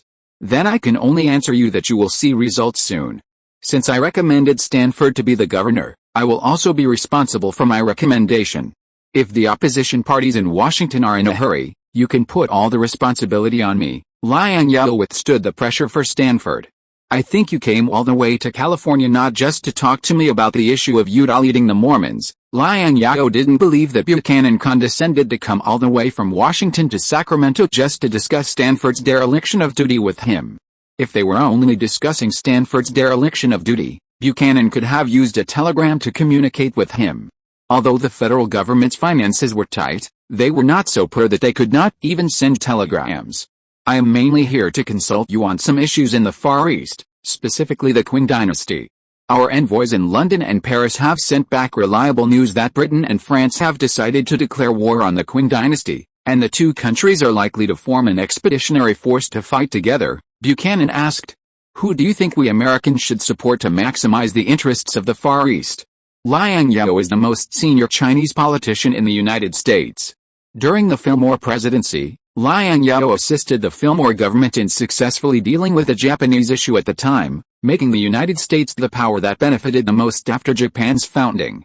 In view of this, the American high-level officials have always regarded Liang Zhao as an expert on the Qing dynasty and the Far East. Is there any need to ask this? Form a coalition with Britain and France. Liang Zhao took a sip of tea.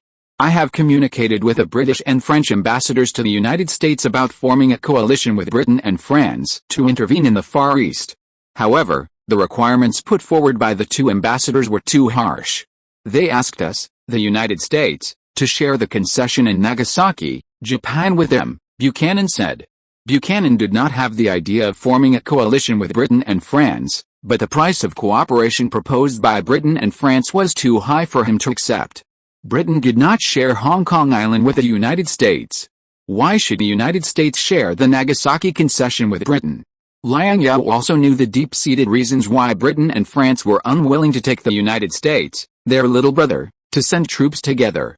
Britain and France are the two most powerful powers in Europe, one with the world's most powerful navy, and the other with the world's most powerful army. The formation of a coalition between Britain and France is a powerful combination. What does the United States have? There is no army, no navy, and no beggar on the American continent is also worthy of forming a coalition with my British Empire and the French Empire?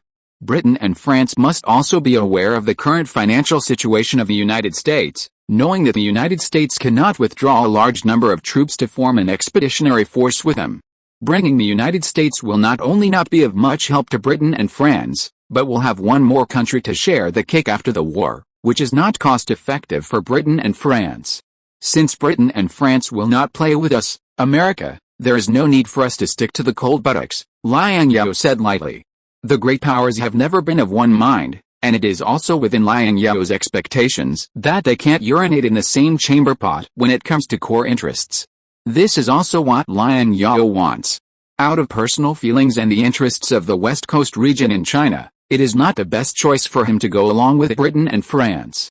Compared with going along with Britain and France, Liang Zhao is more inclined to take the opportunity to weaken the power of the two great powers of Britain and France in the Far East. After all, the Qing dynasty at this time is not exactly the same as the Qing dynasty in history. At least now the Qing dynasty still has a quasi-modernized force like Yuan that can barely be shown off. As long as the Guangdong Yuan are provided with sufficient supplies and Liang Shaoqian commands properly, facing the British and French coalition forces that have come from halfway across the globe, it is possible to win this battle. Britain and France have just experienced the Crimean War, and the coalition forces suffered heavy casualties on the Crimean battlefield. As long as they fight Britain and France until the cost of the war is so high that Britain and France cannot afford it, it will be fine. The Nagasaki concession was obtained by the blood and lives of American soldiers. We must not give it to others easily, otherwise we will not be able to explain to the expeditionary soldiers who were buried in a foreign land in the past, nor to the people, Liang Zhao said. In addition, the joint operation of the shipbuilding industry between our country and the Qing dynasty is still on the agenda. If we go to war with Britain, France and the Qing dynasty at this time, this major project may also fail. This is also what I am worried about. If we rashly send troops to attack the Qing dynasty together with Britain and France, it will not be justified. It seems that we Americans are taking advantage of others' misfortune, Buchanan comforted himself. Britain and France had a barely justifiable reason to send troops to the Qing dynasty, but America did not. Thanks to the large number of Chinese on the West Coast, Many of these Chinese were good at using their skin color, appearance, language and cultural advantages to act as middlemen for American merchants of other races, wandering between the local governments of the Qing dynasty and non-Chinese American merchants. Even in the inland cities of the Qing dynasty, there were these Chinese middlemen. The kerosene in Los Angeles was sold to the inland areas of the Qing dynasty by these naturalized American Chinese merchants using their resources and connections in the Qing dynasty. Therefore, the resistance of the United States to doing business in the Qing dynasty was much smaller than that of Britain and France, and the friction between the two sides in trade was not sharp. Take Guangzhou, where the contradiction between Chinese and foreigners was the most acute. For example, the Guangzhou authorities prohibited foreigners from entering the city, while American merchants of other ethnic groups could entrust Chinese merchants to enter the city. After all, among the 13 factories, there were also many naturalized immigrants to the United States and invested in the United States to set up businesses. Local officials in the Qing dynasty rejected dealing with foreigners, but they did not reject dealing with Chinese American businessmen. As long as these Chinese did not take the initiative to reveal that they had become American citizens, these Chinese American businessmen doing business in the Qing dynasty were no different from Chinese businessmen. If Britain and France won the so-called trade war against the Qing dynasty, and extended their tentacles to the inland areas that were originally out of reach, it would objectively be an erosion of American interests. Problems in the Far East that can be solved by diplomatic means should be solved by diplomatic means as much as possible. America's financial resources are not as strong as Britain and France. When General Perry and I went on an expedition to Japan, we fought quickly and decisively, never lost, and spent millions of dollars with almost no casualties, Liang Zhao said. This is Buchanan's way of saving himself. The above reasons are indeed the reasons why America did not need to send troops to the Qing dynasty. The deepest reason is that the federal government is currently exhausted from dealing with internal troubles and is extremely financially distressed. And it is impossible to organize a decent expeditionary force. This is also the reason why Britain and France are unwilling to bring America to play together. At this time, America was indeed not qualified to form an expeditionary force with Britain and France. Chapter 534 Declaration of War. Although the United States and Qing have established diplomatic relations for many years, and we have sent envoys to the Qing dynasty, the Qing dynasty has never sent an envoy to the United States, and they have no plans to do so. What is more troublesome is that our envoy in Shanghai is far away from the capital of the Qing dynasty and cannot communicate effectively with the Qing dynasty. In this case, how can we use diplomatic means to resolve our interests in the Qing dynasty? Buchanan was very confused. The relationship between the United States and Qing dynasty is relatively good, but despite this, the two countries still cannot communicate effectively through normal diplomatic channels. The U.S. Consul General in Shanghai has also complained to the federal government many times that Qing officials are very reluctant to deal with them. In many cases, the Consul General and consuls who have not been released can only communicate briefly through Chinese businessmen and local officials who can speak English. As for direct communication and dialogue with the central government of the Manchu Qing dynasty, forget it. In the Tianjin Treaty signed in the Second Sino-Japanese War, the first article is that British envoys to China and their families and entourage can live in the capital, or live permanently, or travel at any time, and can rent land and houses in Beijing and hire servants. The British side could set up consulates and send consuls to the trading ports. It can be seen how much the great powers at that time wanted to set up a permanent embassy in the capital of the Qing dynasty and establish an effective dialogue mechanism with the central government of the Qing dynasty. What we want is tangible benefits, and what the Qing dynasty wants is face. As long as we take care of the face of the Qing dynasty, it is not impossible to send an envoy to the capital, Liang Zhao said.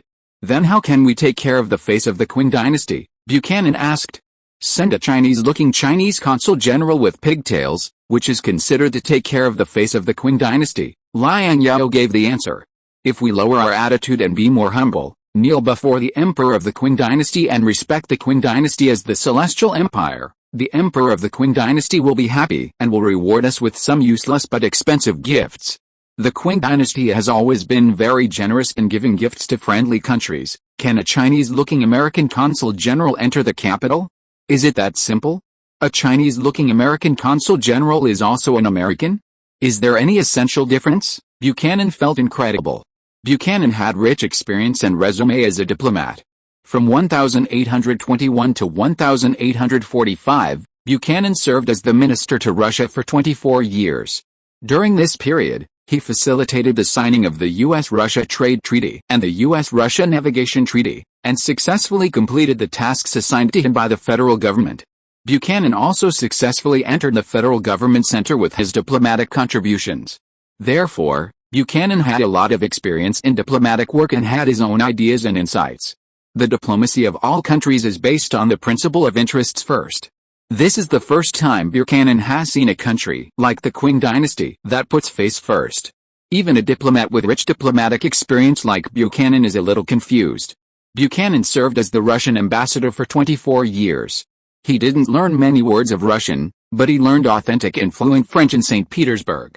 He thought that Russia, as a marginal country on the European continent, was already different enough, but he didn't expect that there was a country in the Far East that was more different and more difficult to deal with than Russia. Yes, it's that simple. America has more advantages than Britain and France in this regard, Liang Zhao said with certainty. For other countries, there is no difference between American ambassadors of different skin colors, but for the Qing dynasty, the difference is huge. This is a very complicated subject. As an immigrant country, America is a melting pot of races. No matter what skin color or race, you can find them in America. Liang Zhao originally hoped that Buchanan would let him recommend another suitable candidate for the ambassador to the Qing dynasty. Buchanan seemed to see Liang Zhao's thoughts and had his own concerns and ideas. It might also be that the governor of Utah Territory recommended by Liang Zhao was not successful at present. This time, Buchanan did not ask Liang Zhao to recommend a candidate for the ambassador to the Qing dynasty. Your suggestion is very useful. I will think about this issue carefully and choose a suitable candidate for the ambassador, Buchanan said lightly. At the same time, I also hope that the Qing dynasty can also send an ambassador to the United States to establish formal bilateral diplomatic relations. In this regard, can you provide some effective suggestions? This is much more difficult than sending an ambassador to the capital of the Qing dynasty. Liang Zhao shook his head and said, I am afraid that no official of the Qing dynasty is willing to come to the United States as an ambassador, but I can work hard to make it happen. Letting officials of the Qing dynasty go to the United States as ambassadors is more uncomfortable than exiling them to Ninguta. Ninguta is only more than 1,200 kilometers away from the capital, while the straight line distance from Washington to the capital is more than 10,000 kilometers. Sir, while Liang Zhao and Buchanan were talking, Zeiss ran in and said in a hurry, Madam is about to give birth. Hearing that Elizabeth was about to give birth, Liang Zhao did not care much, and said goodbye to Buchanan and left. Many people gathered in front of Elizabeth's door, including the servants of Wixi Uju, Liang Zhao's father, and Elizabeth's brother Connie. Everyone's eyes were fixed on the closed door, and Elizabeth's painful screams were heard from the door from time to time. Liang Zhao's heart was also in his throat. It was raining in the sky, and the raindrops were flying with the wind, hitting the windows and making crisp knocking sounds. The noise of raindrops hitting the windows disturbed Liang Zhao. Giving birth is still a very dangerous thing in the 21st century with relatively advanced medical technology. In the 19th century with relatively low medical standards, the degree of danger was no less than walking through the gates of hell. Suddenly, the room became quiet. Liang Zhao anxiously turned his head and put his ear against a cold glass window, trying to listen to the sounds coming from the delivery room, but he could only hear his own rapid breathing and heartbeat. He felt his palms were wet. And he was holding a cigarette that he had taken out at some point but had never lit. Time seemed to become unusually slow at this moment, and every second seemed as long as a year. A sense of powerlessness, this rare feeling surged into his brain. As a second-generation human, there were not many things that could make him feel powerless. He did not believe in ghosts and gods, but at this time, the only thing he could do was to pray silently for Elizabeth, praying that God would bless her to survive this difficult ordeal, and praying that she and the child would be healthy and safe. Suddenly, a baby cried in the room, and the door slowly opened. A doctor came out with a gentle smile on his face and nodded to Liang Zhao. Liang Zhao, who was excited, rushed in at a flash, and he didn't care that he almost tripped over the threshold. Arriving at the bed, seeing Elizabeth's face full of sweat and fatigue, holding the child in her arms, her eyes sparkling with satisfaction and joy, Liang Zhao finally let go of the worry that had been hanging in her heart. At this moment, anxiety and uneasiness finally turned into relief and joy. Let's give our child a name, Elizabeth was tired but happy. "It's a boy," his mother standing by the bed reminded him. "It's a boy." Hearing that it was a boy, Liang Zhao's emotions did not fluctuate much, but his father Liang Zhao shouted excitedly, muttering things like "Ancestors bless you, Liang family will have descendants. How can you name it so casually? I have written down the child's birth date. We must first worship our ancestors and choose an auspicious day to name the child," Liang Zhao interrupted. "Isn't the president here with us? Let's let him stay here for a few days and ask him to name our grandson. Wouldn't it be better? You want the president of the United States who can't even recognize a Chinese character to name our child?" Liang Zhao was a little speechless. Buchanan knew English, French, and a little Russian, but he didn't know Chinese. How could this old guy know the Chinese naming system? "Just listen to Dad," Elizabeth said when she saw the father and son in a stalemate. "Let's follow the traditional Chinese etiquette and give the child a name." As she was talking, Elizabeth poked Liang Zhao, made a gesture to Liang Zhao, and pointed at Zoe, who was about to leave the room. Liang Zhao looked at Zoe, who was a little lonely, and carefully handed the baby in the swaddling clothes to Elizabeth's arms, and got up and chased after her. "Zoe, that's right, don't say that, I'm fine, but I felt a little uncomfortable when I saw so many people accompanying Sister Elizabeth when she gave birth, and you were also by her side," Zoe said, trying her best to control her emotions. "I was sorry for you in the past. I will always be with you and the child in the future." Liang Zhao took a step forward and hugged Zoe. Zoe didn't say much, just leaned on Liang Zhao's shoulder and sobbed softly. At some point, Liang Qianqian ran up, pulled Liang Zhao's clothes, and blinked her big eyes, helplessly and pitifully asked, "Dad, Grandpa doesn't like Qianqian anymore after having a younger brother." Just now, he only had his younger brother in his eyes and ignored Qianqian.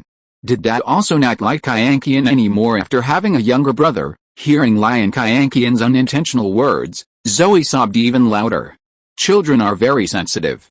Zoe has lived in California for so long, and it is impossible for her not to know the dregs of China's traditional preference for sons over daughters. How could it be, silly child? Liang Zhao squatted down and hugged Liang Qianqian tightly. "My younger brother is Dad's good child, and Qianqian is also Dad's good child." Qianqian just heard Grandpa say that he would set up a banquet for my younger brother and entertain guests, Liang Qianqian said in a crying voice.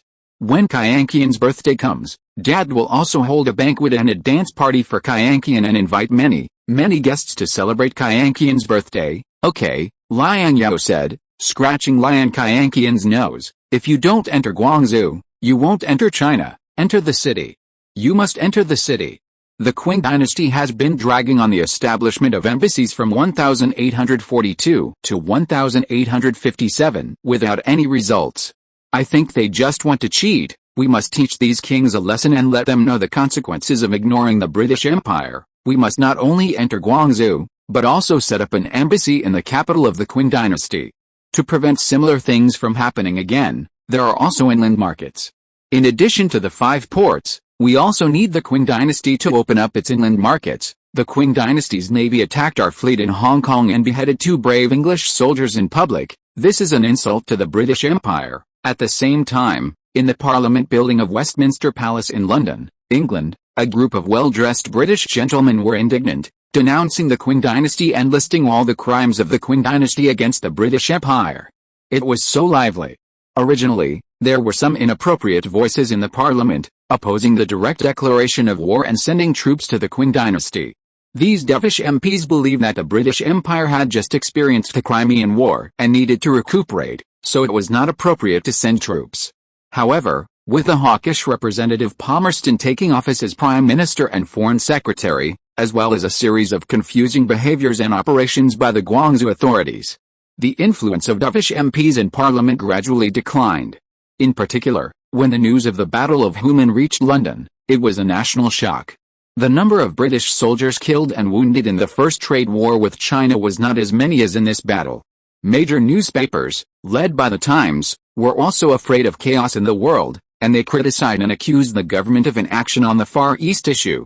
As a result, the legal merchants doing business in the Qing dynasty could not even obtain basic personal safety. Under the instigation of the media, the voices of the British people demanding to send troops to wash away the shame of the Battle of Human became stronger and stronger. This is exactly what Prime Minister Palmerston wanted to see.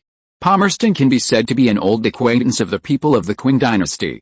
Before the first trade war with China, Palmerston was the Foreign Secretary of the British Empire. At that time, Palmerston was known for his tough attitude towards China. When Parliament was still arguing about whether to solve the trade problem with China through diplomacy or to send troops directly, Palmerston overruled the opposition and clamored that the only way to deal with the Qing Empire was to beat it up first. Before 1840, Britain had not yet had a direct military conflict with the Eastern superpower, which had 1/3 of the world's population, and knew very little about the military strength of the Qing dynasty. Because of the fear of the huge size of the Qing Empire, there were not many British politicians like Palmerston who strongly advocated war against China. The reason is self-evident. Conservative British politicians who did not understand the Qing Empire were unwilling to take a military adventure, and were even more unwilling to bear the consequences of a war failure. The process of voting on the bill to go to war with China in the British Parliament was also full of twists and turns. After 3 days of discussion, the war faction only won by a narrow margin of 271 votes to 262 votes and approved the proposal to go to war with China. It can be seen that before the war, British politicians did not have a complete chance of defeating the mysterious and huge super-empire of the Qing dynasty. Many MPs believe that this was a military adventure. The victory of the trade war with China brought great political prestige and influence to Palmerston. As a result, Palmerston's reputation in the political and civilian circles rose, and then he naturally entered the cabinet. However, the benefits brought to the subjects of the British Empire by the victory of the war were not as rich as the politicians promised at the beginning. The saying that every inch longer the hum of Chinese clothes is enough to keep all British textile factories busy for decades now seems to be an outright lie. In addition to the Fu Shou cream, British goods do not seem to be popular in China. Voices questioning the trade war with China in the UK have also risen. More and more British people are puzzled as to why the British high-quality and low-cost industrial products could not occupy this huge market after the Qing Empire opened its market and even gave up its tariff autonomy. The first trade war with China was promoted by Palmerston alone. It is naturally impossible for Palmerston to deny the necessity of this war. Denying the trade war with China is denying himself. In this regard, the British cabinet headed by Palmerston explained to the people that the Qing court was interfering, organizing the legal trade between Britain and Qing, and not allowing British residents to enter Guangzhou City to do business. This is ironclad evidence.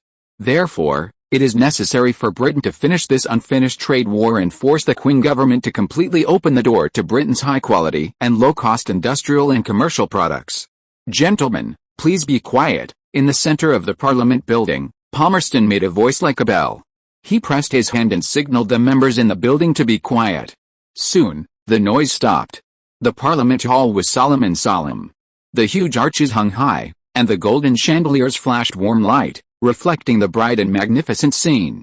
On the seats, the members sat in silence, waiting for the arrival of this historic moment with a heavy and expectant mood. Palmerston stood on the podium in the center of the Parliament. He was dressed in an elegant black dress and a dazzling badge, and he looked at the audience solemnly. His voice was majestic, firm and sonorous, echoing in every corner of the hall. Dear members of Parliament, today we stand at the crossroads of history, facing a difficult and important decision.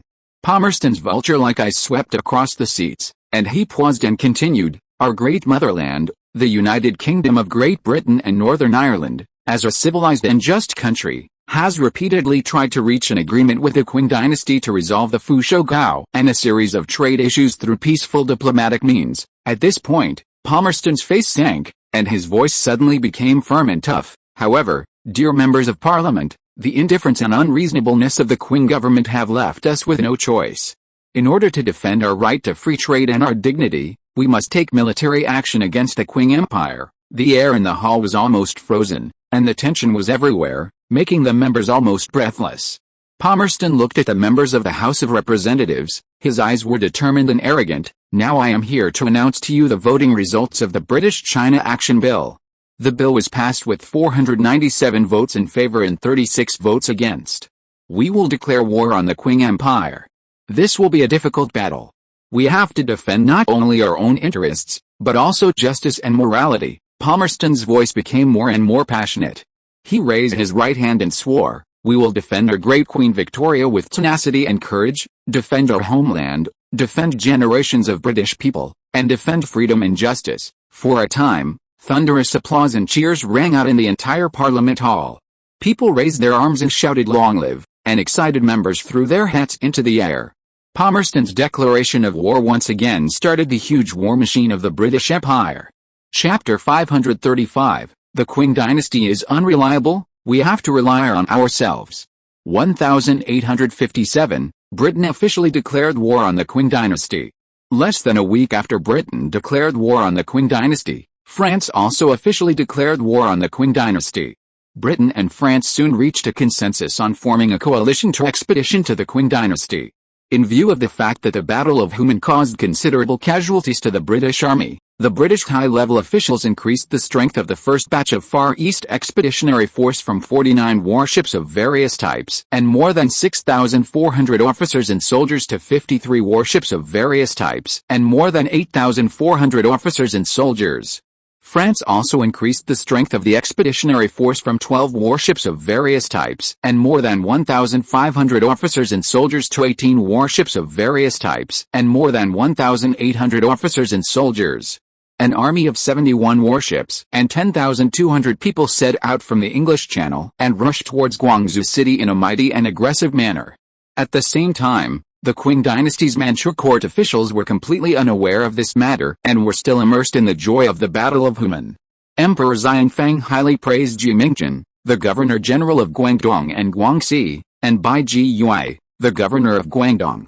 During his lifetime, the late emperor often felt extremely regretful and angry about the Southeast campaign. Our great Qing has been established for more than 200 years, and has never suffered such humiliation. The late emperor often said that after the small humiliation in the Jiangning Treaty, our great Qing must have a great recovery. What is a great recovery? The Battle of Human is a great recovery. This great victory is enough to comfort the late emperor and the spirits of our ancestors in heaven. Among all the officials in the court, no one who knows the barbarians and barbarians' affairs can be better than Yi Mingchen. Yi Mingchen has been the governor of Guangdong and Guangxi for more than 9 years, and he has not allowed the British to enter Guangzhou City. I am very pleased. Bai Jiyue also lived up to my high expectations. In the Battle of Human, he personally went to the battlefield and led his troops to kill more than 2,000 British and captured more than 500 enemies. This is the greatest victory since the Southeast Campaign in the Zhengzi year, 1840. There is also the Admiral of the Guangdong Navy, Hong Mingxiang, who has made contributions to the rectification of the Guangdong Navy and the repair of the Human Fort, and he should also be rewarded. Who says that apart from Zheng Disheng and Liang Zhao, there is no one in our Qing dynasty who knows military affairs? I think Bai Jiyue is proficient in military affairs. At the end, because Bai Jiyue was a Mongolian bannerman, Emperor Xianfeng did not forget to praise Bai Jiyue, and even thought of using Bai Jiyue to wipe out the Hongyang rebellion. It was not a good thing for the Qing dynasty that Zheng Disheng and Liang Zhao, 2 Han officials, held heavy troops. This great victory is the protection of our ancestors. The emperor knows how to appoint people, and God bless our Qing dynasty. Seeing that Emperor Xianfeng was very pleased, Prince Guangyi quickly seized the opportunity and mentioned to Xianfeng the relevant matters of establishing a shipbuilding administration. Shen Baozhen, the prefect of Fuzhou, returned from an inspection in the United States and said that the strength of American warships and the power of artillery are no less than those of England.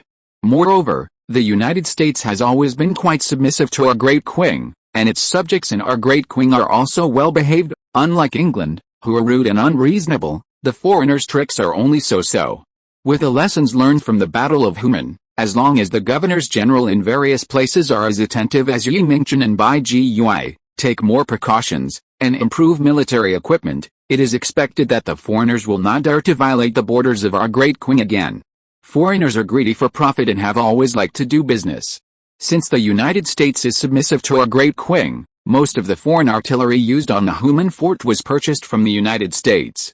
We can purchase more foreign artillery from the United States as appropriate, and that will be considered as our great Qing taking care of their business. As for the establishment of a shipping bureau, we will discuss it later. The most important thing now is to put an end to the Hongyang rebellion as soon as possible. Foreigners are a small disease. Hongyang has long occupied the important tax-collecting area of Jiangnan, which is a major threat to our Qin dynasty. Emperor Xianfeng interrupted Yi's words. With the victory of Human in front of him, he is no longer interested in establishing a shipbuilding bureau. Since the Human fort can stop the foreigners, can the more solid Dagakao fort not stop the foreigners? In Xianfeng's view, the Jiangnan Treaty and other treaties are nothing more than a treaty under the city. They are temporary measures at the time. They cannot be trusted, let alone obeyed. Now that the face lost in the Southeast campaign has been recovered in the Human victory, this matter is over. The Qin dynasty is the celestial empire. How can it be so petty with these small Western countries? Seeing that the emperor had made up his mind, Yi knew the character of his fourth prince, so he tactfully said no more. But Yi was still worried. Yi didn't know much about Yi Mingzhen's character, but he had met Bai Gui, so Yi knew a little about Bai Gui's character. Bai Gui was okay in managing internal affairs, but he was timid and cowardly by nature, and was not a good general. The Memorial of Victory said that Bai Gui personally went to the front line to command and supervise the battle, but Yi was skeptical. If the memorials of the servants below were credible, the Hongyang rebellion would have been quelled long ago, and there would be no chaos today. After the court meeting, Yi met Shen Baozhen in the palace. He wanted to know the truth about the Battle of Human. Shen Baozhen was a fourth-rank prefect. His position was not worth mentioning in the capital, where there were many first- and second-rank officials. Not to mention entering the palace to listen to the court, he didn't even have the qualifications to stand at the door of the palace. Until the end of the court meeting, Shen Baozhen didn't know much about the content of the meeting. He only knew that the emperor was rarely pleased. If the emperor was pleased, would the matter of the ship administration be settled? Shen Baozhen's mind was full of ship administration. Unexpectedly, as soon as he saw Yi, he was hit hard. The emperor's oral order.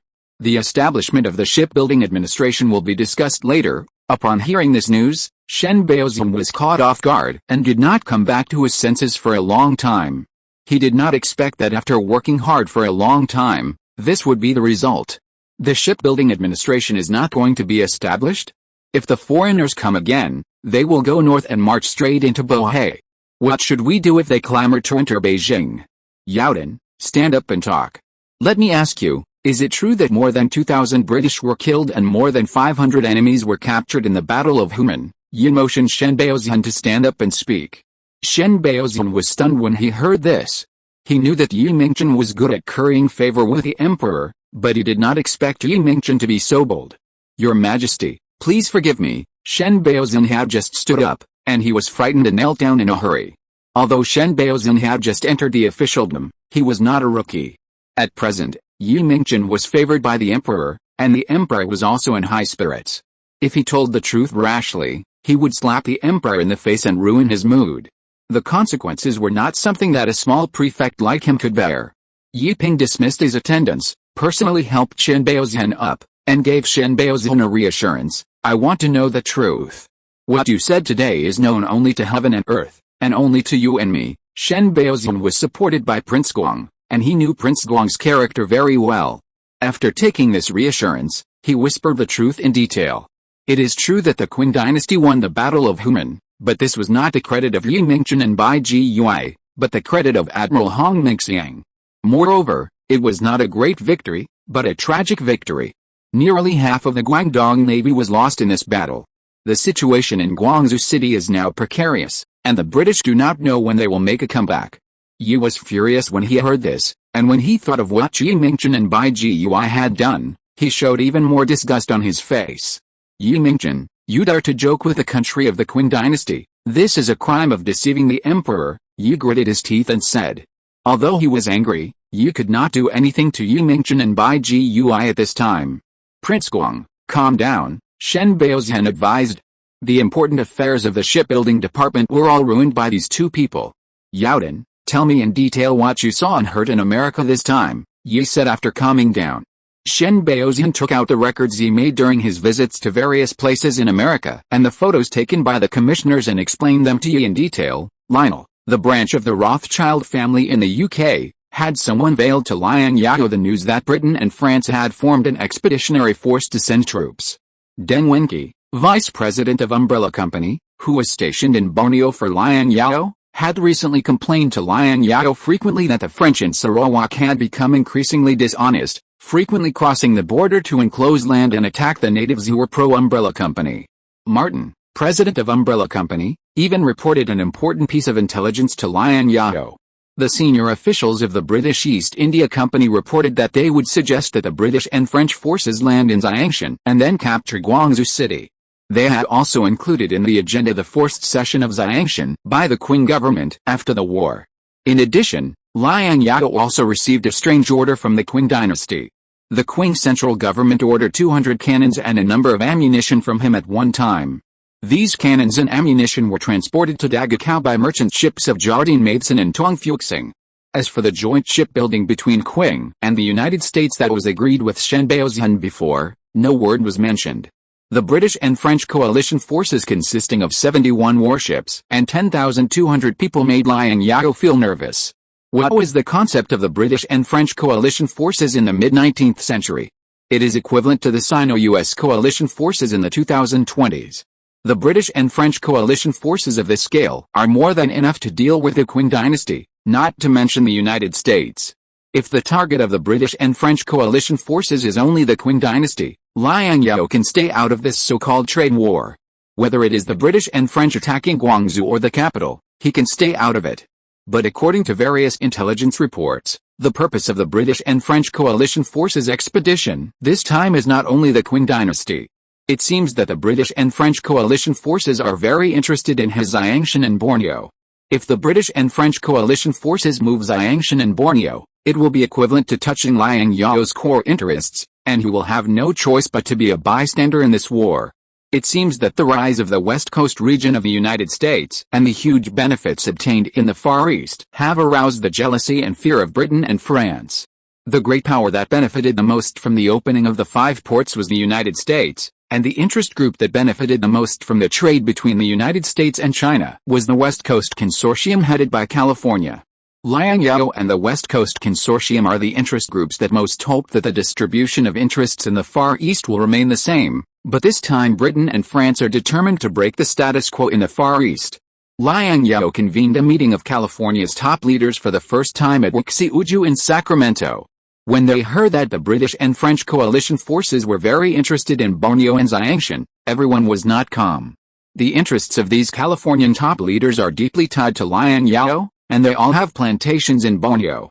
As the most important trading base for American businessmen on the West Coast in China, Xiangshan has complete port facilities, and many West Coast businessmen have set up businesses in Xiangshan. Including Liang Zhao himself, a lot of manpower, financial resources and material resources have been spent in the past 7 years to build Xiangshan into a modern trading port that can berth large ships of more than 5,000 tons.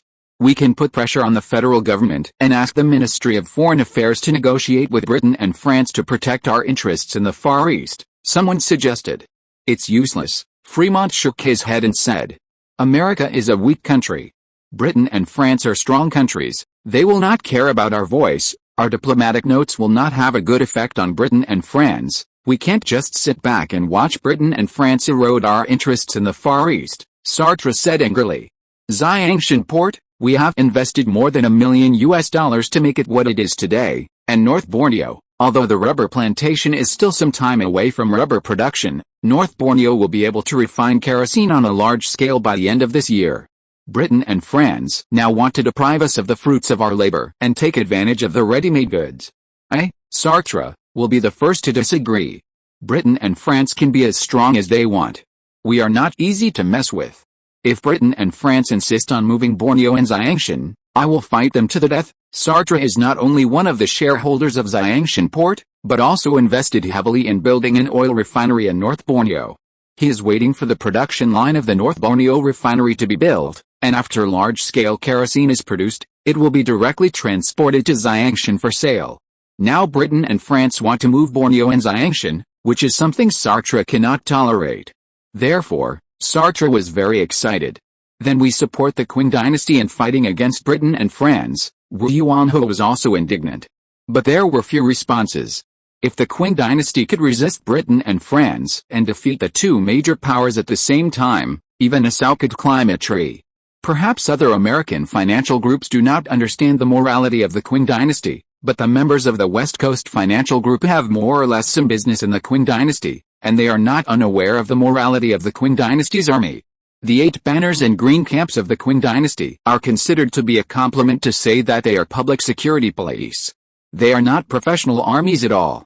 The Qing dynasty is so big that it claims to have 1 million troops. In fact, the only troops that can be called professional armies in the Qing dynasty are the Guangdong Yongzhou and the elite Hunan army. Not to mention that the Guangdong Yang fought against a Taiping army in the Jiangnan region, and it was difficult to get away. Even if the Qing dynasty could bite the bullet and dispatch the Guangdong warriors to fight against the British and French forces, the Guangdong warriors not only lacked sufficient heavy artillery cover, but also lacked sufficient naval power to deploy troops. What's more, the British and French forces this time dispatched a full army of more than 10,000 people. The Guangdong warriors had no advantage over the British and French forces in terms of numbers. Therefore, in everyone's opinion, the Guangdong warriors were in danger of winning against the British and French forces. I will personally negotiate with Britain and France. If Britain and France turn a deaf ear, we will only have the option of supporting the Qing dynasty. Liang Zhao looked serious. But we can't pin our hopes on the Qing dynasty. To defend our interests in the Far East, we must rely on ourselves in the end. Yes, the Qing dynasty can't be relied on, and the federal government's gang of bastards can't be relied on either.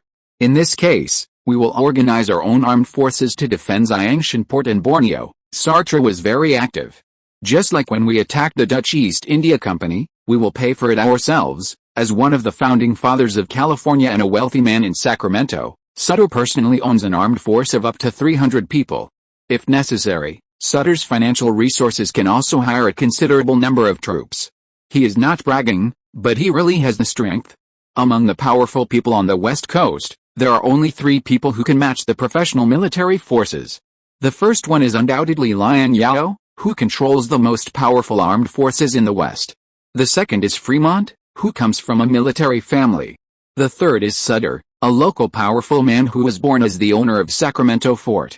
As for others such as Robinson, Wu Yuanhua, Pans Hangwei and others, there are also a certain number of armed forces responsible for the company's security work in colonization inland areas. But the quality of their armed forces is not very high. Liang Zhao looked around at everyone, wanting to see the attitude of others. The Chinese businessmen only follow Liang Zhao's lead, so there is no need to elaborate. After hesitating for a moment, Fremont also agreed to do so. However, Fremont made a request. That is, there can be no direct military conflict with Britain and France in the name of America. The interests in the Far East and Borneo must be defended, but at the same time, Fremont does not want the war to spread to the mainland. Liang Zhao's idea coincides with Fremont's, and he does not want the war to spread to the mainland. As long as the war does not spread to the mainland, no matter how bad the overseas battles are, the worst outcome is to lose some overseas interests. California and the West Coast are his base. As long as California and the West Coast are not bad, it will not shake his position and that of the West Coast Consortium in the United States. Liang Zhao's idea is also to defend his interests in Borneo and Xiangshan port in the name of the umbrella company's mercenary forces. Chapter 536, The Glittering Apes. The British and French coalition forces have already set out, leaving Liang Zhao with little time left. The only good news is that India indirectly helped Liang Zhao a lot this time. In May 1857, the Indian army soldiers in northern India revolted in the walled city, now Delhi. As of now, the uprising has spread rapidly to other parts of northern India, including Kanpur, Bhojpur, Uttar Pradesh and Adna, and has spread like wildfire. Due to the outbreak of the Indian national uprising, the British Army's plan to attack Guangzhou was forced to be postponed. The British Army had to stop in India to suppress the Indian rebels. Liang Zhao calculated based on intelligence that the main force of the British and French coalition forces would not arrive in Hong Kong until Christmas at the end of the year at the earliest, and he still had 5 months to prepare. If it weren't for the British Empire's navy completely controlling the sea power in the Indian Ocean, Liang Zhao would now be eager to give some arms to the rebellious Indian soldiers and princely states for free to assist them in their anti-British cause and be a pioneer in anti-colonialism. Liang Zhao summoned 2 old acquaintances, Gibson and Li Goff, to express his attitude. The dispatch of troops by Britain and France to the Qing dynasty was a state affair between Britain and France, and he had no right to interfere. However, if the two countries ignored the United States and the vested interests of the West Coast in the Far East and Southeast Asia, and attempted to get involved in Xiangshan, Nagasaki, Hokkaido Island, and Borneo Island, he would never sit idly by. Gibson and Legoff's reactions were rather cold, and from their reactions, Liang Zhao was more certain that the intelligence Martin provided him was accurate. The British and French did want to get involved in his sphere of influence. Liang Zhao did not give Gibson and Legoff a good look, but just asked them to go back and tell their British and French masters to take care of themselves. Then he began to make intensive arrangements for the upcoming war. He had the 200 cannons ordered by the Qing Court Center in stock. Liang Zhao had been preparing for the Civil War, and had as many as 260 cannons of various types in stock. However, most of the cannons in Liang Zhao's inventory were Sacramento cannons. Considering that the Qing army was too weak, Liang Zhao did not intend to sell Sacramento cannons to the Qing dynasty. Instead, he chose to sell the M1857, 12-pound cannon, and M1841, 6-pound cannon, Napoleon cannons that had been modified by rifles to the Qing dynasty. As for larger caliber heavy artillery, such as the 18-inch, 64-pound, 457 mm, coastal defense cannon, it was expensive, and production, installation, and personnel training were time-consuming and laborious, so Liang Zhao could not help. The money given by the Qing court was only enough to buy these small cannons. He was a capitalist, not a philanthropist. If the Qing court wanted larger heavy artillery, it would be fine to buy it with real money. However, the Napoleon cannon had been eliminated and retired from active service in the West Coast region, and there were not many civilian stocks on the West Coast. Liang Zhao tried his best, but only collected 86 retired Napoleon cannons, of which Sartre contributed 16 Napoleon cannons alone. For this reason, Liang Zhao could only ask for help from the Austin Arsenal in Texas. Fortunately, the main cannon produced and modified by the Austin Arsenal was the Napoleon cannon. After patching together, including those Napoleon cannons that had not yet undergone rifling modification, they finally gathered 200 cannons. After developing the Sacramento cannon, the Sacramento Arsenal had dismantled the production line of the Napoleon cannon and its related ammunition, so Liang Zhao also transferred all the orders for artillery shells needed by the Qing dynasty to the Austin Arsenal. The Austin Arsenal did not expect that the first large overseas order it had obtained would be obtained in such a dramatic way. Ron and a spy laughed so hard that they hurriedly put the 114 Napoleon cannons and ammunition required by the Qing dynasty on the train and transported them to California through the Pacific Railway that had just been completed. Then they were transported to Dagakau by merchant ships of the Jardine Group and the Tongfu Group. 2 Pioneer-class ironclads were under construction at the San Francisco shipyard at the same time. In order to speed up the launching of the ironclads, Jeremiah responded to Liang Zhao's request and first concentrated on building one of the ironclads, striving to ensure that at least one ironclad was launched around November.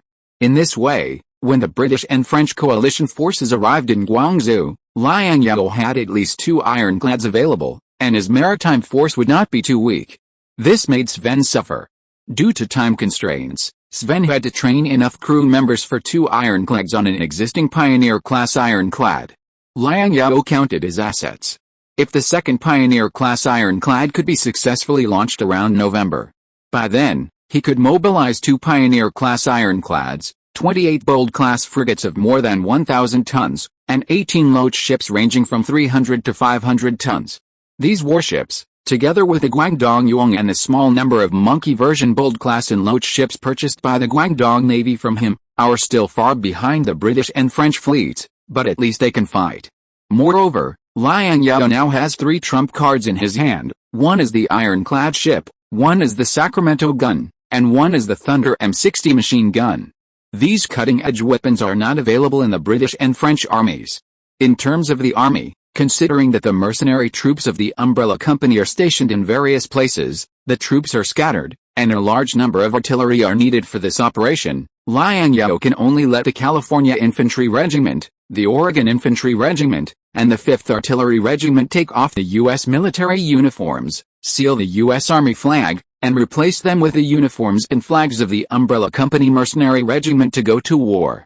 In order to conceal their identities, their numbers were temporarily changed to the 11th and 12th Infantry Regiments and the 3rd Artillery Regiment of the Umbrella Company Mercenary Corps. In addition, more than 800 retired veterans who have just retired and signed mercenary contracts will be merged with the private armed forces of ISID and others into a regiment, which is numbered as the 13th Infantry Regiment. In addition to these regular army units, Liang Zhao also selected elite veterans from various infantry regiments and militia regiments to form a machine gun regiment. The machine gun regiment consists of 15 companies, each of which consists of 5 machine gun teams. Each machine gun team is equipped with a Thunder M60 machine gun.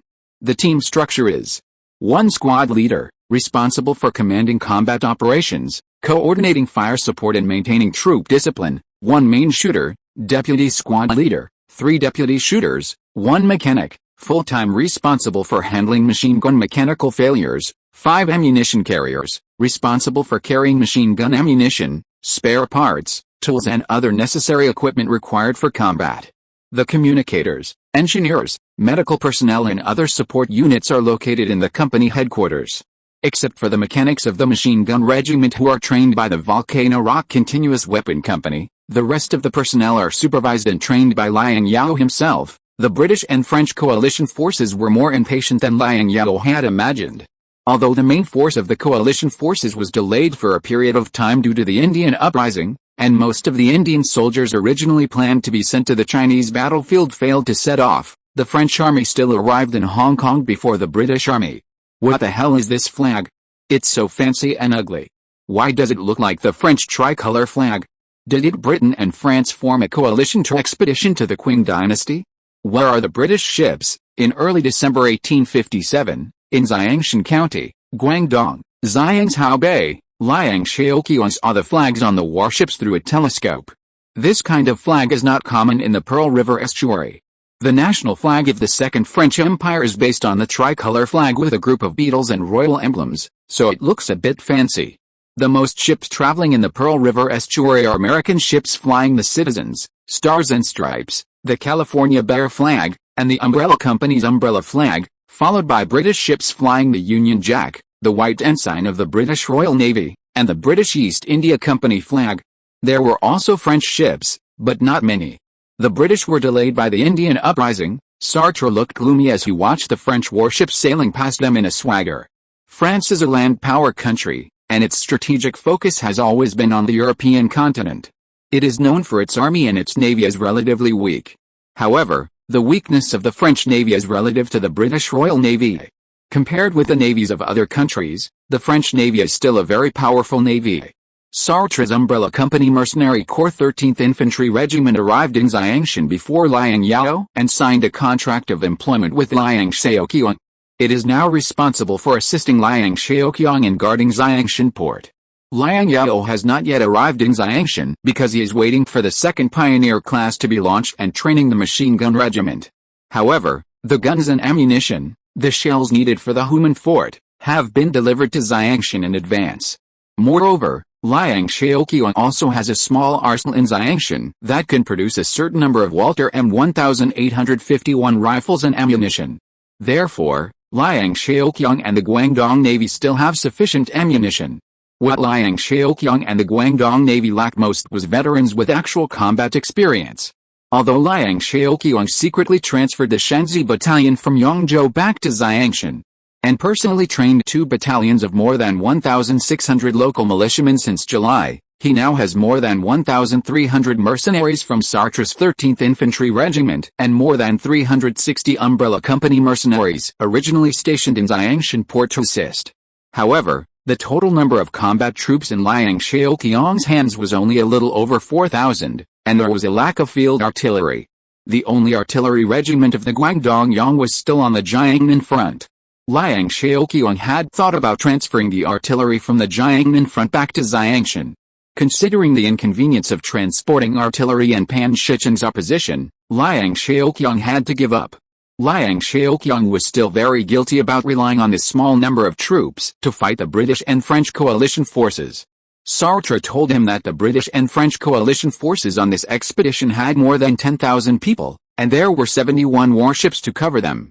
The only ships that can be used at the mouth of the Pearl River are the 3 French steam-hulled wooden cruisers led by Roland, which Liang Zhao just half sold and half given to him, his own 2 Bold-class ships and 8 Loach ships. The Guangdong Navy also has 1 Bold-class ship and 12 Loach ships. All these surface forces, added together, are not enough to face the aggressive British and French fleet. Liang Zhao now urgently hopes that Liang Zhao and his ironclad ships will arrive in Xiangshan as soon as possible. Even if Liang Zhao does not participate in the war, Liang Zhao's large ships, especially the huge ironclad ships, will stop directly at the mouth of the Pearl River, which will greatly boost the morale of the Cantonese military and civilians and make him feel at ease. Shipbuilding, shipbuilding, why didn't the Qing dynasty set up a shipbuilding sooner? Liang Zhao sighed in his heart. 18 warships of various types of the French Navy, more than 20 troop transports and supply ships of various types. It seems that the main force of the French army has arrived. Collins, the chief photographer of the California Daily and the Washington Citizen, ordered his assistant to put away the camera after taking a picture of the last ship flying the flag of the Second French Empire, and prepared to go back to the inn to write an article. Collins is now the most famous photographer in America. He naturally could not miss such a big news as the British-French war against China. There are more than 1,500 garrisons in Hong Kong Island, plus 1,800 French troops. They now have a full brigade of troops. Liang Zhao asked Sartre worriedly. Mr. Sartre, when will the second ironclad ship of the San Francisco shipyard be launched? I think the second Vanguard class has been launched, and General Liang is on his way to Xiangshan now, Sartre estimated. Come here, Liang Zhao called his personal soldiers and ordered. Go to Human Fort and tell General Hong that the foreign fleet has arrived at the mouth of the Pearl River. If General Hong needs anything, just ask me. I obey your order. The personal soldier received the order and was about to leave, but was stopped by Liang Zhao. Who told you to leave? Go back to Guangzhou City and tell Governor Yi and Governor Bai that the foreign army has arrived. Let them take care of themselves. If they lose Guangzhou City, not to mention that they can't keep their hats, they may not even be able to keep their heads. Yu Mingchen and Bai Gui were unreliable. At present, the only military force Liang Zhao could rely on in the Guangdong area was Hong Mingxiang's Guangdong Navy. Yes. Can I leave now? The personal soldier asked cautiously. Go quickly and come back quickly. Liang Zhao waved his hand.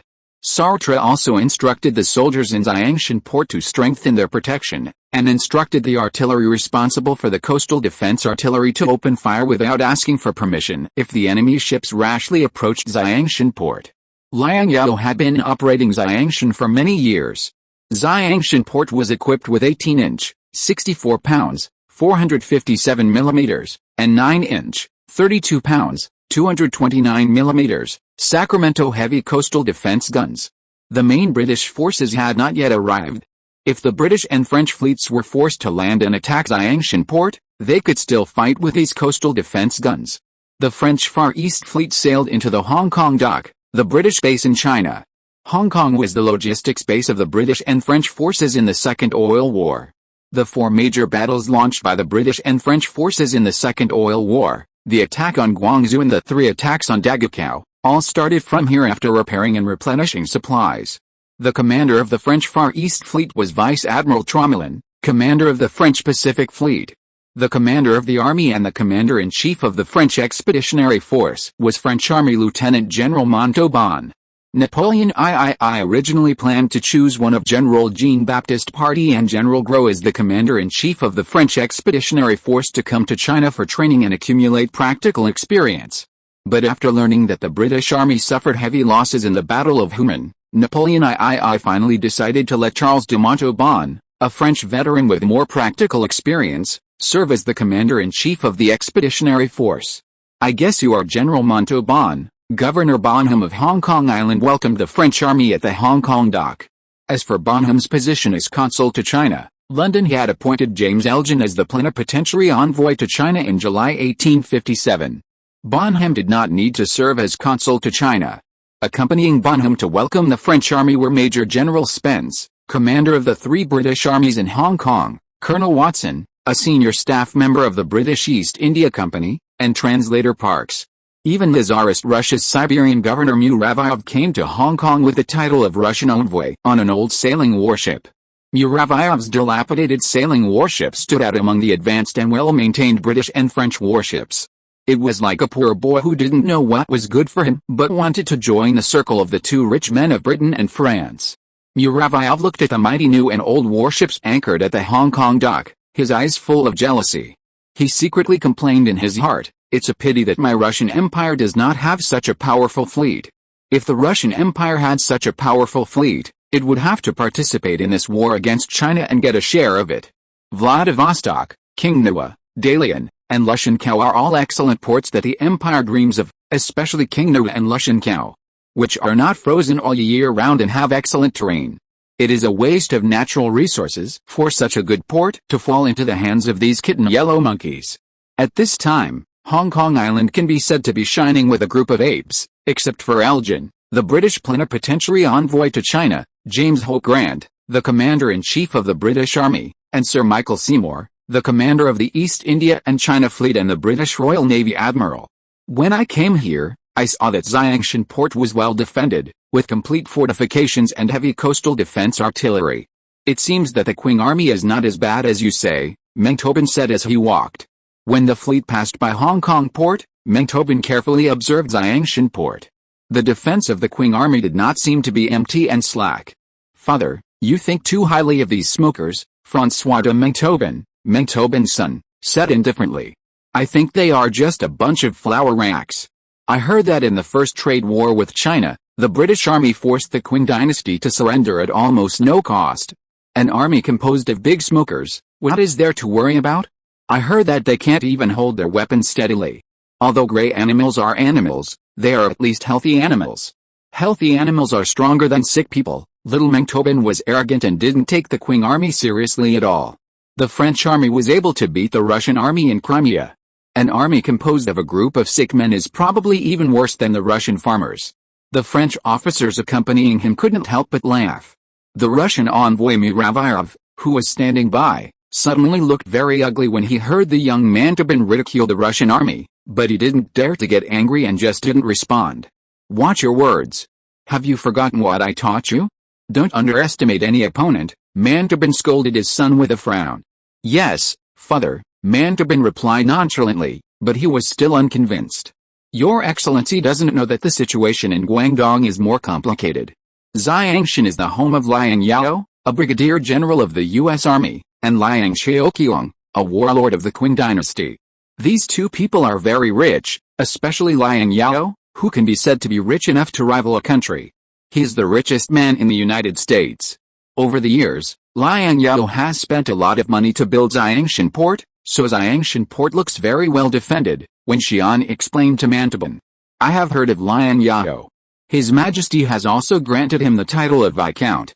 I heard that he started his career by panning for gold. In a few years, he became the richest man in America, became a general in America, and also opened an arsenal and shipyard in California. He is a legendary figure," Mantabin nodded. As a senior general of the French army, Mantabin still has some impression of Liang Zhao. During the Crimean War, the French army purchased a large number of Walter M1851 export rifles and military uniforms from Liang Zhao. The strong performance and high reliability of the gun deeply shocked the French army at that time. At the same time, it also stimulated the top leaders of the French army, forcing the arrogant French to focus on the development of domestically produced new rifles. Although the French army has successfully developed the Chassep rifle, which is more advanced than the Prussian Dries needle-fired rifle, at the beginning of this year, the Chassep rifle has not yet been mass-produced. The export model of the Walter M1851 rifle of the Sacramento Arsenal is still the mainstay of the French army. Xiangshan port is the most important trading port for the United States and China. The goods in the port warehouse are worth millions of pounds, including inexhaustible kerosene, Vaseline, porcelain from Zhuangzi, tea from Fujian and other popular commodities. Colonel Watson, a senior staff member of the British East India Company, teased. The most important branch of the Bank of America in China is located in Xiangshan port. This gold tycoon has stored several tons of gold in the Xiangshan branch. When the accompanying French officers heard that Xiangshan port had a large amount of valuable goods stored, they were just moved. After all, the goods were bulky and difficult to carry. But after hearing that the Zhangxin branch of the Bank of America had several tons of gold in stock, not only did the French officers around Montauban stare, but even Montauban himself was also moved and showed greed. This is several tons of gold. In fact, Watson guessed it right. Liang Zhao did store a lot of gold in Zhangxin, the most important trade node with China, but the amount was wrong. Watson estimated that it was still conservative. The gold Liang Zhao stored in Zhangxin was not several tons, but more than 15 tons. However, most of this gold was obtained by umbrella in Australia and Borneo, not gold produced in the United States. So, as long as we take Zhangxin port, we can get the gold. Little Montauban swallowed his saliva. Zhangxin port is harder to attack than Guangzhou city. The soldiers guarding Zhangxin port are either Liang Shaoqiang's local soldiers or the most elite mercenaries of Umbrella Company. Even our British Empire Army has tried to approach Zhangxin port several times without good results, not to mention other armies, Watson said, intentionally or unintentionally, trying to provoke these French generals. Watson had a wishful thinking that the French army would take the lead and the East India Company and the garrison of Hong Kong Island would follow closely to enter Zhangxin port and plunder the gold and silver treasures in Zhangxin port.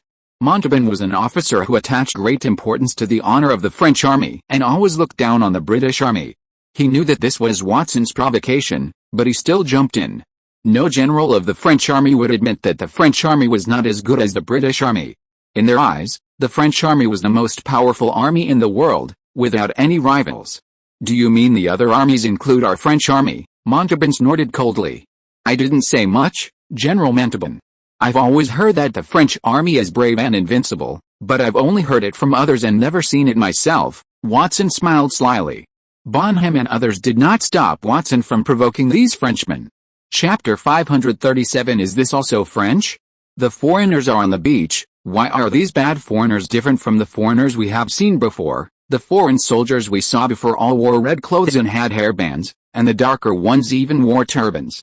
Why are these foreigners wearing blue clothes and red pants? Didn't the foreigners from the United States say that these are French foreign soldiers, not English foreign soldiers? Whether they are French or English foreign soldiers, they are not good guys. Who do you think is stronger, the French soldiers or the English soldiers? The foreigners from the United States said that the English soldiers are strong on the water, but the French soldiers are strong on the shore. Then we can't let these French soldiers come ashore. Near the Zhangxin Brothers Reef, a team of patrolling militiamen from the Guangdong recruit camp looked at the French soldiers on a small gunboat and talked.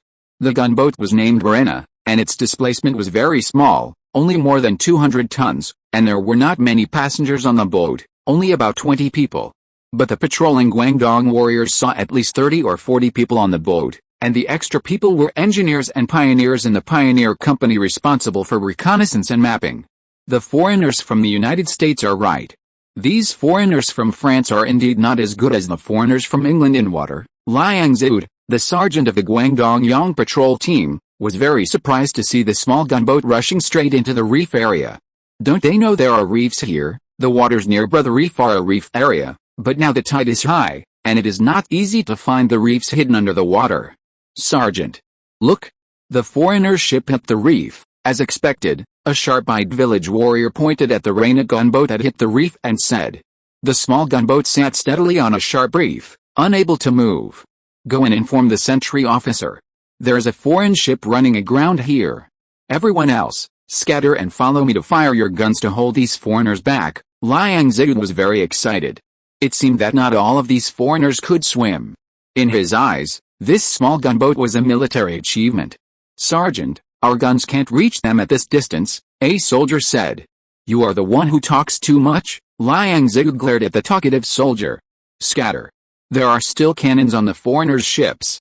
Cannonballs don't have eyes. Liang Zhao didn't want to kill the French soldiers on the Varena. He wanted to capture them alive and take credit. It was just that he was afraid that the Varena was equipped with naval guns and the French army had far more people than them, so he didn't dare to act rashly. Soon, Liang Shaoqiang heard that a French gunboat was stranded, and he personally brought the troops of the Shanxi Battalion of the 3rd Sentinel Company to come, and asked Sartre to borrow 3 6-pound Sacramento guns, and even borrow the artillery. These French troops were also unlucky. The lifeboats they lowered hit the reef before they could row far, and the sailors on the lifeboats had to return to the ship. The French troops on the Reina were in a dilemma. Facing the gunfire fired by the Guangdong soldiers on the shore, they could only use the 4 naval guns on the Reina to fight back. However, the Guangdong formation was very scattered, and the French troops on the Reina were attacking from low and high. They couldn't even see where the people on the shore were, so they could only fight back based on their intuition and the sound of the enemy's guns. However, the 3 6-pound Sacramento field guns, relying on their advantages in firing rate and accuracy, were high above and steadily suppressed the 4 naval guns on the Reina. Sartre's artillery is really fast and accurate, Liang Zhao couldn't help but sigh. Liang Zhao's artillery regiment was also equipped with 6-pound Sacramento field guns, but the quality of the Guangdong artillery was not at the same level as Sartre's private artillery. Sartre's private artillery also worked part-time as a quality inspector at the Sacramento arsenal. The number of shells fired by these people in a month was probably more than that fired by the Guangdong artillery in a year. The British and French warships passing nearby heard the sound of artillery and came to support the Reina, which rekindled the hope of the French troops on the Reina, but soon, their hope was shattered. After several attempts to enter Brother Reef and almost hitting the reef, the British and French warships chose to give up entering Brother Reef and instead lowered lifeboats to rescue the French troops trapped on the Reina. However, these lifeboats were forced to withdraw from Brother Reef in disgrace under the increasingly fierce firepower of the enemy on the shore. One of the British lifeboats accidentally hit the reef during the retreat. Unfortunately, these British sailors were very good at swimming, so they were allowed to swim back. Seeing that they could not rescue the Reina and the tide was about to recede, the British and French rescue ships could only fire a few rounds of artillery at the shore in impotence and anger, and then retreat to safer waters. At night, Sartre pulled 2 heavier 12-pound Sacramento field guns to the vicinity of Brother Reef, quickly assembled them, and fired them himself, having a great time. Sartre had many opportunities to fire cannons, but there were not many opportunities to fire live targets. Sartre became more and more excited, and he refused to give up until the French on the Reina raised the white flag. He fired 2 more rounds before stopping. There were 39 French naval and land officers and soldiers on the Reina. Except for an engineer who could not swim and fell into the water and drowned, and 7 people died in the artillery attack, the remaining 31 French soldiers were all captured.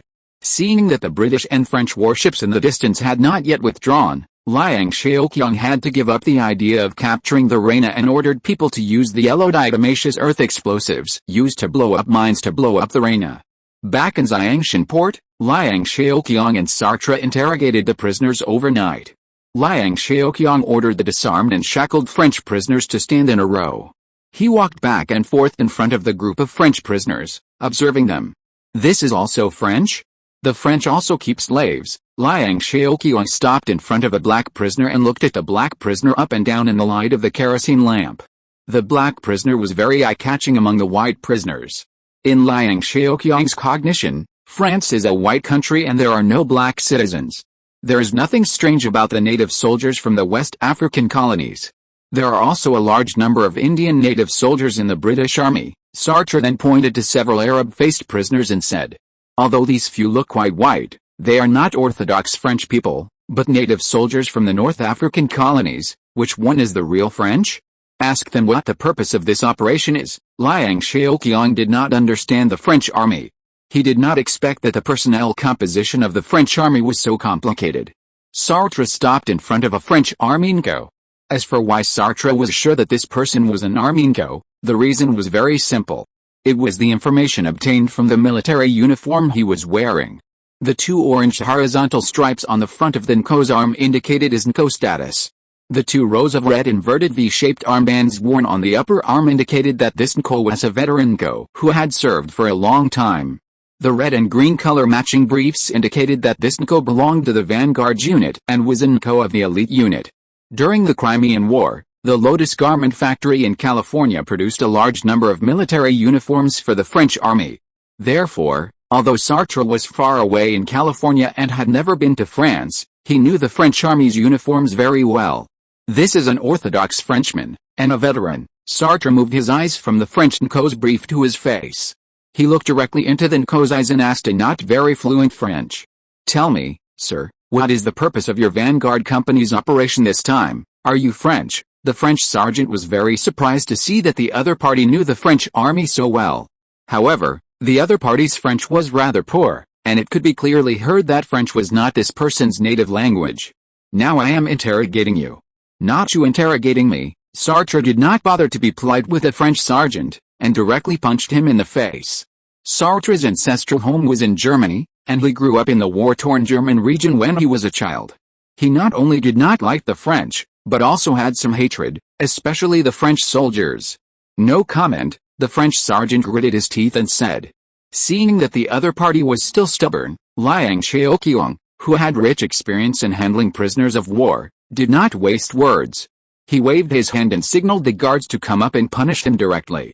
Several guards skillfully pressed the French sergeant to the ground, pressed his hands tightly with their knees, and then found a few bamboo sticks to pierce the French sergeant's fingernails. For a moment, the French soldiers' pig-killing screams resounded throughout the courtyard. Several French recruits were so scared that they trembled all over, their legs trembled, and they covered their eyes and dared not look, fearing that they would be the next one. Liang Zhao, this guy is still very tight-lipped and refuses to say anything. After torturing him for a while, the personal soldier reported to Liang Zhao, "Take off his pants and find some wax to wash his dick." After that, Liang Zhao said to Sartre again, "Mr. Sartre, please tell him that Liang, I'm not afraid that he will not say anything, but I am afraid that he can't stand my torture." Liang Zhao has seen hard-mouthed tongues before. He has interrogated hairy tongues in Jiangnan. Many tongues can withstand 1 or 2 rounds, 1 or 2 days, but only a few can withstand it. There are so many French prisoners here, he doesn't believe that he can't get the truth. Sartre relayed Liang Zhao's words to the French sergeant, who heard the words and cursed Liang Zhao crazily. Liang Zhao didn't understand French, so he asked Sartre, "What did he say?" "He said you are a barbarian and uncivilized," Sartre translated. "Barbarian? Tell him that no matter how barbaric a barbarian is, he won't run wild on his French soil. As for civilization?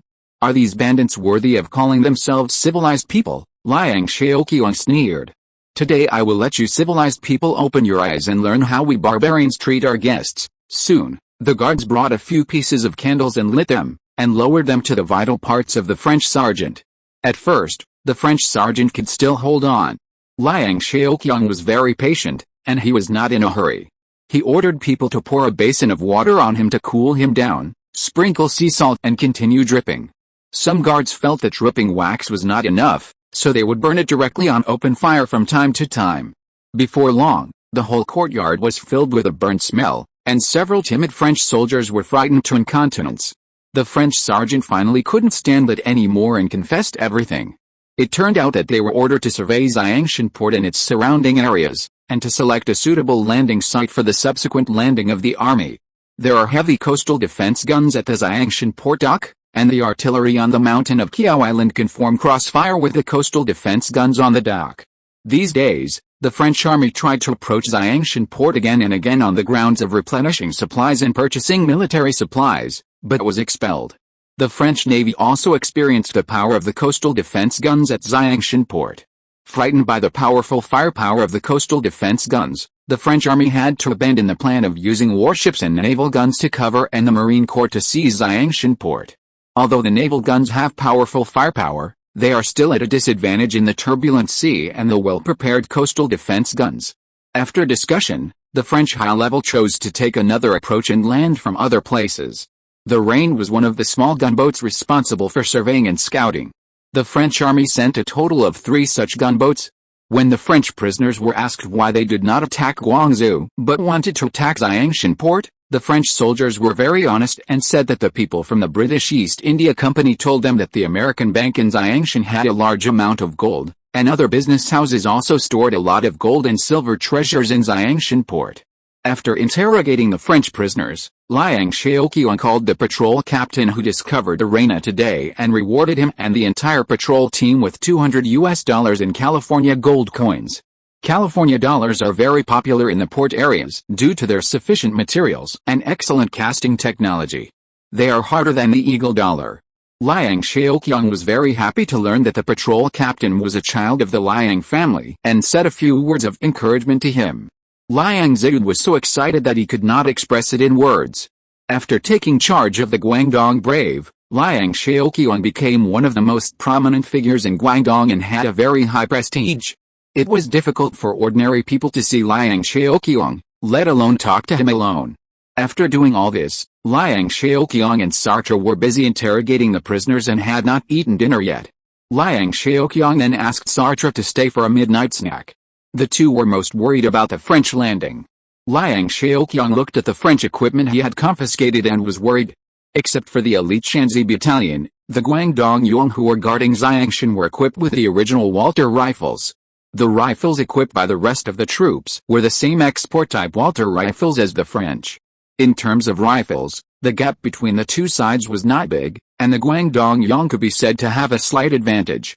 But in this respect, the French equipment was better than the Guangdong Yuan in all aspects.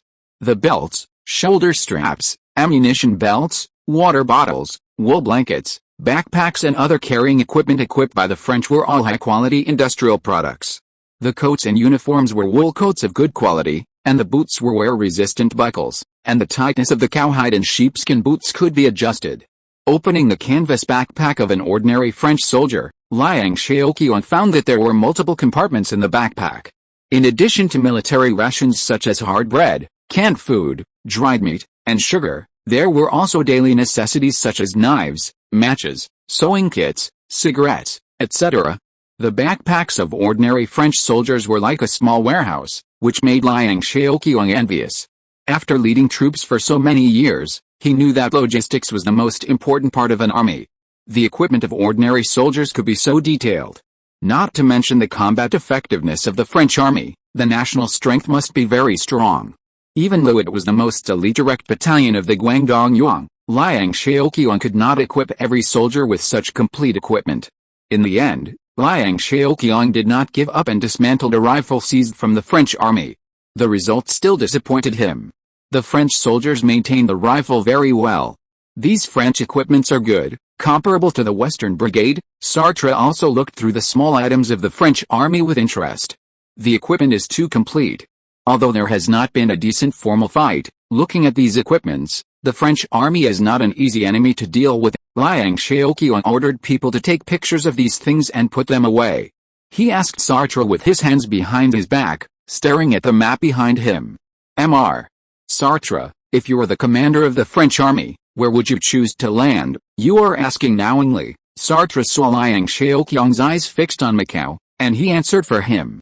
Only when we have no choice do we need to land on the beach. Besides, Xiangshan is densely populated. No matter where the French army lands, it will be difficult to hide it from us, except for one place, Macau. The two of them almost spoke the answer in their hearts at the same time. Although Macau is small, it has everything, and there are ready-made ports and docks to use. The French army can march directly to Xiangshan port through the Macau Peninsula. The distance from Xiangshan port to the Macau Peninsula is only more than 40 miles. According to the marching speed of the French army, it will take less than a day for the light infantry to reach Xiangshan port. Macau is occupied by the Portuguese. Will the Portuguese let the French army pass through Macau? This was the last doubt in Liang Zhao's mind. The British and French warships are parked at the door, and the Portuguese have no choice but to agree or not. Sartre drew a line from the Macau Peninsula to Xiangshan port with a pencil. I also suggest deploying some elite troops here to prepare for any eventuality. This is the most efficient and convenient route to attack Xiangshan port. Chapter 538 French Landing. In order to prevent the French army from attacking from Macau, Liang Zhao sent troops to dig fortifications at the junction of Xiangshan and Macau overnight, and sent the three most elite Shanxi battalion Yuan to guard. Sartre also pulled out 2 companies from the 13th Regiment, and 4 6-pound Sacramento guns and 2 12-pound Sacramento guns to assist the Yuan in guarding this line of defense. The remaining main force continued to guard Xiangshan port to ensure that Xiangshan port was safe.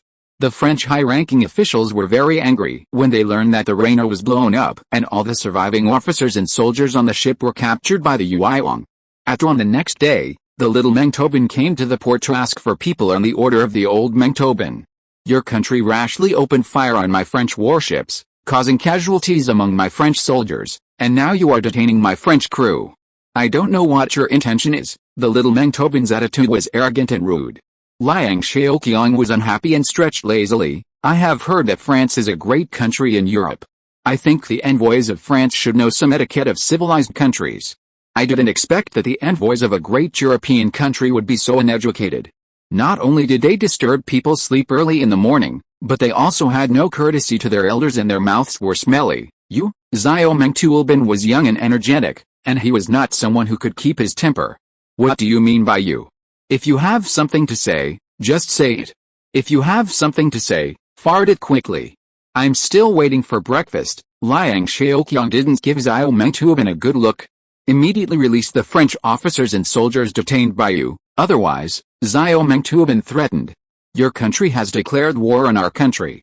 We are now in a state of war. Just because of your words, you want me to release your prisoners, Liang Zhao said coldly. Your Excellency is really naive and cute. Although France has declared war on the Qing dynasty, due to various reasons, the two countries have not officially submitted letters of credence. Zhao Mengtuoban had always heard that the officials of the Qing dynasty were ignorant, arrogant, and cowardly. He also wanted to use the information gap to blackmail the other side to release the prisoners, but he didn't expect to meet Liang Zhao, a tough guy. As long as you release our people, we promise not to attack Xiangshan. Zhao Mengtuoban's attitude improved a lot. After all, it is now the French prisoners in the hands of the Qing army, not the Qing prisoners in the hands of the French. That's more like it. You should look like you are asking for help, Liang Zhao said. It's not impossible for me to release these prisoners. You and Britain are allies. I think that since you and Britain can organize an expeditionary force together, the brotherhood between your two countries must be excellent and unbreakable. There are more than 200 prisoners of the Guangdong Navy in Hong Kong Island. If you are sincere in exchanging, we are willing to exchange prisoners. In the Battle of Human, the British captured 213 elite soldiers of the Guangdong Navy. Most of these captured elite Guangdong Navy soldiers were gunners on the Human Fort, which was the most scarce technical force in the Qing army at that time. If the French prisoners of war could be used to exchange these Navy gunners, Liang Zhao would be happy to do so. This exchanged the Qing soldiers captured by the British for French prisoners of war? Little Mengtuoban was stunned. He participated in the Crimean War and fought side by side with the British. Britain and France might be able to share wealth, but as for sharing adversity, forget it. Still not leaving? Do you want me to keep you for morning tea? Liang Zhao ordered little Mengtuoban to leave. If the British are willing to exchange their captured Qing soldiers for French prisoners of war, the sun will rise from the west tomorrow, Sartre, who was translating for Liang Zhao, said. If you can exchange, then exchange. If you don't want to exchange, then forget it. As he said that, Liang Zhao invited Sartre to have morning tea together. The British were indeed unwilling to exchange their captured Qing soldiers for French prisoners. After all, the British also had prisoners in the hands of Yu Mingzhen, the governor of Guangdong and Guangxi. The British were still hoping to exchange these prisoners with Yu Mingzhen. If they exchanged the French prisoners, what would happen to their own prisoners? The British were not selfless people.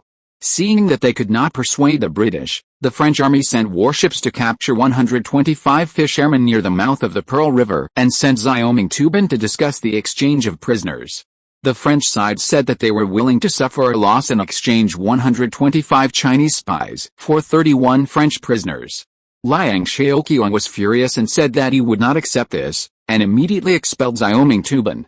The exchange of prisoners failed, and the French high level decided to formally attack Xiangshan port. As Liang Zhao and Sartre expected, the Portuguese in Macau opened the port of Macau under the pressure of Britain and France. The main force of the French army and heavy weapons continuously landed through the port of Macau. Seeing that the Guangdong Yuan and the recruited Xiangshan civilians were building fortifications and digging trenches at the junction of Xiang and Macau, the French commander-in-chief, Montauban, exclaimed, "The Qing dynasty still has capable people who can predict that we will attack Xiangshan from Macau." Montauban ordered the artillery to bombard the Guangdong Yuan to interrupt the opponent's civil engineering work. The French artillery, together with the artillery of the British Army stationed in Hong Kong, fired 42 large and small field guns at the fortifications that the Guangdong Yuan had not yet completed. Soon, the warships of the British and French coalition forces opened fire at the Gongbi port at the junction of Xiang and Macau to clear obstacles for the troops landing on the flank.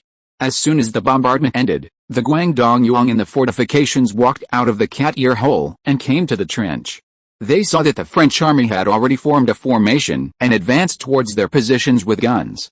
The orderly advancing French army rushed towards the position of the Shanxiang like a red and blue wave. Soon, another unfavorable news came. They had to face not only the French army attacking head-on, but also a French detachment of more than 400 people who landed calmly at Gongbi port under the cover of naval guns and launched an attack on their flank.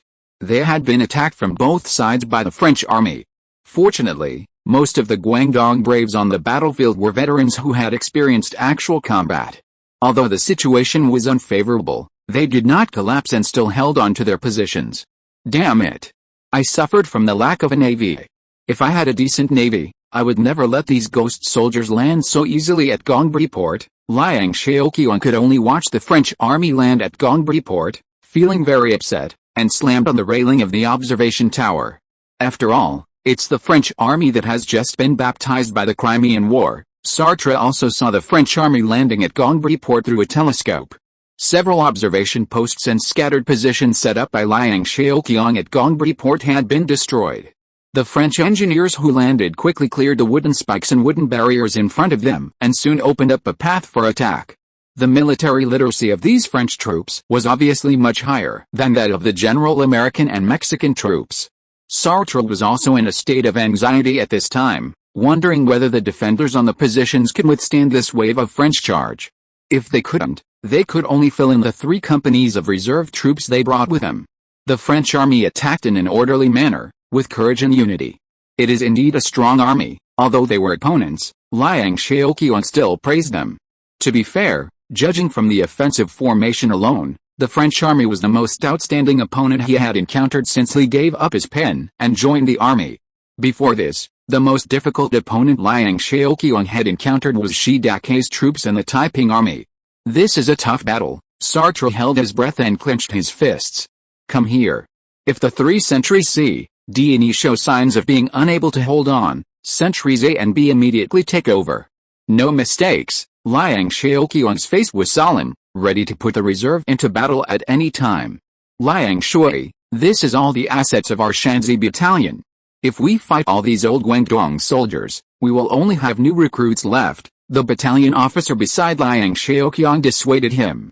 The Guangdong Yang battalion officer was not exaggerating. The Shanxi battalion was the only old and elite Guangdong Yang battalion that returned to defend Xiangshan. The Shanxi battalion had to be handed over here, and they could only rely on the 2 battalions of new recruits to defend Xiangshan. Why are you talking so much nonsense? Liang Zhao shouted. He had made up his mind. The French army was coming fiercely, and it would be difficult to stop the French offensive with only 3 old soldiers and 2 new soldiers on the position. Although there were soldiers from the 2nd Company of the 13th Sartre Regiment on the position, many of these soldiers were veterans of the Western Brigade and worthy of new appointments. Sartre was a foreign army after all, and Liang Zhao could not put all his hopes on Sartre. These Qing troops have not collapsed yet. Meng Tobin was surprised. This was the first time the French and Qing armies fought each other. The Qing army did not know the bottom of the French army, and the French army also did not know how strong the Qing army was. Meng Tobin's understanding of the Qing army mainly came from the British army, and the British army's impression of the Qing army mainly came from the so-called trade war 16 or 17 years ago. The French and Qing armies were equipped with the same rifle. Although the Shanxi battalion was equipped with the original Walter rifle with a side needle bullet, which had better performance, there was no qualitative difference in performance between the 2. The original Walter rifle was only slightly farther than the export model in terms of range. The 2 sides soon entered each other's range, and the charging French army lay down on the spot and opened fire on the Qing army in the bunker. As the gunshots rang out one after another, the diffuse gunpowder smoke soon enveloped the front of both sides like miasma. After several rounds of shooting, both sides suffered casualties. But in general, the Qing army in the bunker had more advantages and fewer casualties. According to Montauban's judgment, the French army would suffer at least 1 company of casualties in this wave of shooting, which gave Montauban a headache. Did they say that the Qing army was exhausted?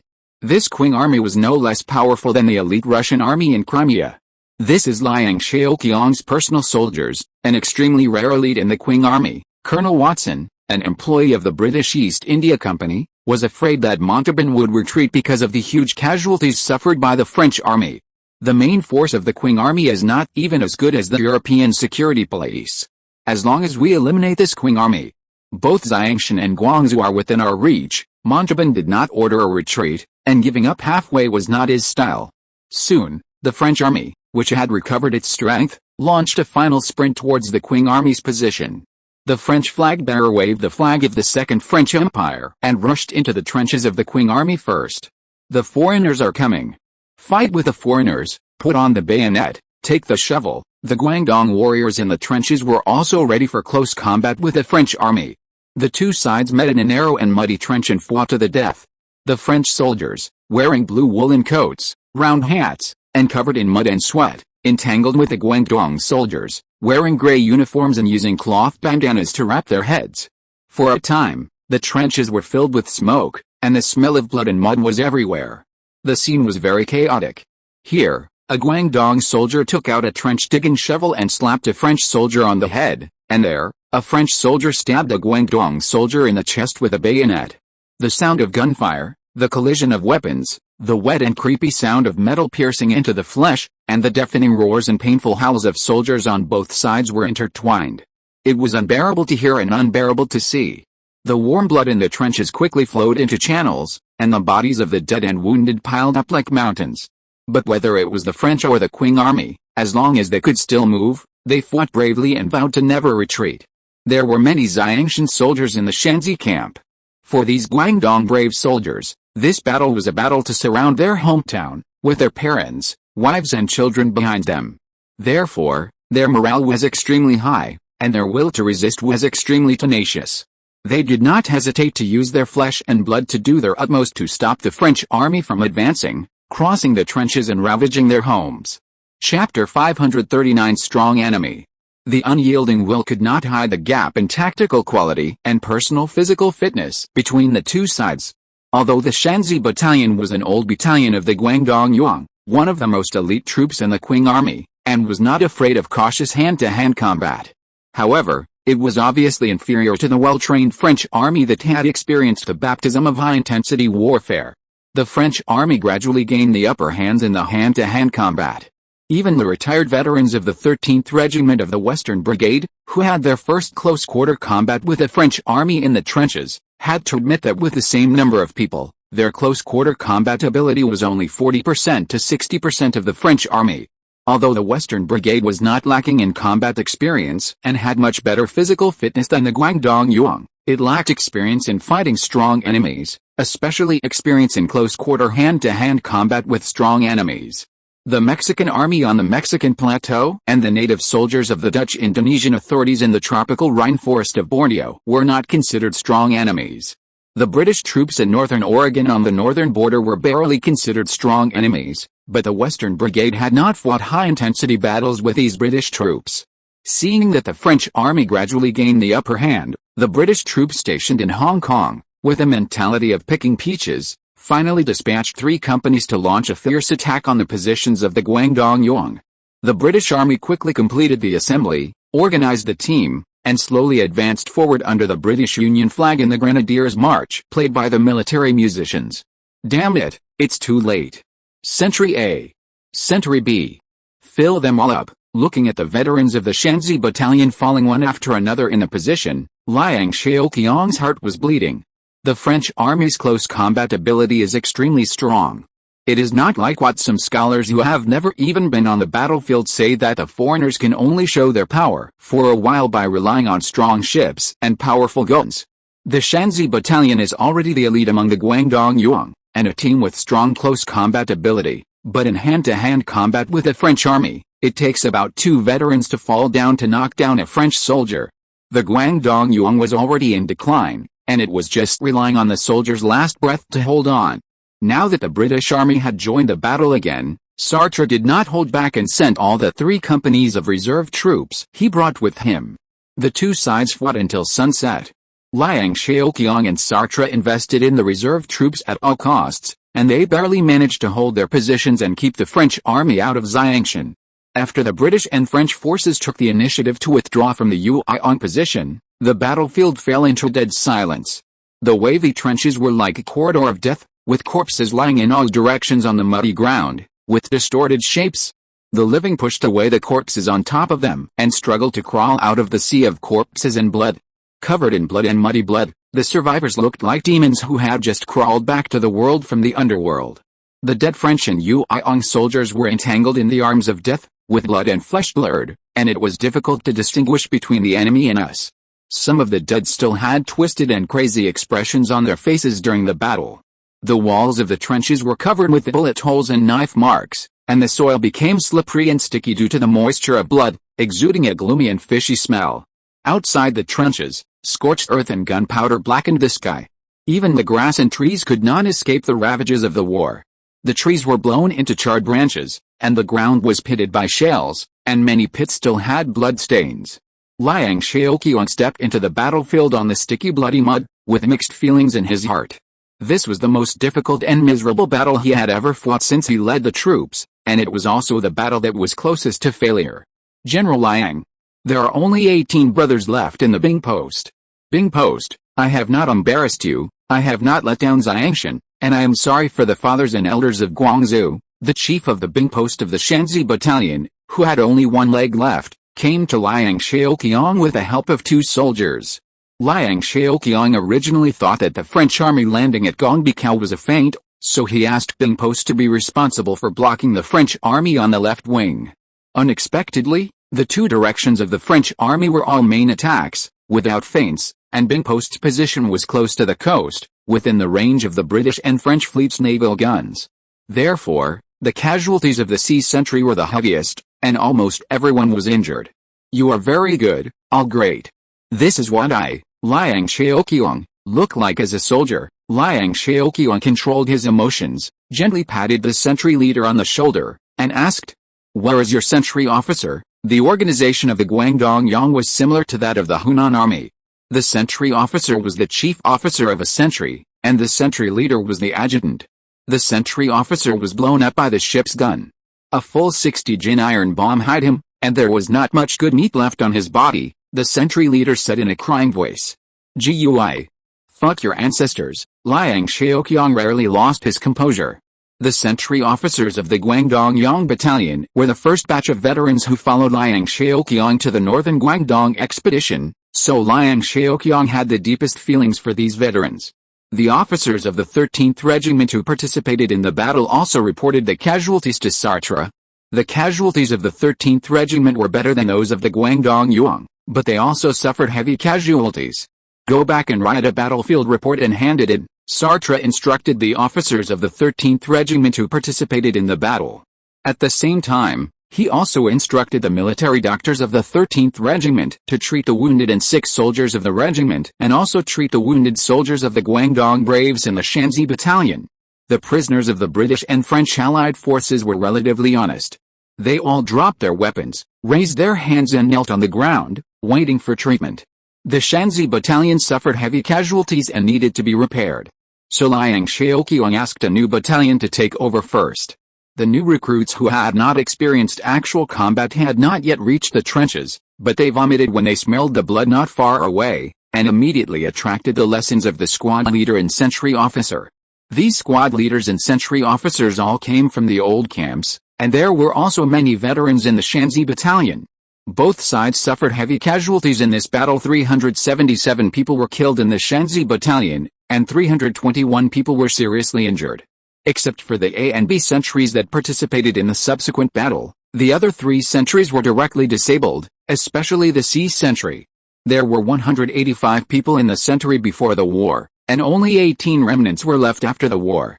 The casualties of the 13th Regiment were not as serious as those of the Shanxi battalion, but it also paid the price of 156 deaths and 141 serious injuries. The French casualties were not light either, with 361 direct deaths and 245 serious injuries that completely lost their combat effectiveness. The British Army benefited from the commander's good observation of the battlefield situation, entering the battlefield last and withdrawing first, so only 54 British soldiers were directly killed and only 42 were seriously injured.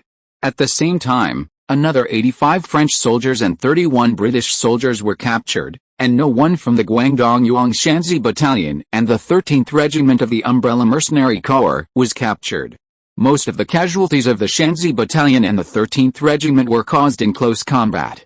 In addition to the relatively small casualties of the British troops stationed in Hong Kong, which were still within the tolerance of the British high-level forces, the other three parties were already seriously injured. Especially the French army, the number of participants in the battle was directly reduced from more than 1,800 to 1,100. As for the Guangdong Yuan, although they suffered more casualties than the French, they were fighting in their homeland after all, and the lost troops were easier to replenish than the French. After the war, the French high-level officials had complaints about the British army, and the Little Manitoban even fought with a British commander. The Little Manitoban believed that if the British troops stationed in Hong Kong had been put into battle earlier, they would have been able to take the position, and they would not have paid such a high price and got nothing in the end. This is also the idea of many French officers, and a rift has already appeared between Britain and France. The heavy casualties of the French army made the French commander-in-chief Manitoban's eyes go dark, and he could not accept it for a while, and even had the idea of withdrawing troops. If he was fighting the Russian army on the Crimean battlefield, he could still accept such casualties. Crimea is relatively close to the French mainland and colonies, and the lost troops are easy to replenish. But in the Far East, such heavy casualties were suffered without any substantial benefits, which was completely unacceptable to Manitoban. If you're listening to this novel on a channel other than Fanfic World, it means they downloaded and uploaded it without effort. We cordially invite you to visit our channel, Mundo Fanfic Novelis. There you'll find the original version of this story and you can explore many other novels of various genres. We're waiting for you to immerse yourself in a world of incredible novels. Chapter 540, Shameless. The new recruits of Guangdong Yuan who were later sent to fill the battlefield endured the physical discomfort and broke off the dog tags on the chests of the fallen comrades, which were things that could prove the identity of these sacrificed comrades. Most of the soldiers who were killed by the shelling had blurred faces and were difficult to identify. Their identities could only be distinguished based on the information on the dog tags. The guns used by the French army were also confiscated. The French army and the two new recruits of Guangdong Yuan used the same type of rifles, and the ammunition was universal. Feng Jianitun, the magistrate of Xiangshan, organized local gentry and civilians to come to the front line to deliver water and food, help clean the battlefield, and continue to build fortifications. The local gentry and people built coffins for these dead soldiers at their own expense and held a grand funeral. Regardless of whether the dead soldiers were from Xiangshan, Cantonese or other provinces, they were treated the same.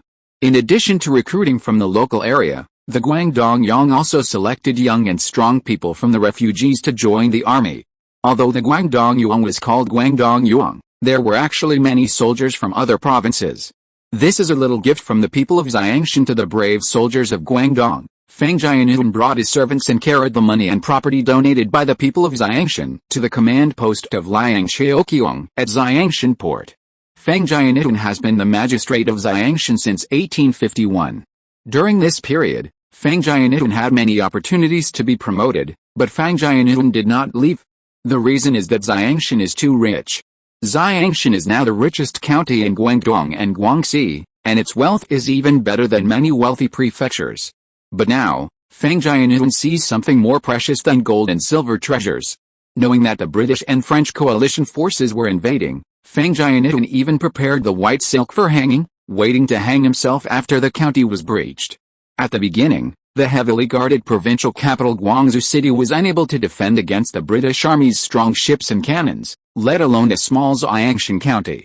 Feng Jianitun did not expect the temporary gathering of the militia to defend Xiangshan, so he arranged for his family to leave the city early and stayed in the county. Unexpectedly, the Guangdong warriors used their flesh and blood to block the foreigners' guns and cannons. The Guangdong warriors are now well-fed, so tell the elders and fellow villagers not to spend money. Liang Zhao declined, but then he thought that this was the kindness of the Xiangshan folks, and it would be a bit inappropriate not to accept it, so he said again. This money can be regarded as the cost of hiring civilians. I have been negligent in the past, and I hope Minister Liang will not take it to heart. I am here to apologize to you. As the parent official of Xiangshan County, Feng owes Minister Liang too much. Feng Jianitun suddenly knelt down to Liang Zhao. Feng Jianitun was a legitimate jinchi, and he spent a lot of money to arrange things.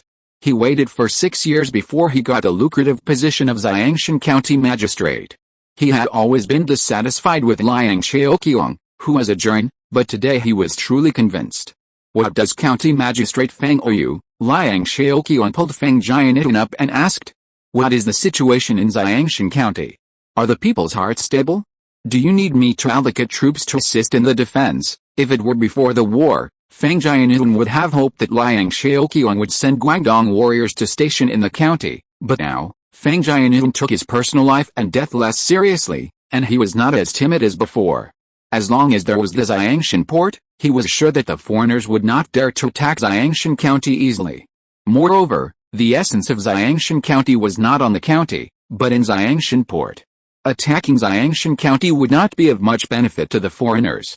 The soldiers and civilians in the county are united and courageous, so Minister Liang does not have to worry.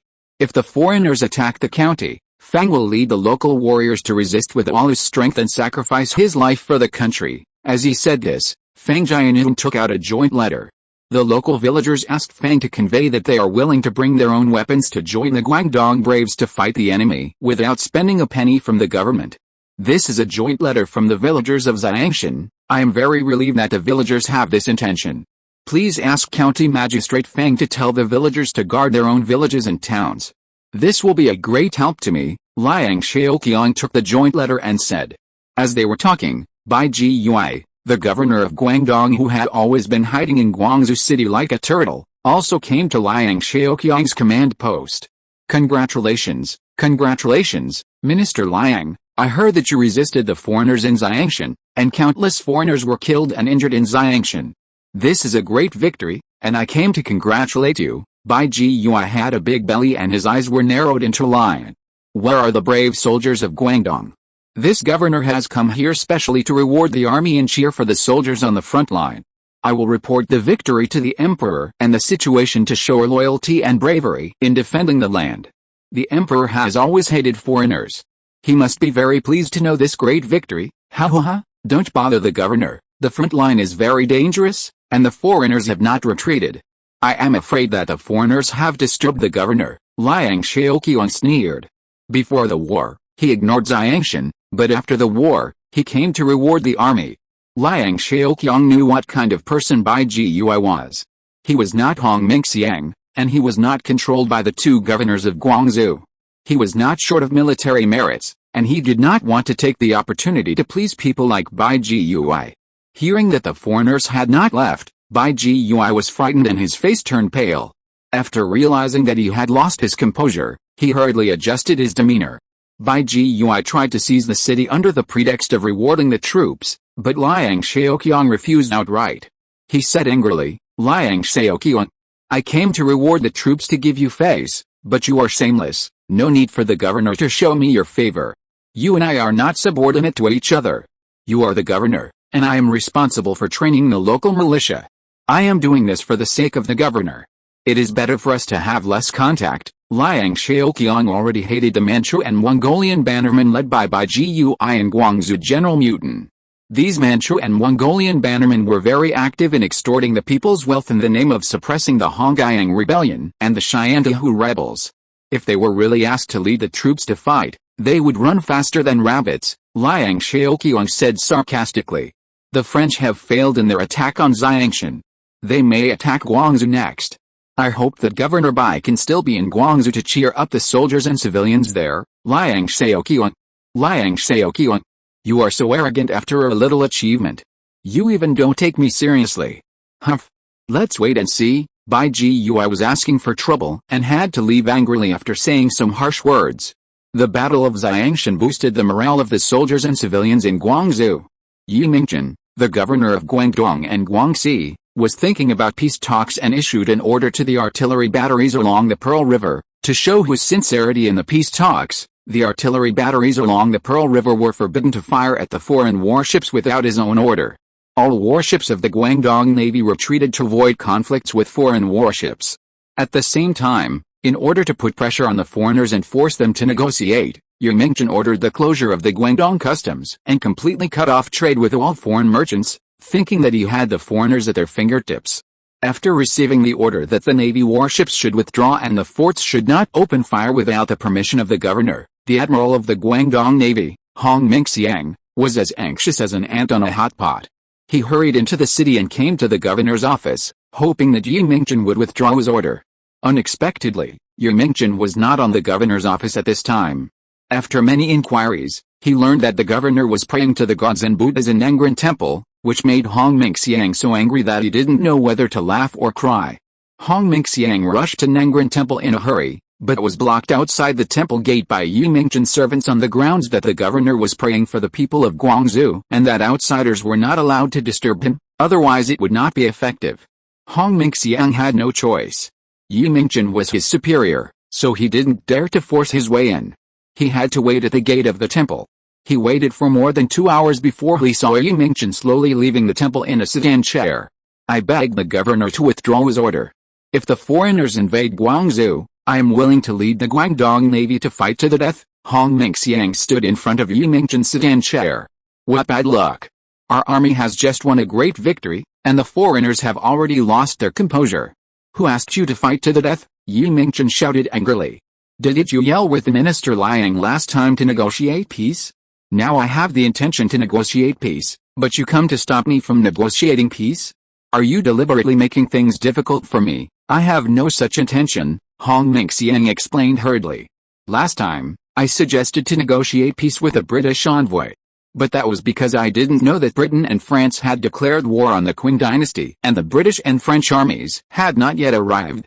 Now that Britain and France have both declared war on the Qing dynasty, and the armies of the two countries have gathered in Hong Kong Island, there is no possibility of peace negotiation. The only way to go is to fight hard. I beg you to think twice. Take back your order, Humph. You have served in the Guangdong Navy for many years. I think you know the consequences of disobeying military orders. Yi Mingchen snorted coldly and ignored Hong Mingxiang. Get the sedan chair. Go back to the mansion. The reports of victory in Guangzhou flew to the Forbidden City in the capital like snowflakes. Sometimes it was 500 enemies killed and 800 captured, and sometimes it was 900 enemies killed and more than 1,000 captured, which made Emperor Xianfeng very happy and personally offered sacrifices to the imperial ancestral temple. He praised Yi Mingchen and Bai Ji as my right-hand men and the two pillars of the south gate of the Qing dynasty. The ministers also took advantage of the situation and flattered Emperor Xianfeng, directly praising him as the ruler of the revival, which was very useful to Emperor Xianfeng. Liang Zhao also submitted a memorial to explain the serious situation in Guangzhou. Emperor Xianfeng naturally thought that Liang Zhao deliberately reported bad news instead of good news in order to ask him for money. When suppressing the Honggang rebellion in Jiangnan, Liang Zhao had repeatedly asked the court for military pay on the grounds that the war was unfavorable. Emperor Xianfeng had always disliked Liang Zhao and used him only when he had no choice. Therefore, Liang Zhao's memorial was selectively ignored by Emperor Xianfeng. Among the powerful people in the Qing dynasty, only Prince Guangyi was still sober and doing practical things. After the foreign cannons purchased from the United States were transported to Dagu, Jardine Maidson and Tongfu Bank requested to go to Dagukao to receive the cannons in person. He also took the initiative to be responsible for supervising the repair of the various artillery platforms at Dagukao and training gunners. Taking advantage of Emperor Xianfeng's happiness, Yi took the opportunity to ask for 500,000 taels of silver to purchase larger caliber artillery ammunition and repair the Dagukao fort.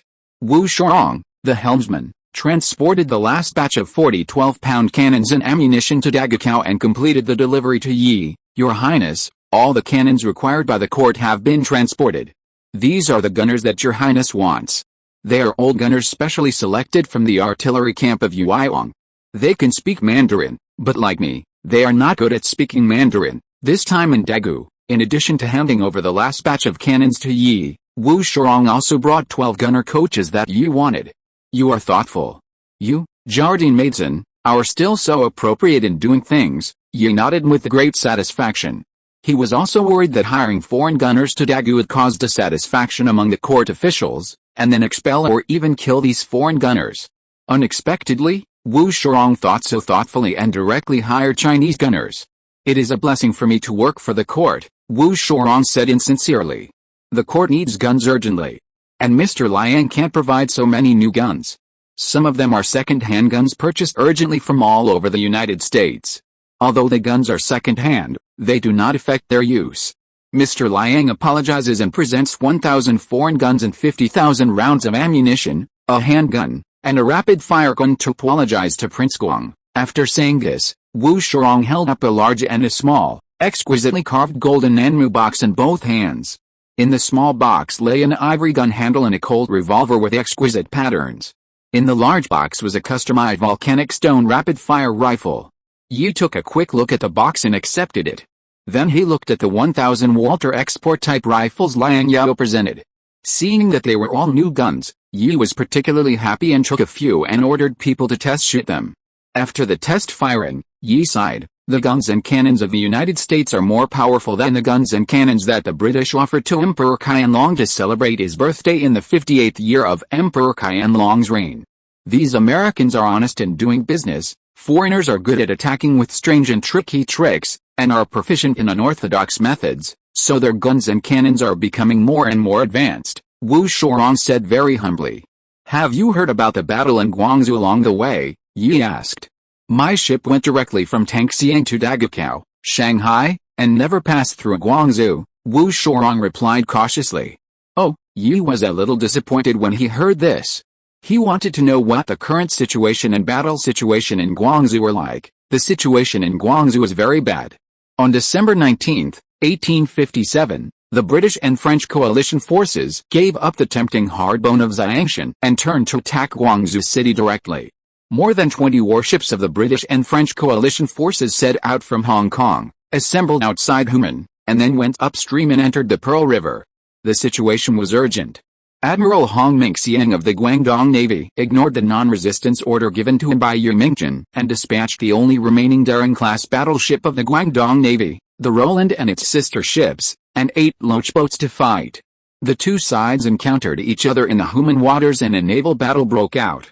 The sea and the sky were connected, vast and boundless, and the sun shone on the rippling sea, reflecting the glittering waves. 11 elite warships of the Guangdong Navy were lined up in the Hunan waterway to prevent the fleet of the British and French coalition forces from entering the Pearl River estuary. The fleet of the British and French coalition forces attacked in 2 waves, and the attack was more layered. Major General Spence, Commander-in-Chief of the British Army in Hong Kong, commanded the battle on the Loyalty steam-hulled wooden battleship with a displacement of more than 4,800 tons. The first wave of warships, led by the Loyalty, included 13 new and old warships, Encounter, Nanking, Hornet, Calcutta, Coromandel, Barracuda, Pearl, Pegasus, Punjab, Plover, and Providence. The second wave of warships was mainly composed of French naval warships. The participating French warships included the flagship Courageous, which had a displacement of nearly 5,000 tons and was equipped with more than 50 large-caliber cannons. The remaining French ships included Gull, Dish, Avalanche, Marceau, Fury, Premier, Dragoon, Quickshooter, Vengeance, North River, and Norzagora, a total of 12 warships. As for the merchant ships and civilian ships requisitioned by Britain and France in Hong Kong, they were not included. The British fleet rushed to the front line, and the French naval fleet acted as a reserve, following the British fleet and ready to fight at any time. Judging from the lineups of both sides, this was destined to be a battle of great disparity in strength. The combined displacement of all the warships of the Guangdong Navy was not even as large as the 2 flagships of Britain and France. The small boats of the Guangdong Navy lined up in a row, facing the Allied warships that were like giant beasts that blocked out the sky. They were as small and powerless as children facing adult villains. A loud noise broke the tranquil sea surface. The first to open fire were the warships of the British fleet. The naval guns made a harsh roar, and flames gushed out. Solid iron lumps shot towards the thin formation of the Guangdong Navy. Chapter 541 If I don't dare to hit the foreigners, I will not dare to hit you? Huge shells whizzed in, and the warships of the Guangdong Navy staggered on the smoke-filled ocean, as if they were about to capsize. The British gunners were extremely skilled in shooting. In the first round of shelling, the Roland was hit by 5 or 6 iron lumps. Fortunately, the Roland's hull was large enough to withstand these iron lumps. The ship only shook significantly after being hit by the solid iron lumps, and the hull itself was not seriously damaged. However, A Loach boat that was hit continuously by the British 64-pound naval gun was not as lucky as the Roland. The huge impact force and explosion directly threw 3 or 5 crew members into the sea, and the entire hull vibrated violently. The wooden boards at the hit point shattered, exposing the twisted beams, and the hull quickly took on water and began to sink. To the surprise of the British, although the Loach boat was severely damaged and almost lost its combat capability, the Guangdong Navy sailors on board did not lower the lifeboat to escape. Instead, they fired back while breaking away from the formation at full speed, swinging left and right like a sharp arrow from a bow and crashing into the British warship formation. Madmen! Madmen! Don't want to die. All the guns of the Pegasus focused their fire on the gunboat that broke away from the Qing Army formation. Stop his suicide attack. Protect the flagship. Seeing that the Qing Army gunboat rushed straight towards their flagship Zhongzhen, the captain of the British frigate Pegasus, who was responsible for protecting the flagship Zhongzhen, immediately ordered to focus fire to sink the desperate Qing Army gunboat. The warships fired cannons continuously, and the shells fired by both sides drew parabolas and intersected in the air. The scene was spectacular. The sea water was splashed by the impact of the shells, forming a water column several meters high. The Qing gunboat that rammed the British flagship shuttled through the water columns, and shells hit the high-speed Loach boat from time to time, but this still did not slow down the speed of the Loach boat. The rest of the Guangdong Navy warships fired at the British warships with tears in their eyes, bidding farewell to this gunboat that was ready to die, and practicing for the comrades on the boat who sacrificed their lives. The gunboat was ultimately unable to complete its feat. Under the successive ravages of the British 64-pound, 32-pound, 24-pound, 18-pound, and 12-pound naval guns, the main structure of the hull broke and sank. Although this brave and fearless Loach boat failed to directly sink the British ship, it attracted the firepower of the British warships and bought some precious time for other warships of the Navy. The British and French coalition forces who witnessed this scene were moved and stood in order. The Guangdong Navy's flagship, the Weihun-class battleship, hit a British cruiser named Pearl in succession after 2 rounds of calibration firing. A shell hit the ammunition room on the Pearl and successfully ignited it. The cruiser with a displacement of more than 2,000 tons quickly caught fire, and the fire quickly spread to other cabins. The crew on the Pearl had to stop fighting, struggling to put out the fire while withdrawing from the battlefield. The Guangdong Navy did not let the Pearl go. Hong Mingxiang, who was in command in person, ordered the British ship on fire to be sunk. Even if the Guangdong Navy fleet was annihilated here today, he would take a scapegoat before he died and sink a British warship to let the British know the pain. In the 16 years since the Southeast Campaign, British warships and smuggling ships have been more convenient to enter and exit the Pearl River estuary than to enter and exit the Jingao of Yaoji. He couldn't swallow this breath of anger. Hong Mingxiang set an example by leading the flagship to withstand the bombardment of other British ships and desperately pour ammunition on the Pearl. Shell after shell hit the side of the Pearl fiercely, and the Pearl's hull was about to tip over. One after another violent vibrations shook the crew to the ground, and the British sailors on the Pearl staggered on the deck. Some were shaken to fall, and some were hit by flying fragments, and blood was sprinkled on the deck like raindrops. The wooden boards on the side of the ship were torn by shells, and huge holes appeared in the hull. The seawater rushed in, and the Pearl was in chaos. The crew hurriedly blocked the leaking holes with clothes, canvas and everything they could reach, but the water was turbulent and their efforts were in vain. The captain of the Pearl shouted hard at the bow to give orders, but his orders could hardly be conveyed in the chaos. The sound of shells exploding continued to sound, and the fierce gunfire and the groans of the wounded echoed in his ears, making him dizzy. Seeing that the fire on the ship was getting bigger and bigger, and the leakage was getting more and more serious, the captain of the Pearl could only order to abandon the ship and escape. The Pearl became the first second-class battleship lost by the British Royal Navy in the Far East since 1841, and it was also the greatest maritime victory achieved by the Qing Army since the 2 Fashao-Gao Wars. Although one British ship was sunk, the situation of the Guangdong Navy was not optimistic. The British gunners were extremely skilled. During the bombardment, 3 Loach ships of the Guangdong Navy sank directly. The Roland was seriously injured, and Hong Mingxiang's Bold-class flagship was moderately injured. The remaining warships were more or less injured. The slowly sinking Pearl greatly boosted the morale of the officers and soldiers of the Guangdong Navy. Hong Mingxiang ordered to fight and retreat, trying to bring the British ships into the range of the Human fort. It is hoped that the coastal defense guns will make up for the gap in maritime strength and kill the British fleet to the maximum extent. In order to lure the British warships into the trap, Hong Mengxiang even risked lowering the 2 rows of chains set up at the Human Gate. Major General Spence saw through the intentions of the Guangdong Navy, but he did not kill them and did not pursue the Guangdong Navy, which had already suffered heavy losses. Spence's goal was not to destroy the Guangdong Navy fleet, but to capture Guangzhou. The commanders of the British and French armies knew that in order to capture Guangzhou, they had to remove the Human Fort Group, which was a thorn in their eyes and a thorn in their flesh. The Guangdong Navy fleet, which had been crippled, was only a secondary target.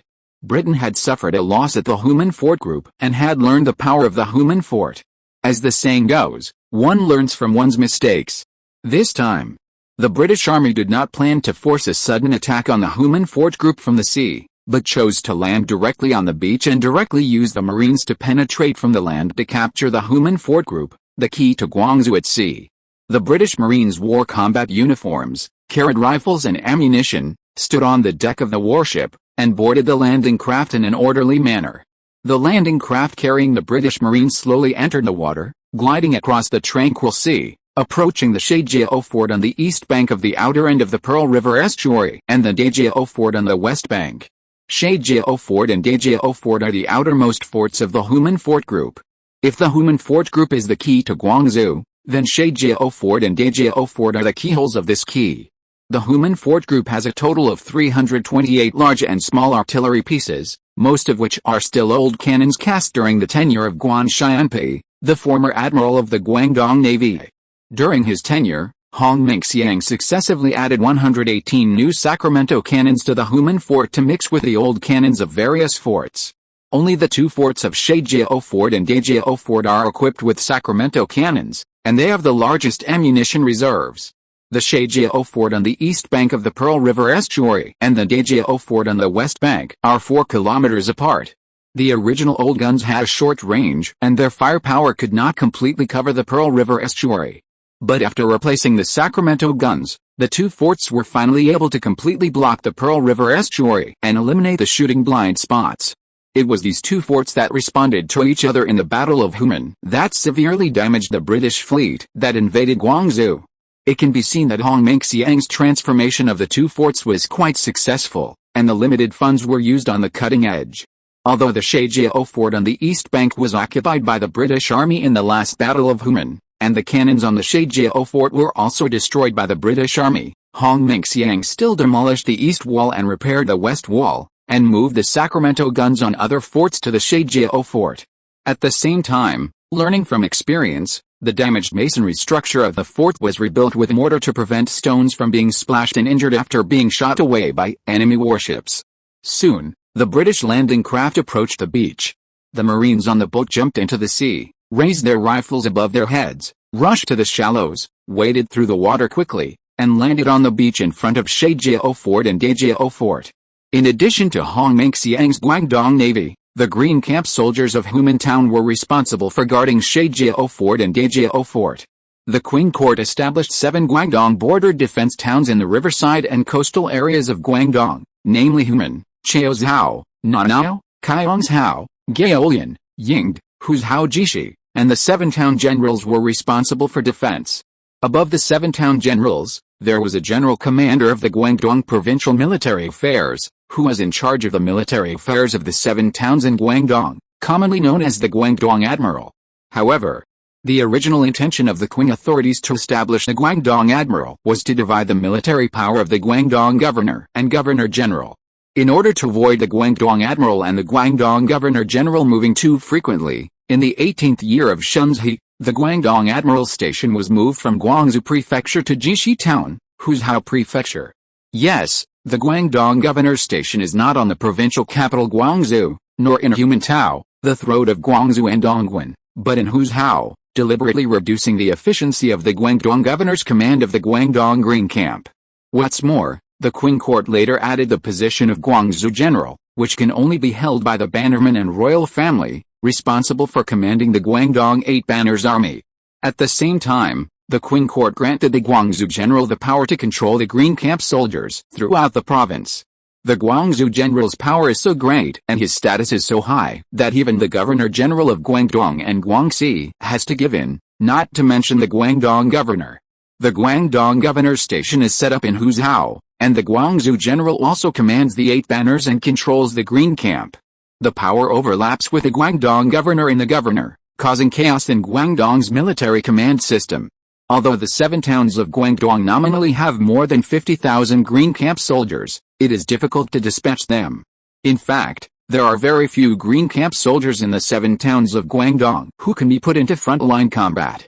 During the First Fushaogao War, the Qing army claimed to have 800,000 troops, but in fact, there were 800,000, about 200,000 8-banner soldiers and about 600,000 Green Camp soldiers, but the Qing army's professionalism was shockingly low. The total number of British troops involved in the war did not exceed 20,000. The strength of the two sides seemed to be very different, but the Qing army was dispersed.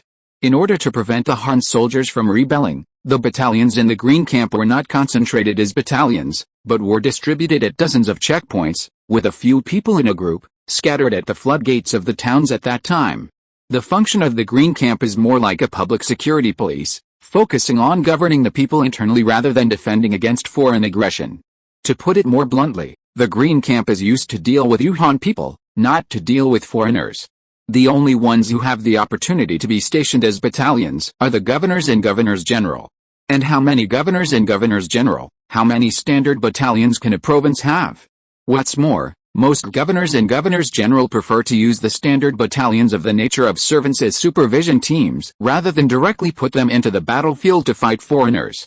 Therefore, in each battle, the British Army did not have a big disadvantage in terms of manpower. When the Green Camp soldiers of Humantown saw that the British Army had already landed, facing the few 500 or 600 British troops who had just landed, the first thing that the Green Camp soldiers of Humantown, from Liu Yongcheng, the general soldier, to the guards and the remaining soldiers, thought of was not to attack the British landing troops halfway before they had completed the formation, but to run north without looking back, directly exposing the Guangdong Navy artillery on Shaijiao Fort and Daijiao Fort to the guns of the British landing troops. As soon as the Green Camp soldiers of Humantown ran away, the Navy artillery on Shaijiao Fort and Daijiao Fort instantly split, and people's hearts were floating. Hong Mingxiang, who had just commanded the naval battle ashore, was about to go to Human Fort for inspection and personally sat in Human Fort when he learned that the Green Camp soldiers of Humantown had been defeated. Hong Mingxiang didn't care about his old age and physical and mental fatigue, and hurriedly led the standard battalion to the Shaijiao Fort, and ordered his adjutant Kang Ens to lead another battalion to support the Daijiao Fort. On the way, Hong Mingxiang couldn't stop the scattered Green Camp soldiers, and couldn't kill them all. He killed more than 30 deserters in a row, but it didn't stop the Green Camp soldiers of Humantown from fleeing. Liu Yongcheng. As the general of Humantown, how can you escape from the battlefield? Hong Mingxiang recognized Liu Yongcheng, the general of Humantown, who was fleeing north in a panic with the standard soldiers, and he blocked Liu Yongcheng's way. General Hong, I call you general because I respect that you are a higher official than me. I am under the command of the Guangdong admiral, not your navy. I have been here with my troops for half a month, and I am worthy of the court and you.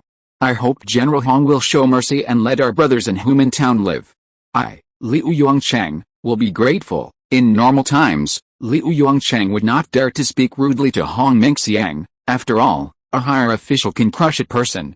Although the Green Camp in Humantown is not under the command of Hong Mingxiang is the admiral after all.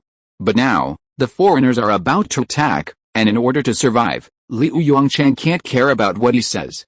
How dare you? Seeing the urgency of the situation and Liu Yongcheng's rude words, Hong Mingxiang was furious, so he pulled out the Colt 6-shot revolver and shot Liu Yongcheng directly, and then shouted at Liu Yongcheng's servants. If anything goes wrong at Human Fort, Guangzhou City will be difficult to defend. If Guangzhou City cannot be defended, I, Hong Mingxiang, and all of you will lose our heads. If you want to survive, follow me back to Shaijiao Fort. I will let bygones be bygones for what happened today. Hong Mingxiang did not intimidate Liu Yongcheng's servants. As soon as Liu Yongcheng died, his servants were in an uproar. He killed General Liu. We only listened to General Liu. General Liu asked us to move into Guangzhou City, recuperate and fight the foreigners again. Yes. Enter Guangzhou City. We are entering Guangzhou City on the order of General Liu. The law cannot hold everyone responsible. I don't believe that the court can kill all the Green Camp soldiers in Guangdong. Guarding the Human fort is the job of your navy, not our army. Yes. Why should our army guard the fort? Damn sailors, if you stand in my way again, don't blame me for turning against you. If you take another step back, don't blame me for being ruthless. Hong Mingxiang and his naval soldiers pointed their guns at the Green Camp defeated soldiers in Human town. Just as the Green Camp soldiers who were blocked were hesitant, a servant of Li Yongchang stood up and shouted, "Brothers, don't listen to him. Going back to Sheijiao Fort now is to die. Damn it, I'm afraid of foreigners and dare not fight the foreign soldiers." "Don't I dare to fight you, the water monkeys of the Navy?" Liu Yongchang's servants responded one after another, showing their weapons and fighting with Hong Mingxiang's soldiers. Hong Mingxiang felt extremely chilled. In order not to delay the rescue of Sheijiao Fort, he had no choice but to let the fleeing Green Camp soldiers of Human town go. General. It's not good. The foreign soldiers have attacked Sheijiao Fort. The personal soldier who came down from the lookout tower reported to Hong Mingxiang with a horrified face. People die and birds fly up to the sky. Follow me to kill Sheijiao Fort and drive the foreign soldiers into the sea. Hong Mingxiang, who is already 70 years old, rushed to Sheijiao Fort not far away with a knife. None of the more than 500 standard bearers of Admiral Hong Mingxiang's standard camp retreated. They followed the footsteps of the veteran and rushed to the Sheijiao Fort without hesitation. Although the admiral of the Guangdong Navy controlled the sailors of 5 towns, Yangjiang, Jishi, Kaiyongzhao, Bihai, and Nanao, he directly commanded the 5 battalions of the middle, left, right, front, and back. He indirectly commanded 36 battalions of the provincial navy, with 2 lieutenants, 3 guerrillas, 9 commanders, 4 deputy generals, 13 central army garrisons, 33,000 generals, 59 battalions, 94 external commissioners, and 65 additional external commissioners. All these together can reach tens of thousands of soldiers. But these are all data on paper and in theory. The Qing court would not allow any Han general to have the power to dispatch tens of thousands of Green Camp soldiers. Hong Mingxiang could only directly dispatch 5 battalions of more than 2,000 people during the war. Among these 5 battalions, only his standard battalion was the most capable. In addition, the Guangdong Navy had already suffered heavy losses in the last Battle of Human, and some new soldiers were added. Now the combat effectiveness of the Guangdong Navy is still discounted. Hong Mingxiang took the lead and led the standard soldiers of the standard battalion to the Sheijiao Fort. He fired all the bullets in his revolver in one breath, and killed 3 British soldiers who were caught off guard in hand-to-hand combat with the Navy artillery. The British Army expected that there would be Qing troops who dared to come back, and they were caught off guard and did not react. Hong Mingxiang was about to continue reloading, and some of the British soldiers who reacted quickly had come to their senses. More than 30 British soldiers who had lined up raised their guns and fired in the direction of Hong Mingxiang. The servants around Hong Mingxiang were quick-eyed and fast-footed, and blocked the British bullets for Hong Mingxiang. After the British fired a volley, they rushed up with their bayonets shining brightly. Dozens of surviving standard soldiers around Hong Mingxiang responded with a volley of volleys from the British. The distance between the two sides was only 80 to 90 meters. After a round of volleys, more than 30 British soldiers fell down in an instant. The remaining British soldiers did not retreat, but roared and rushed up under the command of the sergeant. The two sides then fought together. After all, Hong Mingxiang was over 70 years old, and half of his body was about to be buried in the ground. His physical strength was really limited. After a while of fighting, his physical strength gradually became exhausted. He leaned on the gun platform with a knife and gasped. Chapter 542 American Plenipotentiary Envoy. Hong Mingxiang led the battalion to kill with bloodshot eyes. With a passion, they even drove the exhausted British Marines off the Sheijiao Fort for a short time. But God did not favor them. Seeing that the British Marines could not take the fort after a long attack, the French sent reinforcements to land and support the British. General. The French are coming. The brothers are covering your retreat, please withdraw. The Guangdong Navy cannot do without you. As long as you are here, the Guangdong Navy will be here. The battalion officer of the Navy Admiral's battalion saw the French army rushing up the Sheijiao Fort like a tide, knowing that it was only a matter of time before the Sheijiao Fort fell. He knelt on one knee with tears in his eyes and begged Hong Mingxiang to withdraw from the fort. He was willing to cover your retreat. Hong Mingxiang stood up and looked around at the more than 200 loyal and brave men on the Shijiao fort, revealing a gratified smile. I have been a soldier all my life, and having soldiers like you is enough to comfort me. I am willing to die with you. The more than 200 remaining soldiers of the standard camp shouted earth-shakingly. Looking at the standard bearers who were brave enough to die, the broken Shijiao fort, and the bodies of the sailors scattered all over the ground, Hong Mingxiang could no longer control his emotions. He looked up to the sky and howled, questioning the heavens. Why? Why? Shut up the army gate.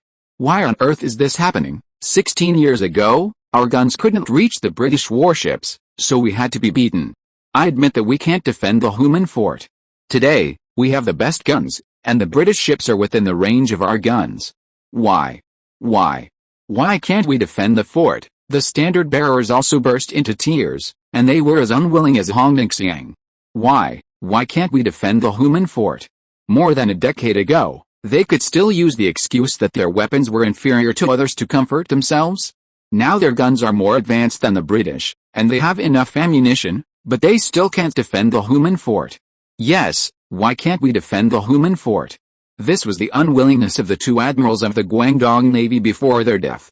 Hong Mingxiang stroked the still warm Sacramento cannon and sighed, "What a great cannon, what a great artillery position. Why did God let me lose so badly? So miserably? My heart is bleeding from the defeat." General Hong, the remaining soldiers of the Dubao battalion hugged each other and cried. No one wanted to lose so badly, so miserably.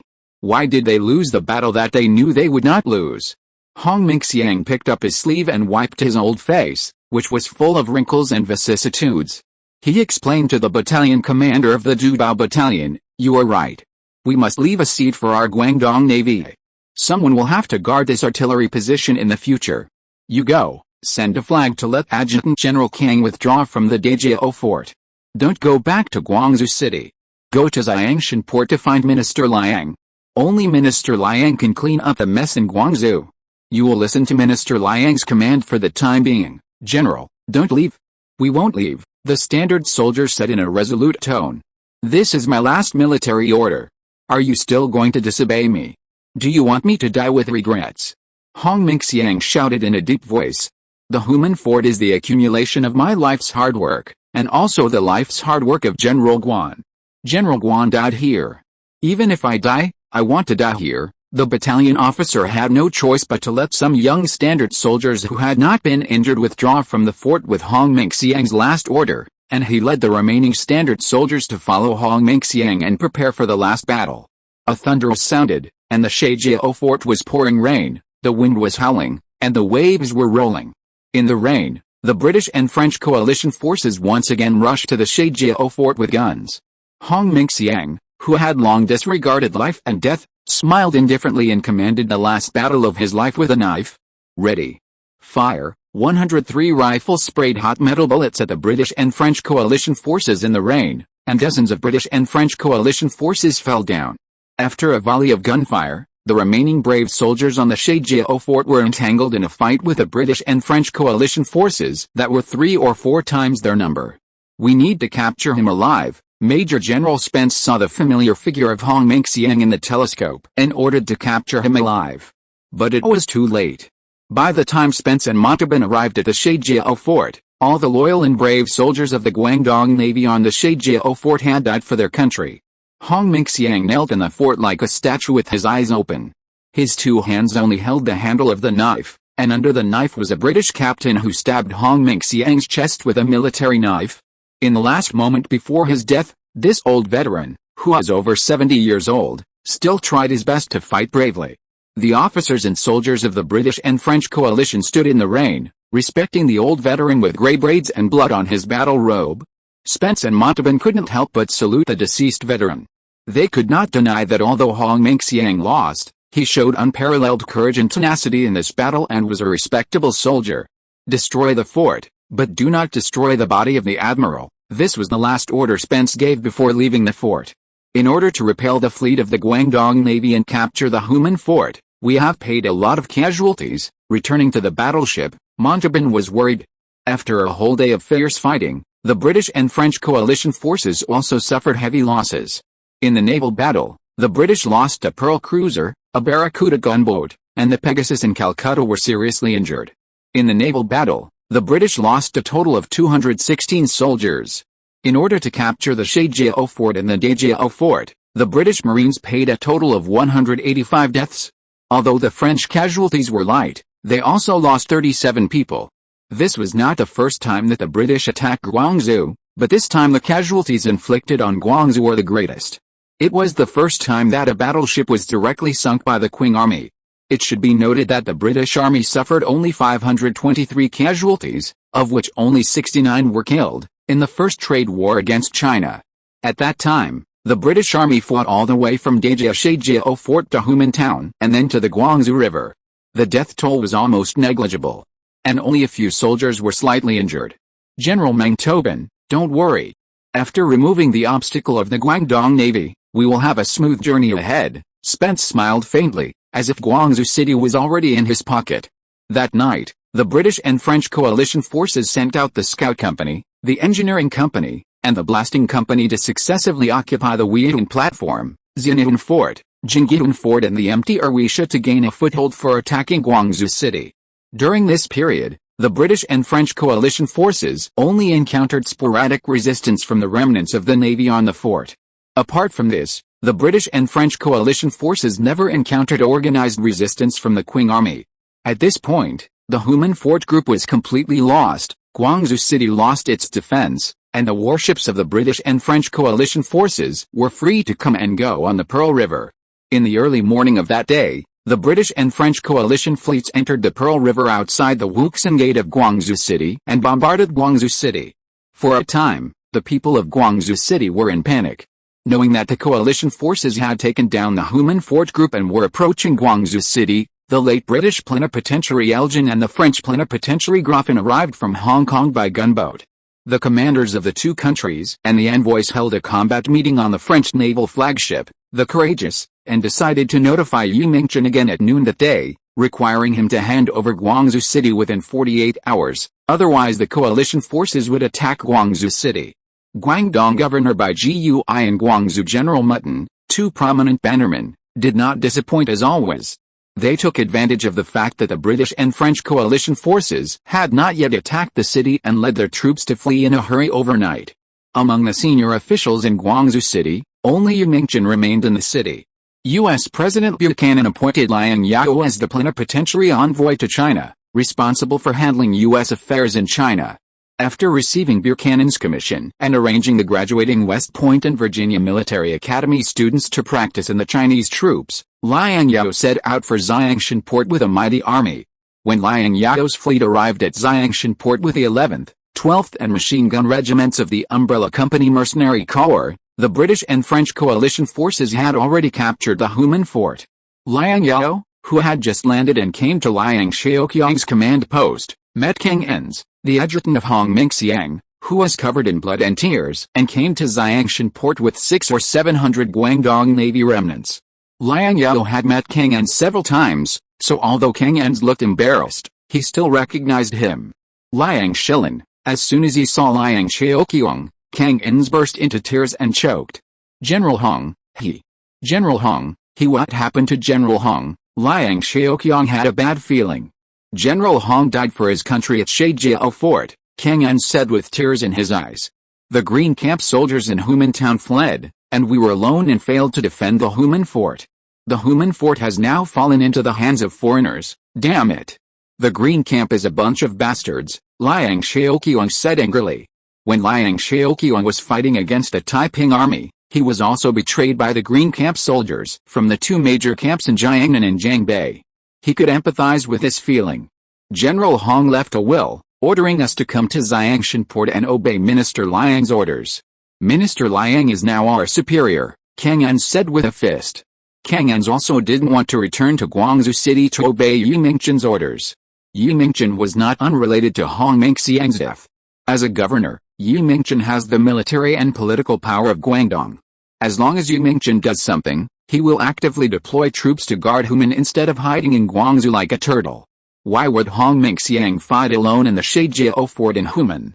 The Guangdong Navy obeyed Liang Zhaoqiang's orders and did not conform to the rules, but Liang Zhaoqiang was not a pedantic person. He also wanted to save the last blood of the Guangdong Navy for Hong Mingxiang and fulfill the last wish of this old friend. If these remnants of the Guangdong Navy were driven into Guangzhou, God knows what kind of tricks Yi Mingchen, this weirdo, would come up with. Liang Zhao was also very emotional when he learned that Hong Mingxiang had died in the battle. He had also fought side by side with Hong Mingxiang, and they were considered comrades in arms. The two fought the Dutch together in Nanyang. Hong Mingxiang is also one of the few officials in Guangdong and even the whole country who are doing practical things. If it weren't for Hong Mingxiang's many years of operation, I'm afraid the Qing authorities would not even have the fig leaf of the Battle of Human.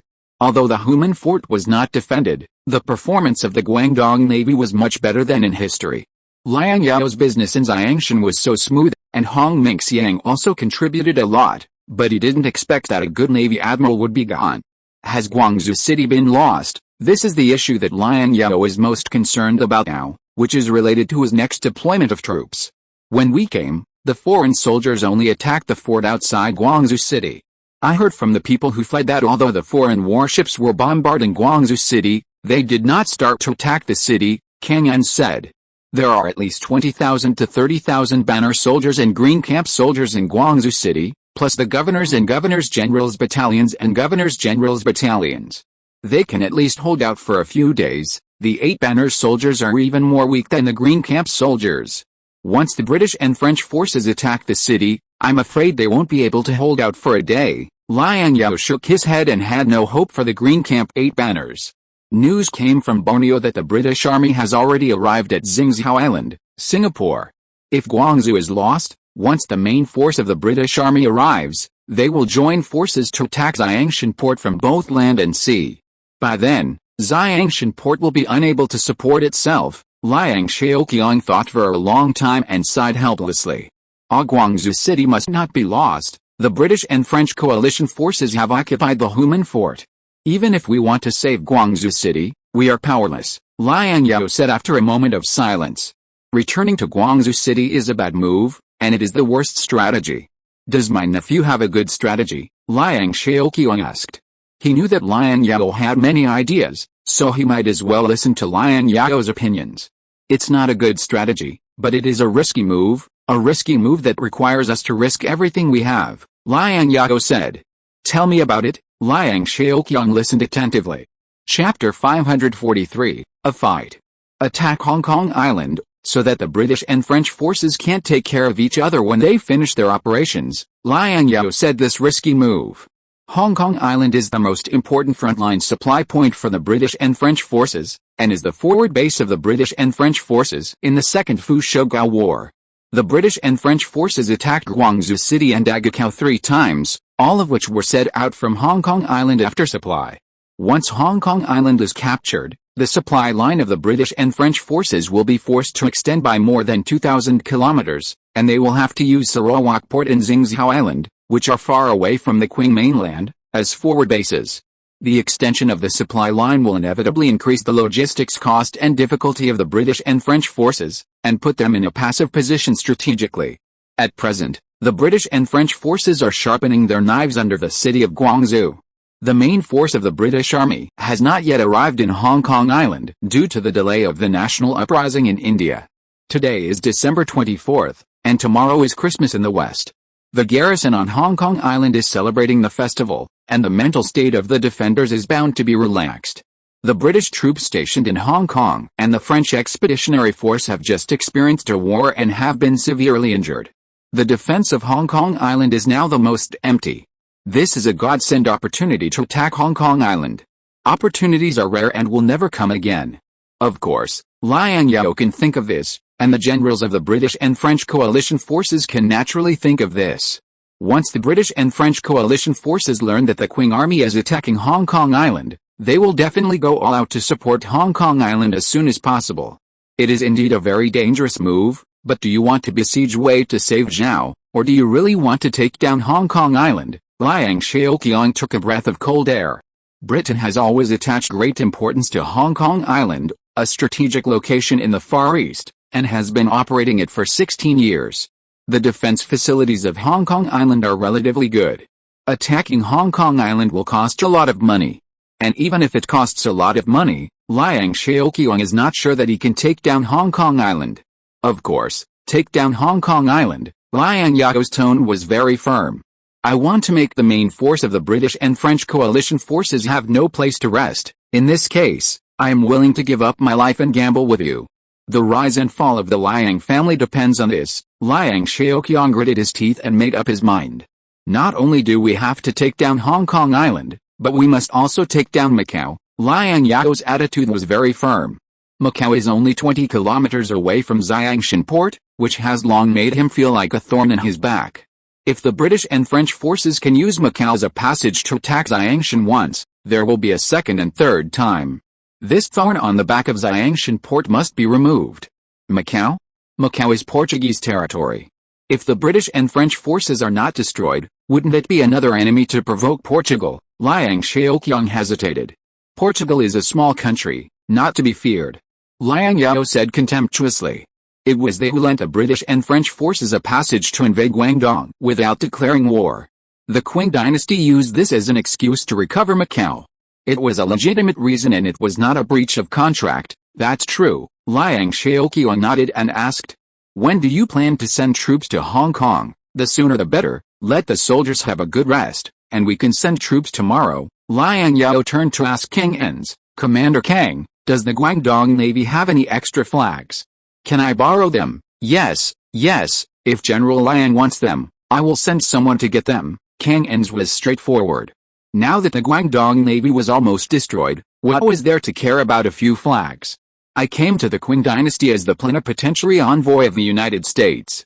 Don't call me general anymore, especially in front of foreigners. Just call me Special Envoy Liang. Liang Zhao coughed dryly and reminded Liang Zhao, Uncle, you and my fleet, the 11th and 12th Infantry Regiments, and the Machine Gun Regiment should also sign an employment contract. It's just a contract. You and I are both Liang family members. It's nothing more than a matter of transferring money from one hand to the other. Liang Zhao smiled. Since we are a family, you have to take out all your assets this time. Don't hide them. Liang Zhao also smiled. The Liang family has many spies in Hong Kong Island. According to the intelligence sent back by the spies, the defense of Hong Kong Island is indeed very empty as Liang Zhao expected.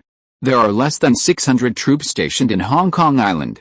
Except for the Pegasus in Calcutta, which were seriously injured in the daytime naval battle and were repaired in the shipyard of Hong Kong Island, there are only 6 warships left in Hong Kong Island. Among them, the 4 warships left by the British Army in Hong Kong Island are the Doomsday sailing warship Scout, which was launched in 1856, with 3 gun decks, 90 guns and a displacement of 2,187 tons. This is a relatively new second-level sailing battleship in good condition. It is also the flagship of the British warship stationed in Hong Kong Island. Another large ship was the Sedition, a sailing warship built in 1834 with a double-deck gun deck, 40 guns and a displacement of 1,622 tons. According to the standards of the British Royal Navy, this edition could only be barely regarded as a third-class sailing battleship. The other 2 were the Ratchler, a 5th-class sailing cruiser built in 1843 with 13 guns and a displacement of 888 tons, and the Mallard gunboat built in 1847 with 4 guns and a displacement of 455 tons. The 2 French ships left behind in Hong Kong Island were the Rocket gunboat with 6 guns and the Marceau gunboat with 8 guns. The British and French warships left behind in Hong Kong Island were either old sailing warships or small gunboats. Liang Zhao couldn't help but sigh when he saw it. It was really a godsend. At the same time, he couldn't help thinking how much the British and French coalition forces looked down on the Qing army. They were so bold that they left a few broken ships to guard the important logistics base of Hong Kong Island. The British ships that stayed behind were all warships stationed in Hong Kong all year round, so the information collected was very comprehensive. Not only was the year of construction clear, but even the displacement when it was launched could be accurate to the single digit. The Liang family's spies in Hong Kong Island did a very good job of intelligence work. As for the 2 French ships, since they had just arrived in Hong Kong Island, the information collected was relatively limited, but it was harmless. The British and French coalition forces were so bold to drop their main battleships into the Pearl River outside Guangzhou City, and they must have expected that the Qing army would not dare to attack Hong Kong Island. The Qing army did not dare to fight, but it was a pity that Liang, was not a Qing army. Liang Zhao sneered in his heart. How to attack Hong Kong Island? The army of Zhao during World War II had already demonstrated it once, landing from Tycoon City, and then dividing and encircling the entire Hong Kong Island.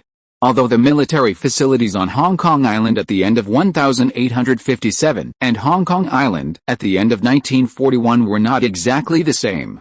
But Hong Kong Island has taken shape after 16 years of operation by the British. The earliest developed area of Hong Kong Island was Victoria City, which is the central area in later generations.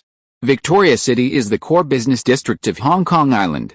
The urban area of Hong Kong Island is centered on Victoria City and expands horizontally on the flat land on the south bank of Victoria Harbour. The port facilities of Hong Kong Island, including coastal defense batteries, are mostly concentrated in the docks in the north of Victoria City, and warships are also anchored here. There are few British soldiers stationed in Hong Kong, and it is not impossible to attack from here, but the casualties will definitely be large. This plan was first ruled out by Liang Zhao, who brought elite soldiers instead of a cannon fodder. Liang Zhao's idea coincided with the commander of Zhao, and he chose Tycoon City in the eastern district of Hong Kong Island as the landing site. Of course, this place was not called Tycoon City at this time, but Tycoon Village. There are many advantages to choosing Tycoon Village as the landing site. The first advantage is that there are scattered civilian docks and small docks here, where small ships can be directly moored, and it is convenient to transport military supplies. The second advantage is that this is a gathering place for Chinese boatmen, porters, coolies and fishermen. To put it bluntly, it is a slum. Without British people living here, the resistance to landing will be much smaller. These bitter people in the Tycoon area may not help you, but they will definitely not dare to stop you from landing. The third advantage is that once the landing is established, the army can directly move westward along the ready-made roads along the coastal plains and directly attack the Victoria City area. In addition, Liang Zhao and Sutter also finalized another landing point, Shawan in the west of Hong Kong Island. At this time, the British Hong Kong authorities had not yet built a fortress on Mount Davis, so it was safe to land in Shawan. Liang Zhao planned to let some artillery land from Shawan, and then carry artillery to the commanding heights of Cheeky Mountain behind Victoria City, and set up field artillery to bombard Victoria City, first to distract the British Army's attention from the attacking Marines in the direction of Tycoon Village, and second to catch the British Army in the city by surprise, forcing the British Army in Victoria City to descend quickly. Liang Zhao brought 2 Pioneer-class ironclad ships this time, one of which was the prototype ship Pioneer, and the other was the sister ship of the same class, Home, which had just been launched. There were also 28 Bold-class frigates and 18 Loach-class gunboats. This is all his assets at sea. The main force of the British Navy has not arrived. Facing the British and French fleet that has just experienced a war, on paper, Liang Zhao's umbrella fleet is not inferior. This is the first time that Liang Zhao has fought such a rich naval battle. Liang Zhao temporarily divided the fleet into 2. One is the Pearl River Fleet, with the flagship of the Home ironclad, 18 Bold-class frigates and 5 Loach-class gunboats under its jurisdiction, responsible for blocking the mouth of the Pearl River and blocking the British and French coalition forces and their fleets under the city of Guangzhou from returning to Hong Kong Island. The second is the Hong Kong Island Fleet, with the flagship of the Pioneer ironclad, 10 Bold-class frigates and 13 Loach-class gunboats under its jurisdiction, responsible for clearing out the British and French warships left behind in Hong Kong Island and covering the landing troops to land and fight on the island. Liang Zhao also has a Bold-class and 6 Loach-class gunboats in Zhangshan port, which had been suppressed in the port by the British and French fleet before and had no chance to fight. Liang Zhao hoped that Liang Zhao's umbrella fleet could bring his navy to play dungeons and accumulate some practical experience. Liang Zhao agreed and incorporated Liang Zhao's navy into the Hong Kong fleet. After making these arrangements, Liang Zhao called Liang Zai, the trainee deputy commander of the artillery regiment. Liang Zai is Liang Zhao's son, Liang Zhao's cousin. In 1851, Liang Zhao sent him to the east for further studies. Later, he was admitted to the artillery department of the Virginia Military Academy and became the first military academy student on the West Coast who received systematic military training. The children of the Liang family finally have someone available.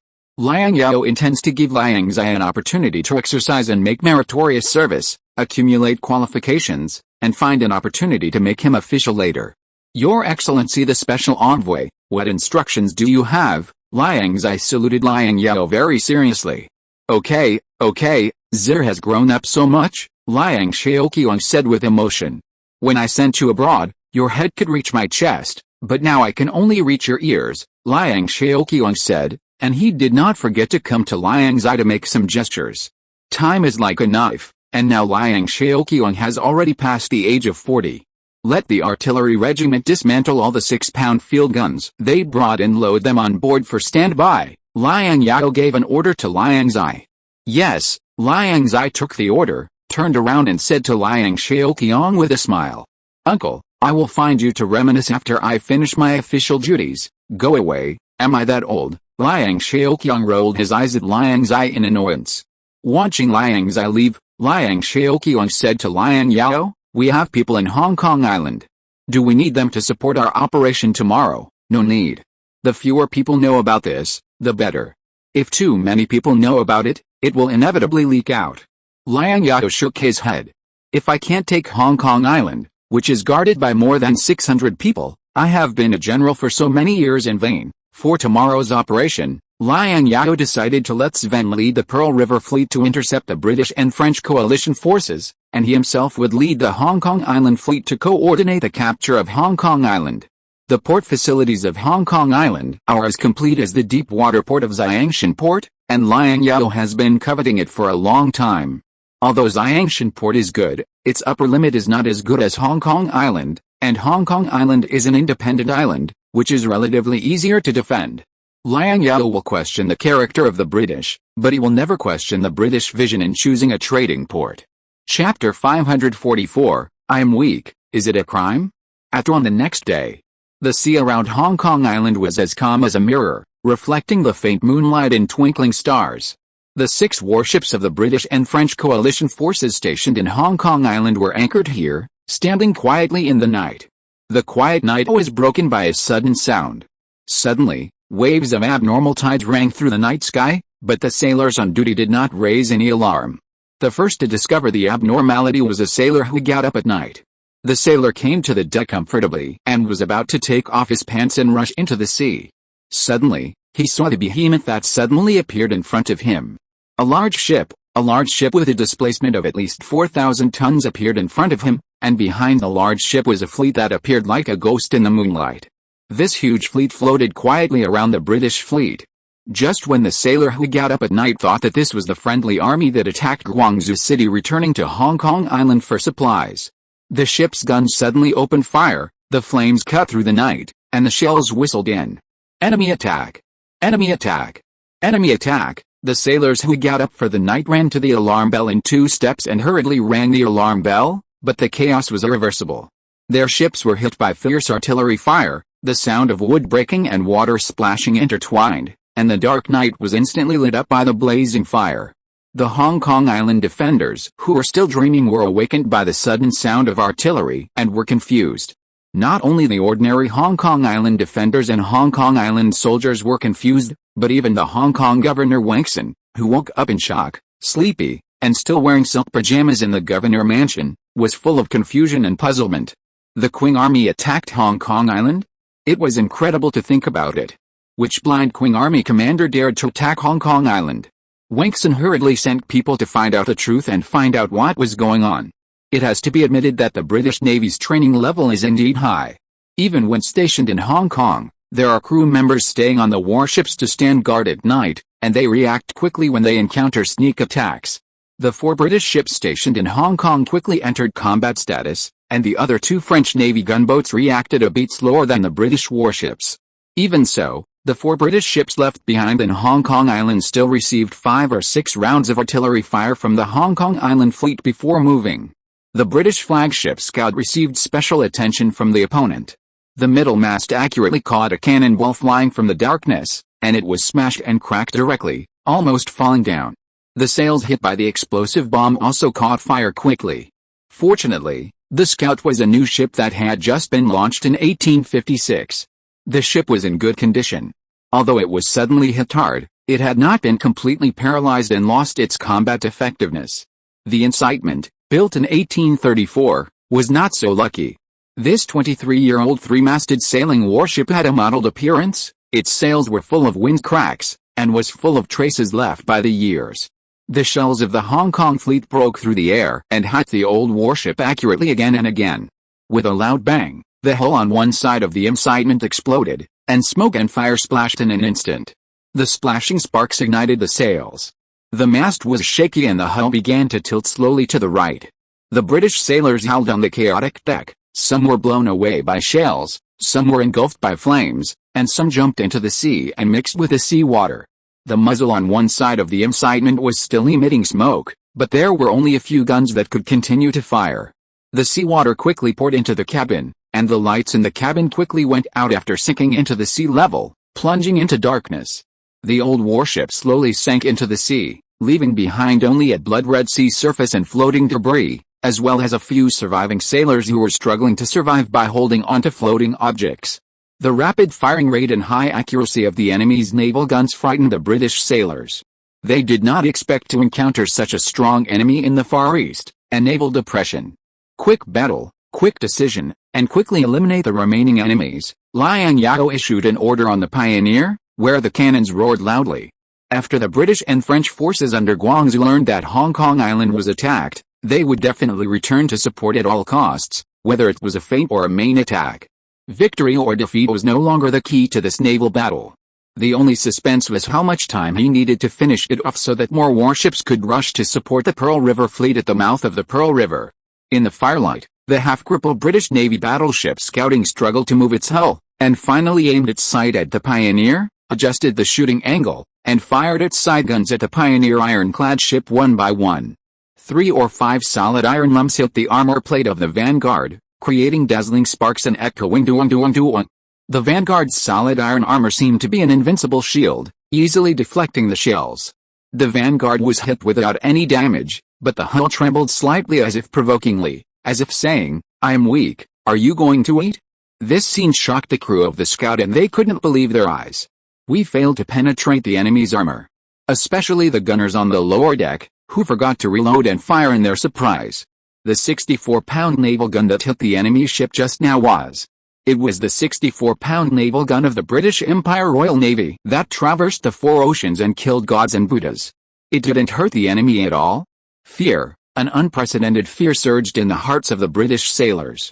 For the first time, they felt a breath of despair at sea. In the past, this feeling was only felt by their opponents. The towering, indestructible hull of the Pioneer, like a moving plug, gave the British sailors a great shock. This was the first battle of the Pioneer ironclad. The ironclad was Liang Zhao's top-secret weapon, and the parameters of the ship were strictly kept secret. Gibson and Lee Goff, 2 British and French spies, were only lucky enough to see the face of the Pioneer class and sent a message to the country that the San Francisco shipyard could build a huge ironclad. As for the specific parameters and performance of the ironclad, they did not know and could only guess. The British Navy did not know that their 64-pound naval guns could still penetrate the armor of the Pioneer within 500 meters. Now is the time for the Pioneer to counterattack. The muzzles of the Pioneer ironclad turned to the Scout, and the strong sense of oppression suffocated the British sailors on the Scout. The next second, the firelight jumped out of the huge running pipe like a hideous ghost, making a deafening sound. The flames were like dragons, the gunfire was like thunder, and the barrage poured down densely on the Scout, one after another. Under the intensive firepower of the Hong Kong fleet, the damage to the Scout gradually worsened, the hull was torn by shells, the fire was raging, and the screams of the sailors echoed on the sea. The British Army was half dead, and was firmly suppressed in the harbor by 4 warships and gunboats like lambs swept away by the flood. Facing the Pioneer ironclad ship and a group of Bold-class frigates, the ruthless attacks of the Loach-class gunboats were helpless.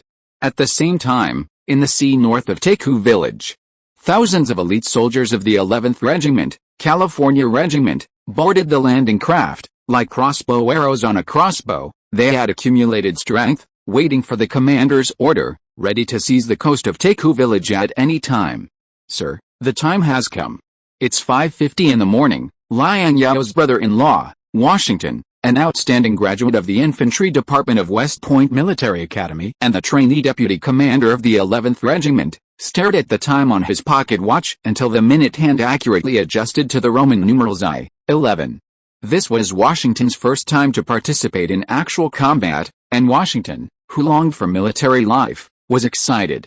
Finally, it's 5:11, Acting Commander Peng Shimao adjusted his collar.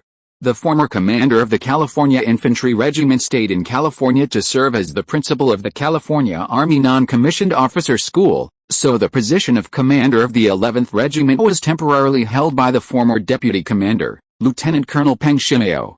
Peng Shimao was an old man who had followed Liang Zhao since the Sacramento period. This was Peng Shimao's first time to lead troops into battle as the military commander of a regiment, and Peng Shimao's excitement was no less than that of Washington, who was participating in the war for the first time. Everyone. The special envoy has ordered that Tycoon village be taken immediately. March to Victoria City. Hong Kong residents, anyone who dares to obstruct our army's actions, regardless of whether they are Chinese or foreign, will be killed without mercy, Peng Shimao roared in a sonorous and powerful voice. Anyone who dares to obstruct our army's actions, regardless of whether they are Chinese or foreign, will be killed without mercy. Anyone who dares to obstruct our army's actions, regardless of whether they are Chinese or foreign, will be killed without mercy. The shouts of the soldiers of the 11th Regiment exploded like thunder, shaking the earth and echoing on the sea for a long time. Let's go, Peng Shimao issued the final attack order. Hundreds of landing craft flew towards the coast of Tycoon village, not far away like arrows from a bow. The sound of artillery and shouting had already awakened the residents of Tycoon village. The ragged boatmen, porters, coolies, and fishermen of Tycoon village gathered at the coast to watch the rare excitement. The Qing dynasty has come to Hong Kong Island. In the cool breeze of the early morning, a boatman with his hands tucked into his sleeves looked at the landing craft on the sea and said, "It's new.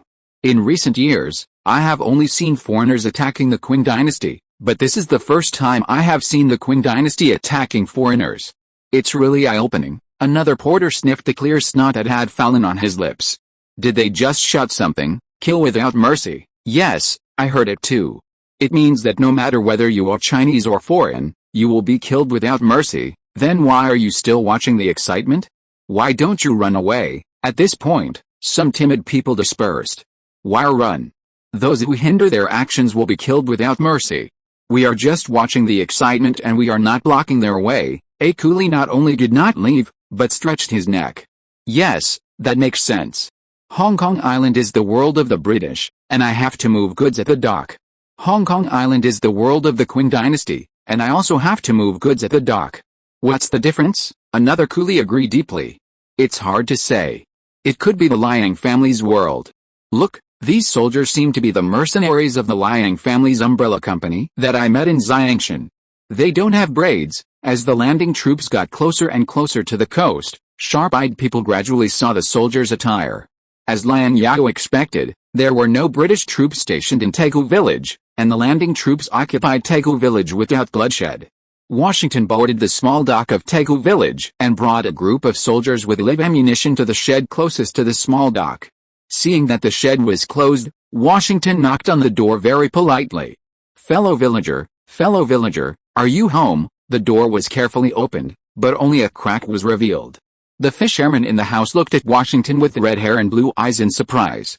This was clearly a foreigner, and they were very puzzled. How could this foreigner speak Mandarin so well? When he saw that the foreigner was followed by a group of soldiers with foreign rifles, he was immediately trembling with fear and asked in a trembling voice, "What can I do for you, bosses?" "We want to requisition your house temporarily," Washington said politely. "This shed is closest to the small dock, and Washington wants to requisition this house to store military supplies and ammunition. If you want it, just use it directly," the fisherman said hurriedly. "I will vacate the house for you right away. It is December now. The winter in Hong Kong Island is not too cold, but living by the sea with a salty sea breeze is inevitably chilly. If someone in the family catches a cold, at the very least, they will have to endure it for a few days, and at the worst, they will have to spend money to see a doctor and buy medicine." Therefore, the fisherman was unwilling to vacate his shed for these soldiers of unknown origin. But there was no way, as ordinary people like them had no right to say no. This was Washington's first time in Asia. After the fisherman opened the door, Washington glanced inside the shed, and it was not an exaggeration to describe it as a bare house. There was no floor in the house. The ground was as bumpy as a military sand table, with hills and valleys, and gullies. There were very few things that could be called furniture. There was a table with 4 legs of different lengths and an uneven tabletop. There was not even a few greasy stars on the table. There were also a few bamboo chairs and a broken box. As for extra rooms, there were none. A family of 6, 2 adults and 4 children, slept on a pile of straw covered with straw mats. Washington, who was born in a wealthy family, had seen poor people before. He had seen many poor people in New York. When he was studying at the military academy at West Point, he had visited a classmate whose family was poor. In his opinion, his classmate's family was already shabby enough. It was only after coming here that he opened his eyes and realized that poor people could be so poor. Although his poor classmate was poor, he at least had a fairly solid wooden house, 6 acres of barren land, a bed, a self-made bookshelf, and a pine table that served multiple purposes. There was also dirty putty on the table that could only be scraped off with a knife. The slaves of the kind-hearted slave owners in the South all lived better than these people. Washington thought so. His nose was sore. He looked down at the $5 25-cent silver coins in his right hand, and then reached into his pocket and took out a $10 gold coin. Washington stuffed the gold coin into the fisherman's hand. We have discipline in the 11th Infantry Regiment of Canada. During wartime, we have to pay for requisitioning civilian materials and renting land and houses. The fisherman weighed the heavy gold and silver coins in his hand. This money was enough to buy a few acres of land in a county away from Guangzhou, not to mention renting his shed. The fisherman looked at Washington with a look like a lunatic, and then said, "Boss, do you want other houses? I know all the neighbors, we want all the houses nearby." Washington nodded. The main force has not yet arrived at the city of Victoria, and he has no idea how long the siege will last. Since the regiment commander asked him to be responsible for the logistics of the entire regiment, it is still necessary to rent more houses in Tycoon village. Chapter 545, The Restoration of Macau. 1857.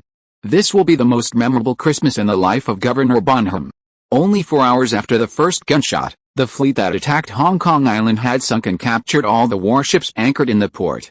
The troops that landed in Tycoon village quickly advanced to the eastern suburbs of Victoria City after gaining a foothold. "Sir, there are at least 1,000 troops gathered in the eastern part of Victoria City." The assistant to the governor of Hong Kong ran into the governor's office in the governor mansion panting. "Did you see clearly which unit attacked our Hong Kong Island?" Bonham asked calmly. "The composition is complex. There are Guangdong braves, Green Camp soldiers, remnants of the Guangdong Navy, and Umbrella Company mercenaries." The assistant wiped the sweat from his forehead and added, "They are now setting up cannons outside the city." "The cannons are transported up so quickly." Bonham was shocked. "It seems that I still underestimated the strength of the Umbrella Company's mercenaries. There is nothing to be afraid of the Yueyong and the Green Camp. The Umbrella Company's mercenaries are difficult to deal with." When Xian did not believe that the Yueyong and the Green Camp could fight such a beautiful surprise attack. Of course, he was also looking for a way out for himself. Losing to the Qing army was embarrassing, but losing to the mercenaries of the American Umbrella Company was not so embarrassing. "Your Excellency, Watson, a senior employee of the East India Company in charge of the defense of Victoria City, held the ultimatum sent by Liang Zhao in his hand, and his face was very ugly. Liang Zhao, the right assistant minister of the Qing dynasty's Ministry of War, and Kang Ens, the adjutant general of the Guangdong Navy, issued an ultimatum to us, requiring us to surrender within 6 hours, otherwise they will raze Victoria City to the ground." What a rampant tone. "Do you think the soldiers in our Victoria City are all puppets?" 6 hours, when Xian was furious and asked immediately. Without the signature of Umbrella Company, the ultimatums issued by European countries to each other are generally within 48 hours, and 24-hour ultimatums are relatively rare. The 6-hour ultimatum was a naked humiliation to him, Wexon. How could there be a governor who couldn't defend Hong Kong Island for 6 hours? Everything would be fine when the main force of Guangzhou City came back to support Hong Kong Island. At this time, Wexon still had great hope to defend Hong Kong Island. The other side had achieved the current results through sneak attacks without martial ethics. If they confronted the expeditionary forces of Britain and France head-on, they would definitely lose. No, Watson looked carefully at the ultimatum written in both Chinese and English again, and said with certainty, "Liang Zhao is a little fox, so cunning." Wangson gnashed his teeth. "Sir, how do you reply?" Watson asked. "Don't pay attention to this piece of waste paper. Defend Victoria City, and our main force will soon come back to support Hong Kong Island." Wangson tore the ultimatum into pieces very hard.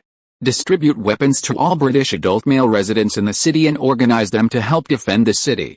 I don't believe that Victoria City can't be defended in 6 hours. Wangson is quite tough." Liang Zhao expected that Wangson would refuse to accept the ultimatum.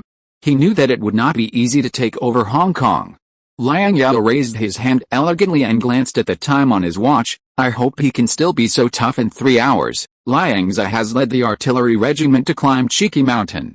As long as they climb to Cheeky Mountain, the commanding height, and fire the artillery, the entire Victoria City will be within the range of the artillery regiment.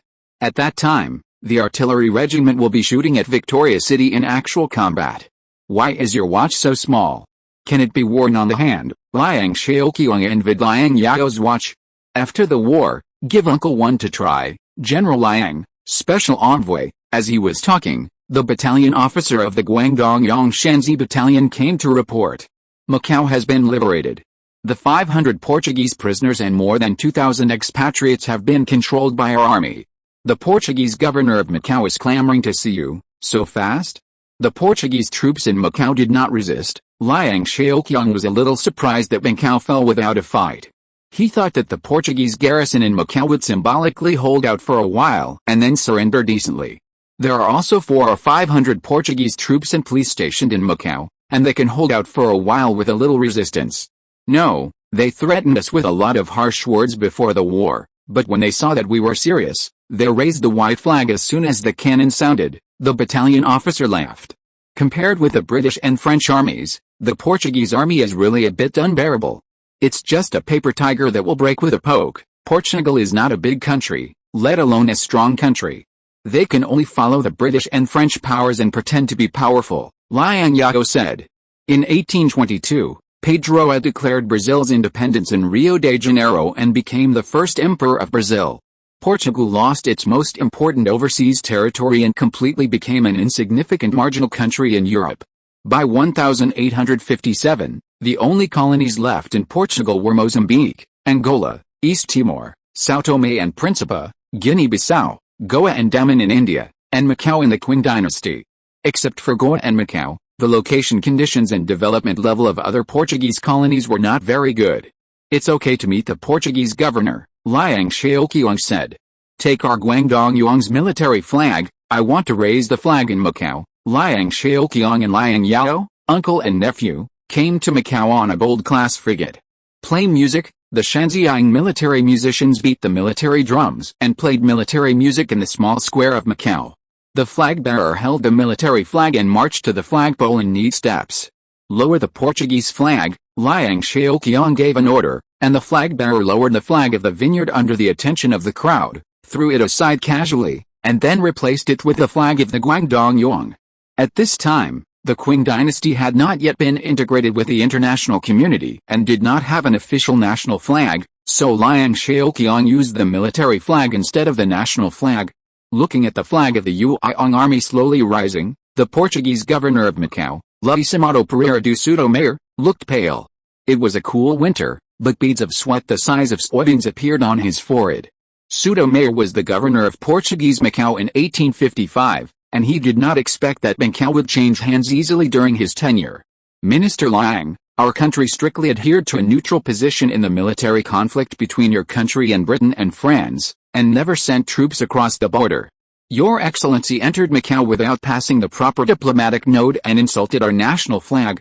Your Excellency is infringing and provoking the sovereignty of our country of Portugal." After the flag was raised, Souto Mayor protested to Liang Zhao angrily. He did not want to be the last governor of Macau, and did not want to ruin his bright future. He still wanted to struggle to save it.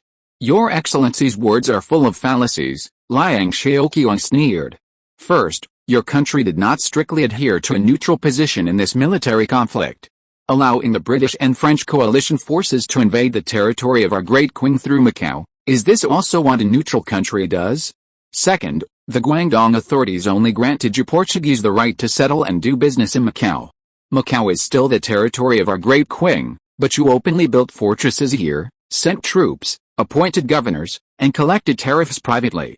It is you Portuguese who are infringing on the sovereignty of our great Qing. Britain's occupation of Hong Kong Island was based on a clear treaty, while Portugal's occupation of Macau was not based on a clear treaty. In the pre-Ming dynasty, there was still an official government in Macau, which was under the jurisdiction of Guangdong province. It was not until the establishment of the Qing dynasty that the government office in Macau was withdrawn, and gradually lost control of Macau. Portugal's right to reside and trade in Macau was granted by the Guangdong local authorities, not by the Qing dynasty central government. Moreover, the two countries have never formally established diplomatic relations and have never signed a valid treaty agreement on the ownership of Macau's territory. According to international law at that time, Portugal had no legal basis for occupying Macau. Portugal was able to occupy Macau because of historical inertia, the inaction of the Guangdong authorities, and the fact that the central governments of the Ming and Qing dynasties did not pay enough attention to this tiny place. It was not until 1887 that the Qing and Portuguese signed the draft treaty of the Qing-Portuguese Conference and the 40-year Qing-Portuguese Treaty of Friendship and Commerce. Portugal officially completed the occupation of Macau through complete diplomatic means and treaty basis. Mr. Sabia, you are now illegally settling on the territory of the Qing dynasty. The Qing government has the right to detain you, Liang Zhao smiled. Not only do we have the right to detain you, but all your income in Macau is illegal income. The Qing government also has the right to confiscate your illegal property in Macau. Hearing that his property was to be confiscated, Sabia issued a solemn protest. He did not want to continue communicating with Liang Zhao and hoped to communicate with local officials in Guangdong. You should go to your local officials to negotiate. You have no right to confiscate the property of Portuguese residents in Macau, let alone the property of the governor, since Portuguese residents are illegally residing in Macau. I dare not recognize you as the governor of Macau. Liang Zhao waved his hand, signaling that Sabia should also be detained, without giving Sabia a chance to argue. After Sabia was taken away, Liang Zhao and Liang Zhao immediately sent people to take over Macau and implement effective administrative management of Macau. At the same time, they counted the property of the Portuguese Macau authorities and Portuguese merchants in Macau. I don't know if the property of these Portuguese merchants is enough to pay your mercenary commissions. Liang Zhao was already thinking about how to deal with the property. Macau is an important maritime trade hub at the mouth of the Pearl River. Although it is small, the Portuguese have been operating here for hundreds of years. There are complete tax departments, port departments, complete infrastructure, and fortresses. It can be said that it has everything. It's too early to consider these now. If we can't repel Britain and France, these will have to be spit out with interest, Liang Zhao said. Hong Kong Island, Cheeky Mountain, Liang Zhao, who was out of breath, had no time to rest. He ordered the grass and trees on the top of the mountain to be cleared, and the disassembled field artillery was assembled to prepare to bombard Victoria City at the foot of the mountain. Standing on Cheeky Mountain, which is more than 500 meters high, the scenery of Victoria City is in full view. Liang Zhao could even clearly see the Hong Kong British soldiers patrolling the streets through a telescope. Great, great, the British troops in the city are all within our range. Liang Zhao calculated the distance from the top of the mountain to the sea, which was only about 1.7 kilometers. In other words, the entire Victoria City area, and even the dock, are all within the range of their artillery regiment. It's a pity that the 12-pound field artillery was too heavy and could not be pulled up, which was not exciting enough. Lieutenant Colonel. The artillery's in place. Where should we hit? Soon, the 6-pound Sacramento field artillery was assembled and set up, and the battalion commander asked Liang Zhao about the target of the artillery fire so that he could calibrate the shooting parameters. Where is the governor mansion? Aim at it and shoot hard. Liang Zhao looked around carefully with a telescope. There were many mansions of British tycoons in Victoria City, and many of them were flying the Union Jack. He was not sure about the exact location of the governor mansion. I'll ask a Hong Kong civilian who was carrying ammunition, the battalion commander replied. Chapter 546 Recovering Hong Kong Island. 1841, Britain seized Hong Kong Island from the Qing government according to the Treaty of Nanjing. The Hong Kong British authorities designated the hillside from Cardman Road, Upper Albert Road to Glenealy as Government Hill, and established the administrative center of the Hong Kong Island colony here, which is the Governor's House. The Governor's House is located on Upper Albert Road, with a superior geographical location. In front of it, you can overlook Victoria Harbour and the scenery of Central District. Below it are the Hong Kong British Colonial Government headquarters and St. John's Cathedral, next to the Victoria Barracks, and behind it is a zoo and botanical garden that meets the spiritual and cultural needs of British gentlemen. The Governor's House was designed by the second Surveyor General, Calavery. The construction project started in October 1851, took 4 years, and was completed in 1855. To this day, the Hong Kong British Governor's House has been in use for less than 3 years, and Bonham is the first governor to live in the Governor's House. The Hong Kong British authorities received VIPs and dignitaries, as well as visiting British royal family and important foreigners other than Chinese. Chinese were also prohibited from entering the Governor Mansion and key departments around it. The Victoria Barracks around the Governor's Mansion were also stationed with British troops of English, Scottish, Northern Irish and Welsh descent. There were no native soldiers from the Indian colonies, and the majority of the British troops were of English descent. In the Governor Mansion, British wealthy businessmen and celebrities from Hong Kong Island gathered. They expressed their views and opinions on the sudden cessation of the attack by the enemy forces in the Eastern District. The enemy forces in the Eastern District stopped attacking after launching a feint attack. Are they attacking Hong Kong Island just for show? To put pressure on us, this formation does not look like a feint. The troops outside the city are obviously the elite of the enemy's main force. Anyway, stopping the attack is a good thing for us. Yes, it is a good thing. As soon as the voice fell, more than a dozen shells landed accurately in the Governor Mansion. 2 of the solid shells hit the main building of the neoclassical architectural style, causing the entire building to tremble, as if an earthquake had occurred. The enemy in the East District has started shelling again. Why is the shelling so accurate this time? Did the enemy just make a temporary correction? Are they serious about attacking Hong Kong Island? The celebrities in Hong Kong Island, who were still talking about the enemy's attack a second ago, now looked at each other in embarrassment. Before they could react, another round of dense shells hit the Hong Kong Island government. Soon, the Victoria Barracks around the Governor's Mansion also received special attention from the artillery regiment. Unlike the shelling suffered by the Governor Mansion, the enemy did not use explosive shells to shell the Governor Mansion, but used a mixture of solid shells and explosive shells to shell the Victoria Barracks. After several rounds of shelling, the British troops who were taking a rest in the barracks suffered heavy losses. Your Excellency the Governor. It's not good. The enemy has occupied Cheeky Hill and launched an artillery attack on Victoria City. Watson rode to the Governor's Mansion in the artillery fire and reported to Bonham about the precarious situation of Victoria City. Cheeky Hill? My God, how did they transport the shells to Cheeky Hill in such a short time? Upon hearing the news, Wangson staggered and almost fell. The civilized stick that had always been used for decorative purposes finally came in handy at this time and became Wangson's third supporting leg, maintaining the last unity of the governor in front of his subordinates. The bombardment from the East District and the bombardment on Cheeky Hill are completely different in nature. The Governor's Mansion is on a higher ground, while the East District is on a lower ground. Facing the bombardment from the East District, the artillery in the city can still effectively suppress it. Cheeky Hill is the commanding height of the entire Hong Kong Island.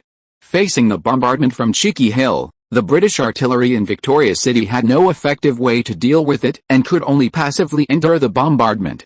As for why no troops were sent to defend such an important place as Cheeky Hill, the reason is very simple, that is, the Hong Kong British authorities did not consider that Hong Kong Island would be attacked by the Qing Army.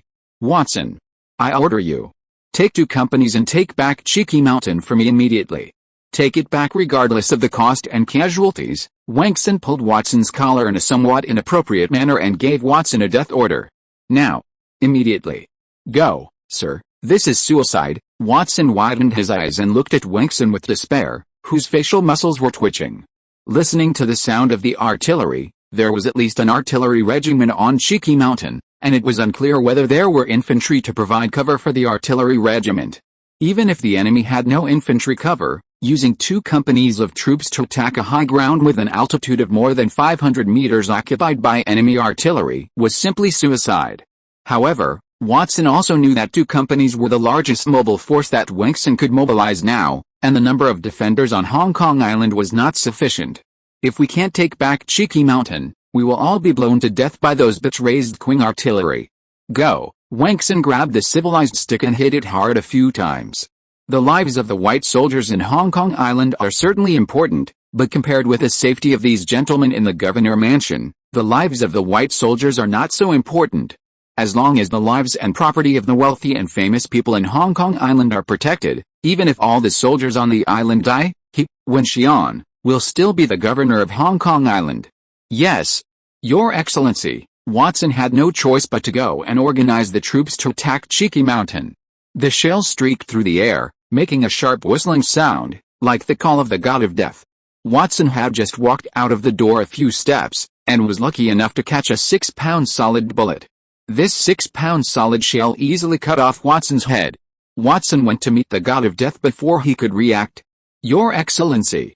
General Manager William Sinclair was unfortunately hit by a shell. He witnessed Watson's head being cut off by a shell on the spot, and his head and body were separated.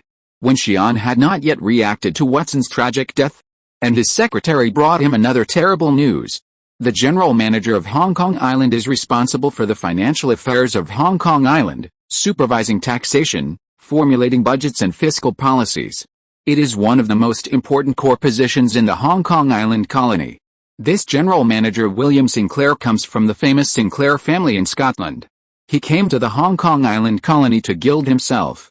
Bonham originally wanted to promote him to colonial secretary as his deputy next year, and then send this young man back to Scotland safely. Unexpectedly, he was attacked by the Qing army on Christmas Day.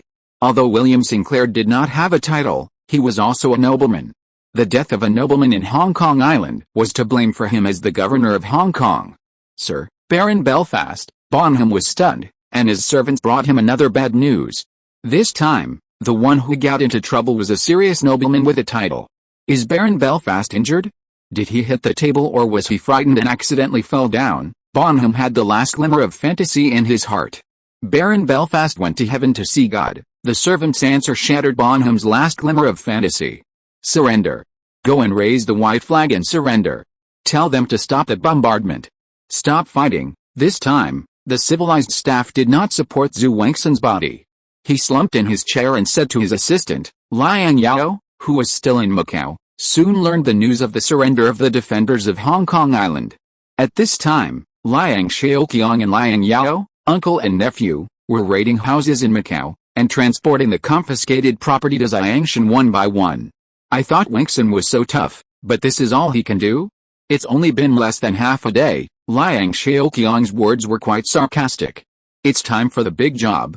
Let's put the raiding work in Macau aside for now and raid Hong Kong Island first. Liang Zhao was also overjoyed to learn that Hong Kong Island had been taken.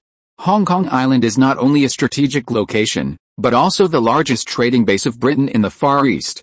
The wealth stored on the island must be considerable. Since you are planning to move my Xiangshan port treasury, don't blame me for being ruthless.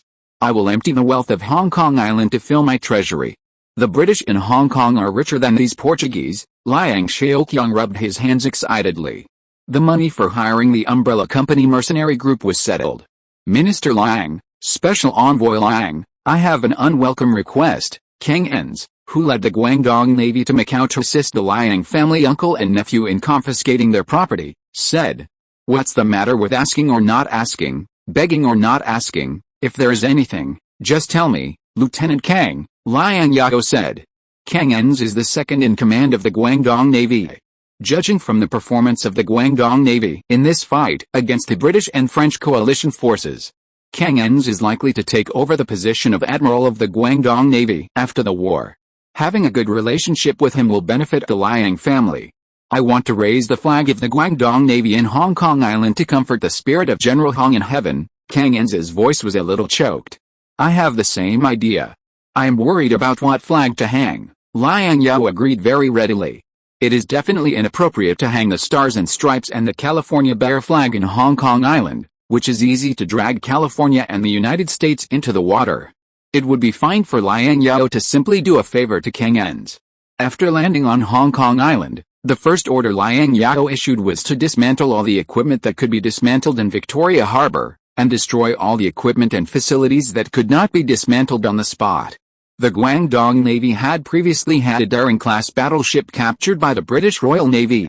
This Daring-class battleship was lying in the dock of Victoria Harbour waiting for repairs. Seeing that the former flagship of the Guangdong Navy had not been destroyed by the British, King Ens was overjoyed, so he ordered the tugboat to tow the Daring-class battleship, which had not yet been repaired, back to Xiangshan port for repairs. What a good port, it's destroyed like this. Liang Zhao ordered the destruction of Victoria Harbour, which made Liang Zhao very distressed. Unlike Macau, Macau is just a small port with limited throughput. However, the throughput of Victoria Harbour and Hong Kong Island is comparable to that of Xiangshan port. It is still uncertain who will eventually belong to Hong Kong Island. It is a pity to destroy Victoria Harbour, but now it is wartime and Victoria Harbour must be destroyed. Victoria Harbour was well built, and Liang Zhao couldn't bear to destroy it. But he was not 100% sure that he could hold on to Hong Kong Island. After all, they would face the British and French coalition forces with more than 10,000 people. The 11th Regiment of Umbrella Company, the Machine Gun Regiment, the Guangdong Brave, and the remnants of the Guangdong Navy entered Victoria City one after another to search for British residents and began to confiscate their local property. Ships of British people and gold and silver treasures were transported to Xiangshan, the old nest of the Liang family. Liang Zhao and others, surrounded by their personal guards, came to the governor's house in a heroic and high-spirited manner. Waiting for them in the governor's house was a group of Hong Kong politicians who were discouraged and looked like deflated balls. Unfortunately, the main commanders of the British and French coalition forces, such as Spencer, the commander of the 3 armies stationed in Hong Kong Island, Montauban, the commander of the French army, Gros, the French envoy, and even Parks, were all outside the city of Guangzhou with the British and French coalition forces. Colonel Watson, a senior staff member of the East India Company, died in a shelling not long ago. The most prestigious person Liang Zhao captured in Hong Kong Island was only the governor of Hong Kong, and he did not catch all the other big fish in one net. "Oh, Mr. Bonham, it's a pleasure to meet you again. Oh, you gentlemen really look like a group of eggs gathering together." Liang Zhao was very happy to shake hands with Bonham, an old acquaintance. These British gentlemen who used to wear black formals and monocles often made up jokes to laugh at others. But in the past, they were the only ones who made fun of others. A group of British gentlemen were ridiculed and mocked by a Chinese in the governor mansion, where Chinese were not allowed to enter, which made them feel very uncomfortable. "What do you mean by a group of eggs gathering together?" Liang Zhao, who entered the governor mansion with him, didn't understand what he meant. "It's just a group of bald heads." In order to show that they are well educated, the British usually curse people more tactfully, Washington replied with a suppressed smile. When Washington was in New York, he often heard his father and a group of old friends talking about the British. These upstarts in New York liked to laugh at the baldness of the British, although their baldness rate was not much less than that of the British. Liang Zhao then looked at the tops of the heads of the group of British. The bald heads of these British looked shiny under the sunlight. They really looked like eggs. Liang Zhao, who had a long reflex arc and a low sense of laughter, couldn't help laughing out loud. When Liang Zhao laughed like this, the guards around him couldn't hold back either. Liang Zhao ridiculed them, and this group of young guards actually laughed at them. The British gentlemen in the governor mansion were very angry, but as prisoners, they could only bury their anger deep in their chests. "Your Excellency is declaring war on the United Kingdom of Great Britain and Northern Ireland." Seeing Liang Zhao, Wang Xin was not surprised at all. After being the governor of Hong Kong for so many years, he knew what kind of people the local Qing army in Guangdong was. Without Liang Zhao's participation, how dare the Qing army attack Hong Kong Island? Don't say this casually. I only begged hard in the name of the American plenipotentiary, and Minister Liang allowed me to visit you on the island, Liang Zhao said seriously. Your Excellency's head is too heavy for me, Liang. Since you are the plenipotentiary envoy of the United States, you must have come to the Qing dynasty with an order from Washington. I wonder what your attitude is towards the war between Britain, France and the Qing dynasty, Wen Xian sneered. It's a diplomatic secret. I can't tell you, Liang Zhao smiled. Minister Liang, you tore up the Treaty of Nanjing and secretly led a large army to attack Hong Kong Island. If your emperor knew about this, I wonder what your emperor would think. Wen Xian ignored him and walked straight to Liang Zhao and said righteously. Ha ha ha, well said. It seems that the treaty was signed too long ago, and you have forgotten some of the contents of the treaty. Since you have forgotten, I will recall the contents of the treaty for you. Article 1 of the Treaty of Nanjing, the Qing Dynasty and Great Britain cease fire and conclude permanent peace and friendly relations. The two countries protect each other's nationals' personal and property safety in their own territory. Since you, Britain, have no contractual spirit, openly tore up the treaty, destroyed the peace between the two countries, and even attacked my Guangzhou city, is it necessary for my Qing Dynasty to abide by this treaty? Is it only our Qing Dynasty that needs to abide by the treaty, and your country does not have to abide by the treaty? Liang Zhao stood with his hands behind his back, recited the first article of the Treaty of Nanjing, and emphasized the second half of the sentence: the two countries protect each other's nationals' personal and property safety in their own territory. Hearing the two key words of personal and property safety, the wealthy businessmen and celebrities of Hong Kong Island present were immediately frightened and pale. Liang Zhao's words were full of meaning. Britain had declared war on the Qing Dynasty, and the Qing Dynasty could indeed no longer abide by the treaty. Minister Liang wants to expand the conflict between the two countries, when Xian asked back. If you're listening to this novel on a channel other than Fanfic World, it means they downloaded and uploaded it without effort. We cordially invite you to visit our channel, Mundo Fanfic Novelis. There you'll find the original version of this story, and you can explore many other novels of various genres. We're waiting for you to immerse yourself in a world of incredible novels. Chapter 547, The Army of Destroying a Nation. Expand the conflict? No, Liang Zhao shook his head. On the contrary, I hope that the two countries will be friendly again. Among the thousands of officials in the Qing Dynasty, no one wants the Qing Dynasty and Britain to be friendly again more than me. Therefore, as long as you cooperate, I will do my best to protect your personal safety. This is what Liang Zhao really thinks.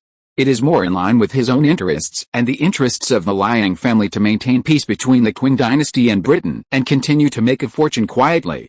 The British and French coalition forces are more difficult to deal with than the Hongyan bandits. This is a louse on the monk's head, which is obvious.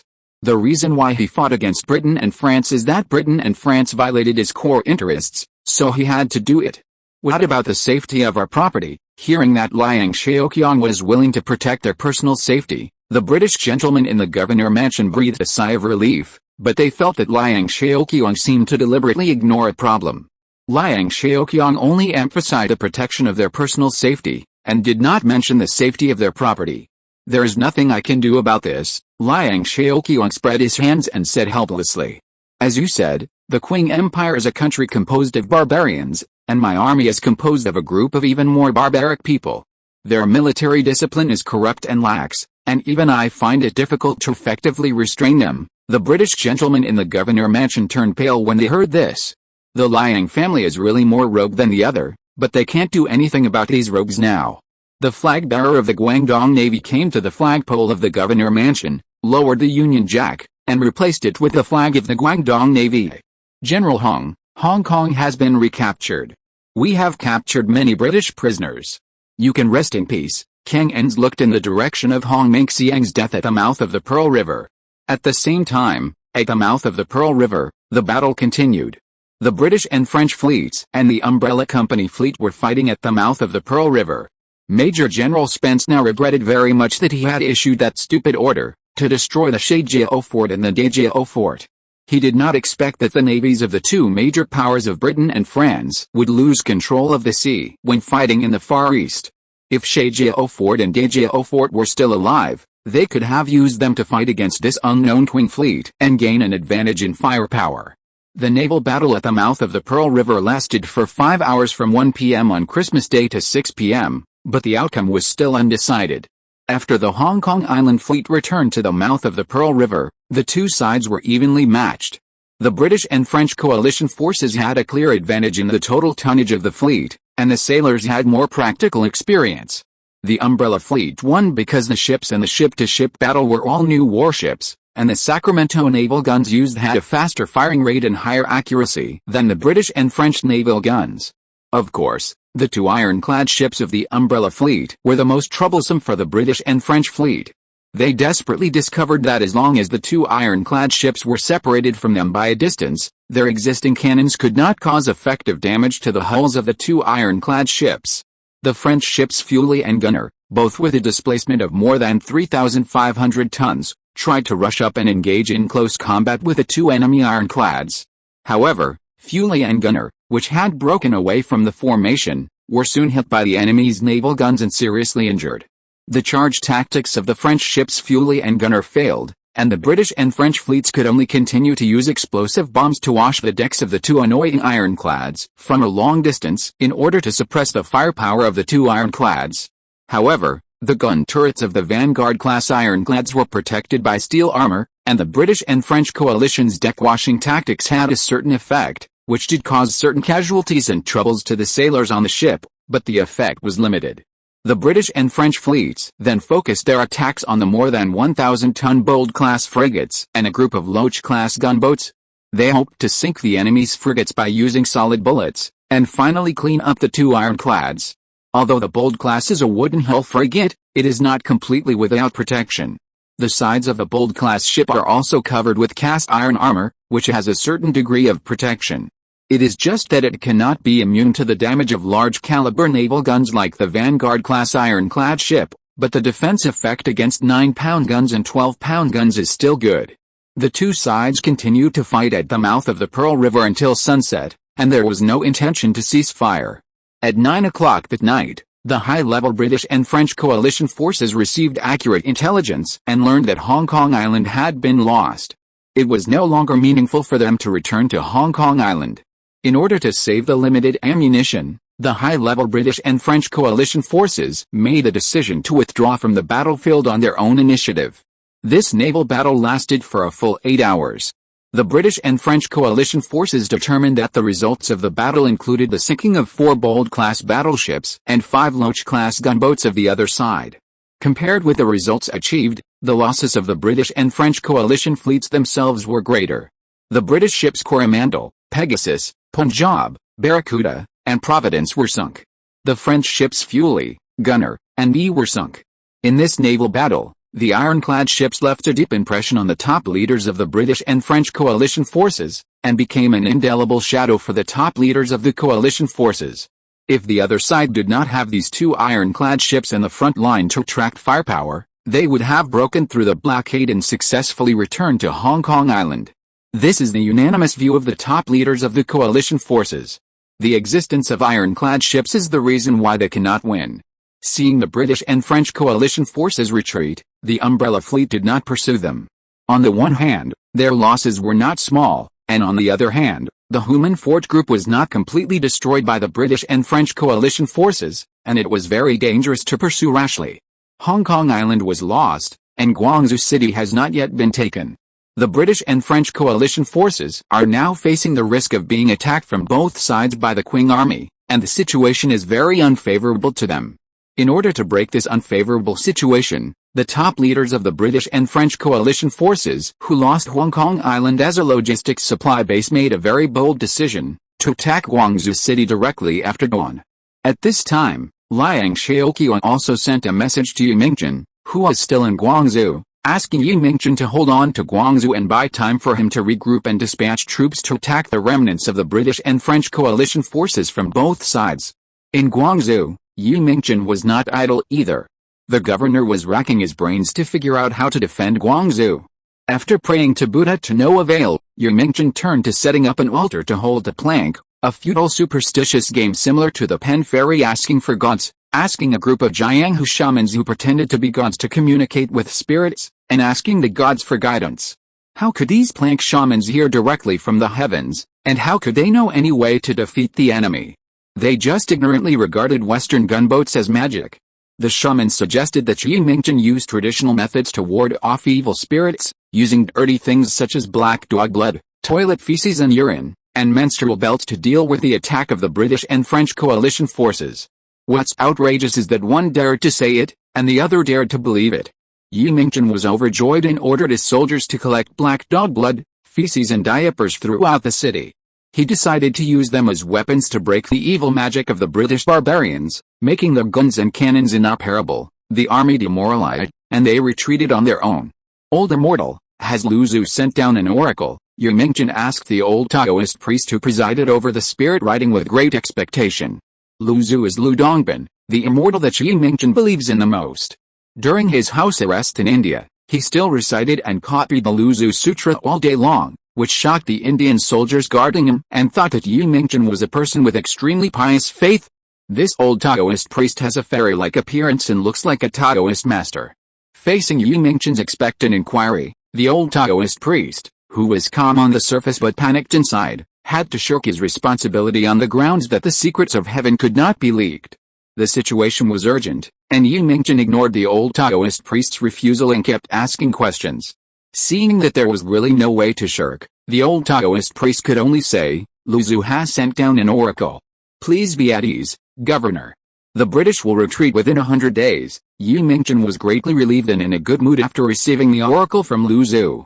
He rewarded these sorcerers generously. Xi Mingjin thought to himself that it was worth it for me to believe in Luzhu. Luzhu finally protected me. On the morning of December 26, 1857, the remnants of the British and French coalition forces entered Guangzhou City after suffering single-digit casualties and easily captured the provincial capital. The defenders of Guangzhou City abandoned the toilet placed on the top of the city and fled for their lives before they had time to splash it. Xi Mingjin himself was captured by the British on his way back to the governor's office. The British and French coalition forces also looked for Guangdong Governor Bai Jiui and Guangzhou General Mutton in the city. They learned that the two bannermen had already run away. They had no choice but to support the uncooperative Xi Mingjin as a puppet and announced to the whole city that Guangzhou City would be temporarily governed by Xi Mingjin and the British and French coalition forces. At this point, Guangzhou fell. In revenge for Liang Zhao's uncle and nephew's seizure of Hong Kong Island, the British and French coalition forces set fire to the coal mine opened by Liang Zhao in Baiyun, and the fire burned for several days. The fall of Guangzhou also completely bankrupted Liang Zhao's plan to attack the remnants of the British and French coalition forces from the north and south. The main force of the British army from Xingzhou Island was about to arrive in Guangdong, but now they were at risk of being attacked from both sides and surrounded and annihilated by the British and French coalition forces. With the help of Liang Zhao and Fang Jianyuan, Liang Zhao recruited Xiangshan civilians to strengthen the defense facilities around Xiangshan port.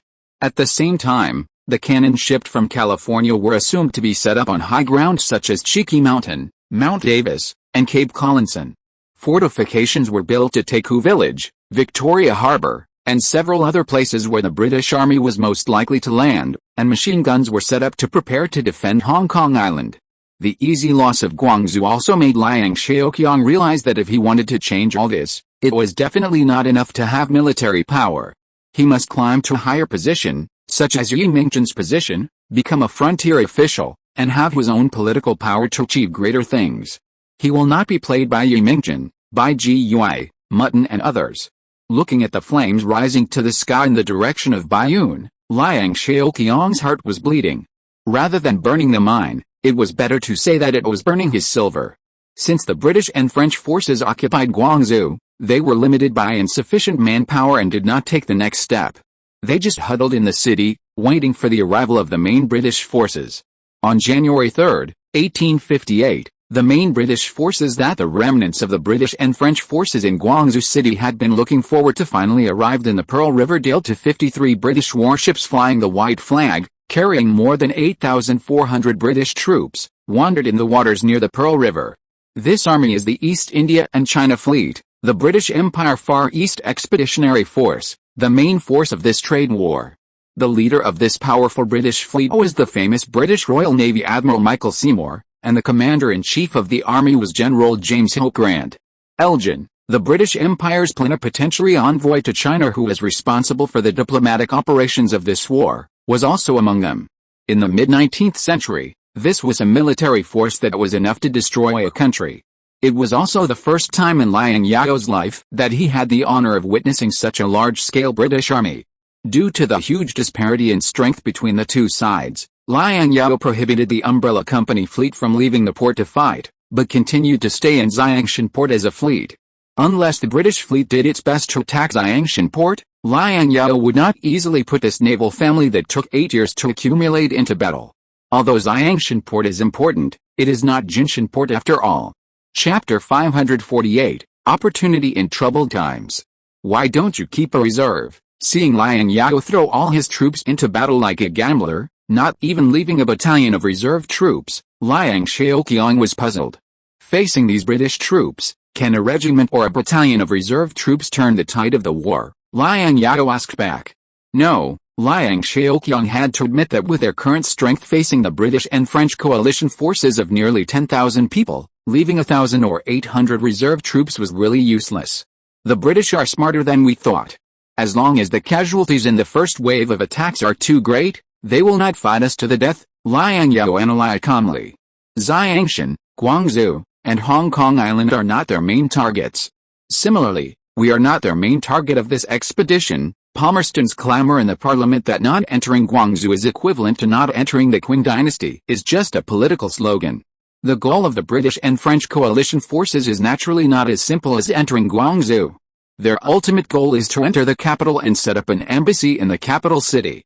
It is legitimate to extend the economic tentacles to the hinterland of the Qing dynasty along the great rivers. To achieve this goal, it is useless to conquer Guangzhou, Xiamen, Ningbo, Zhenjiang and Nanjing as we did in the first Fashao. Only by making an armed visit and attacking Dagakao, or even the capital of the Qing dynasty, can the Beijing masters who sit firmly in the capital dare not go out to walk their birds and feel the threat. The Qing court is willing to sit down at the negotiation table and seriously discuss with the British and French envoys about setting up an embassy in the capital of the Qing dynasty. Otherwise, even if the British and French forces destroyed the entire south, the Qing rulers would not care. The emperor of the capital Liang Zhao is a smart man, and he reacted quickly. That's right, Liang Zhao nodded and said to Liang Zhao earnestly. In this chaotic world, this is a golden opportunity for our Liang family. This time, Liang Zhao came to Jiangshan in danger, in addition to pushing Liang Zhao and protecting the interests of the West Coast region in the Far East. The most important goal of Liang Zhao is to obtain a stable dumping market with relative advantages. So that after losing part of the local market in the future, the economic myth of the West Coast region can continue. If the economic myth of the West Coast region wants to continue and continue to thrive, there must be a large enough market to absorb the products of the West Coast region. In this regard, Liang Zhao and Britain and France have the same goal. The inconsistency is that Britain hopes that the Chinese market will be dominated by the British Empire, while Liang Zhao hopes that it will be dominated by the United States. The British want to sell Fusho cream and cotton textiles, while Liang Zhao wants to sell kerosene and arms. Are you talking about serving the king? Liang Zhao said. Yes, serving the king. In the whole world, in such a big Qing dynasty, only you are qualified to serve the king, Liang Zhao said. Liang Zhao was born as a Juran, and his fame limited Liang Zhao's progress in his official career. If you want to climb to a higher position in a short time and build your own political power, a mere assistant minister of the Ministry of War, or the right assistant minister of the Ministry of War, is far from enough. The merit of serving the king and protecting the emperor is the best ladder for Liang Zhao to cross the barrier of fame, no one else. There are Han ministers who have become frontier officials with the fame of Juran in the late Qing dynasty. It depends on whether Liang Zhao has the courage and ability to do so. This is also the reason why Liang Yaoming knew that the war in Guangdong would be difficult, but still did not suggest Liang Zhao to transfer the main force of the Guangdong Yuan back to Guangdong to fight. It is more convenient and faster for the main force of the Guangdong Yuan to go north to defend the king from the Jiangnan area than from Guangdong. The British and French coalition forces are too powerful. Even if I give everything and the main force of the Guangdong Yuan is fully deployed, I can't beat them, Liang Zhao said realistically. And the brothers in the old camp are all veterans who have followed me for many years. I can't bear to let them die as cannon fodder. Defending the king and defending the king, protecting the Emperor Zhou is the primary goal, and fighting the British and French coalition forces is only secondary, Liang Zhao said. Those who can accomplish great things are not particular about trivial matters. With the financial resources of our Liang family, let alone a few old camps of Guangdong Yuan in the future, even if there are 20 or 30, we can afford to connect and support them. Liang Zhao paced back and forth in the courtyard. He didn't expect Liang Zhao to think so far ahead. Going a step further, he really wanted to go a step further, and defending the king was indeed a shortcut for him to go a step further. Even if he wiped out all the Hongyang rebellion, in the eyes of the Qing dynasty dignitaries and the Qing emperor, The unparalleled merit of suppressing the rebellion was far less important than the merit of serving the king.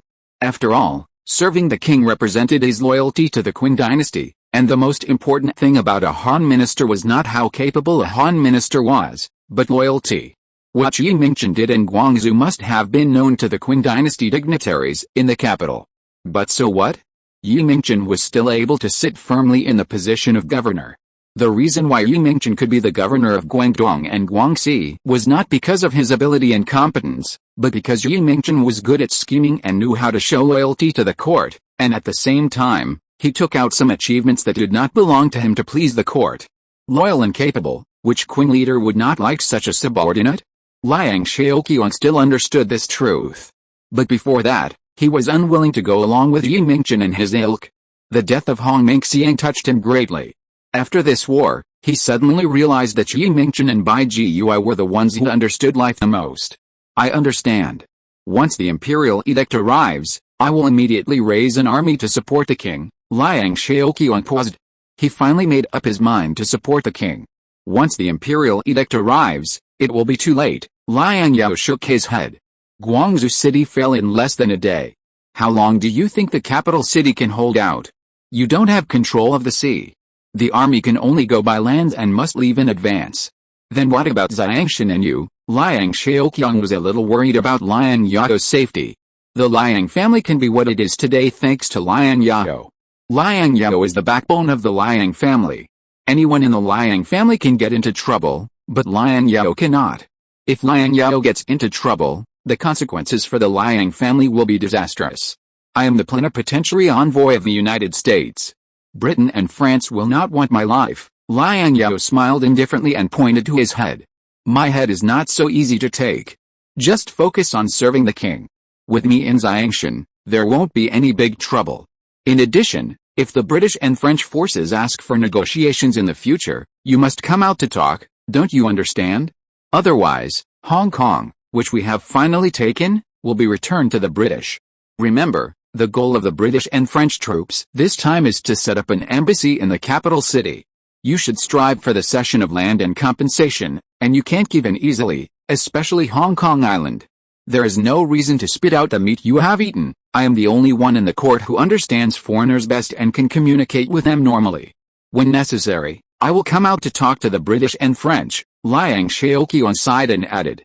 Even if it means bearing the infamy and being criticized by thousands of people. In fact, Liang Zhao didn't know much about Western countries and foreigners, but as of now, he was the most knowledgeable person in the court. Let those corrupt scholars who are deaf to the outside world and only read the books of saints talk to foreigners will only suffer greater losses. Since the Southeast campaign, negotiating and signing contracts with foreigners has been the most despised job. The three people who signed the Jiangning article did not have a good end. Kit Ayin fell out of favor, Yilagu died of depression, and Niu Jian, the second-rank governor of Liangjiang, was directly demoted to the 7th-rank river official. It would be a miracle if someone was willing to take on such a thankless task. Seymour was shocked to see that Victoria Harbour on Hong Kong Island was destroyed and the Qing army flag was flying on the island. After joining forces with the remnants of the British and French coalition forces in Guangzhou City. After discussion, the British and French coalition forces decided to retake Hong Kong Island. Hong Kong Island is the logistics base for the coalition forces to advance and the strategic fulcrum of the British Empire in the Far East. It cannot be lost so easily. Victoria Harbour had been destroyed in advance by Liang Yao, and the port's docks were also blocked by sunken ships. It is not suitable to attack from the front of Victoria Harbour. After investigation, the British and French coalition forces decided to land on the beach in Taegu village, where the Qing army had landed. At the Taegu village position, half of the machine gun regiment was on full alert, ready to resist the attack of the British and French coalition forces at any time. The Qing army only sent so few people to guard such an important position. Grant raised his telescope and looked at the scattered defenders at the Taegu village position, feeling very strange. There were only 600 or 700 people guarding such a large position, and the position was very scattered. A dozen people were responsible for a position that was hundreds of meters long and tens of meters deep. Even the British and French coalition forces would need a company of troops to be responsible for such a long position. Grant had been in the military for decades, and he had never seen a commander who was confident enough to arrange the position like this. If his subordinates dared to arrange the defensive position like this, he would be dismissed on the spot and sent to the military court. Maybe our army has arrived, and these rats know that they can't defend Hong Kong Island and are no match for our British army, so they just give up. Spencer, the commander-in-chief of the 3 armed forces stationed in Hong Kong, requested to go to war. Your Excellency, please allow me to lead the troops to recapture Hong Kong Island. The commander-in-chief of the 3 armed forces stationed in Hong Kong lost Hong Kong Island, which was the biggest stain in his career. Spencer now wanted to rush to Hong Kong Island and tear the Qing soldiers on Hong Kong Island to pieces to relieve his hatred and wash away the shame of losing Hong Kong Island.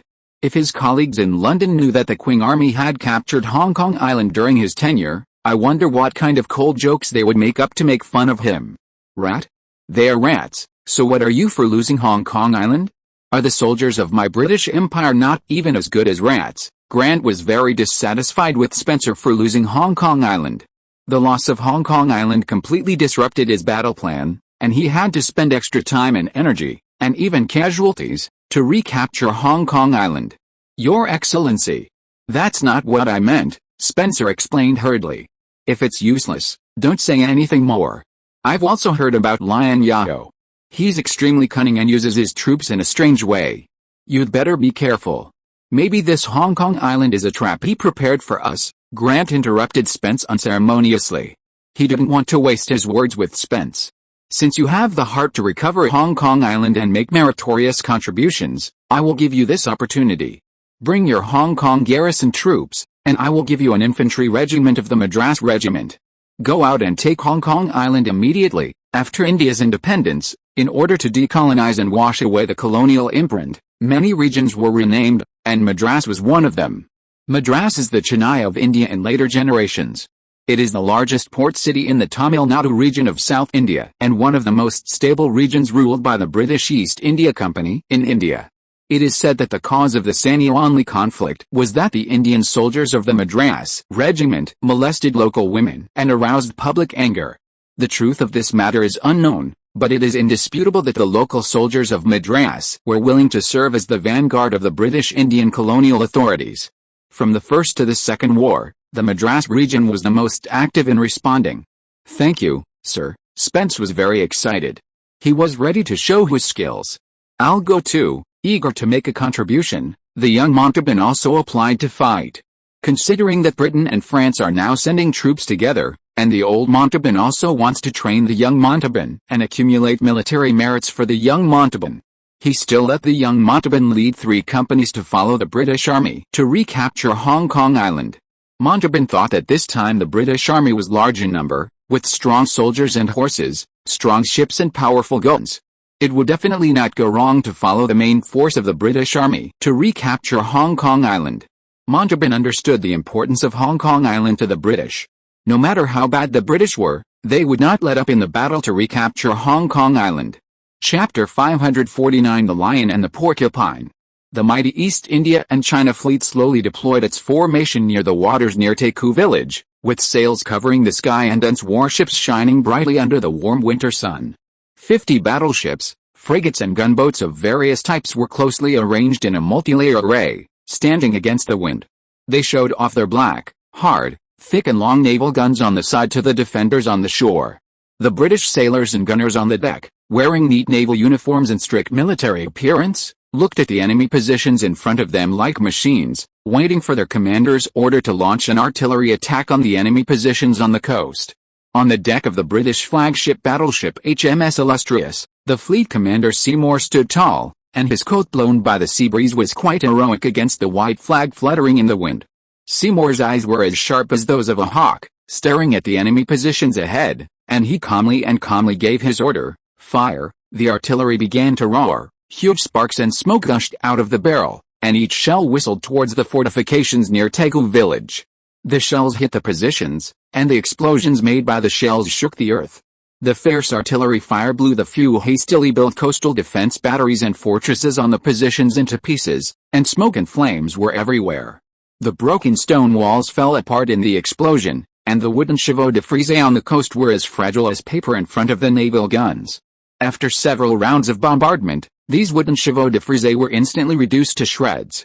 After plowing the positions near Tycoon village with naval guns for more than 2 hours, Seymour ordered to stop the large-scale bombardment, put in the landing troops, and prepare to seize the Tycoon village positions. Under the cover of artillery fire, the British sailors skillfully manipulated the boats and quickly rowed the boats close to the beach. To the surprise of the officers and soldiers of the British landing force, their landing was not blocked by any firepower, and everything went very smoothly. Soon, the British officers and soldiers jumped onto the land, and the Indian soldiers of Madras quickly lined up and deployed the formation under the urging of the British non-commissioned officers. There is no harm without comparison. The colonial soldiers are a mob after all. While the British army was still lining up, the 3 companies of the French army of Little Montauban had already lined up and were waiting for this group of friendly forces. Little Montauban raised his head proudly and looked at Spence with some disdain. The soldiers of the machine gun regiment nestled in the cat-ear cave heard the artillery fire gradually stop, and quickly lifted the Thunder M60 machine gun out of the bunker and set it up, ready to harvest the invading enemy at any time. Soon, the British military musicians played the Grenadiers' March, and the Indian soldiers of Madras, under the command of the British non-commissioned officers, stepped on the drums and approached the extremely scattered positions of the Qing army on the shore step by step.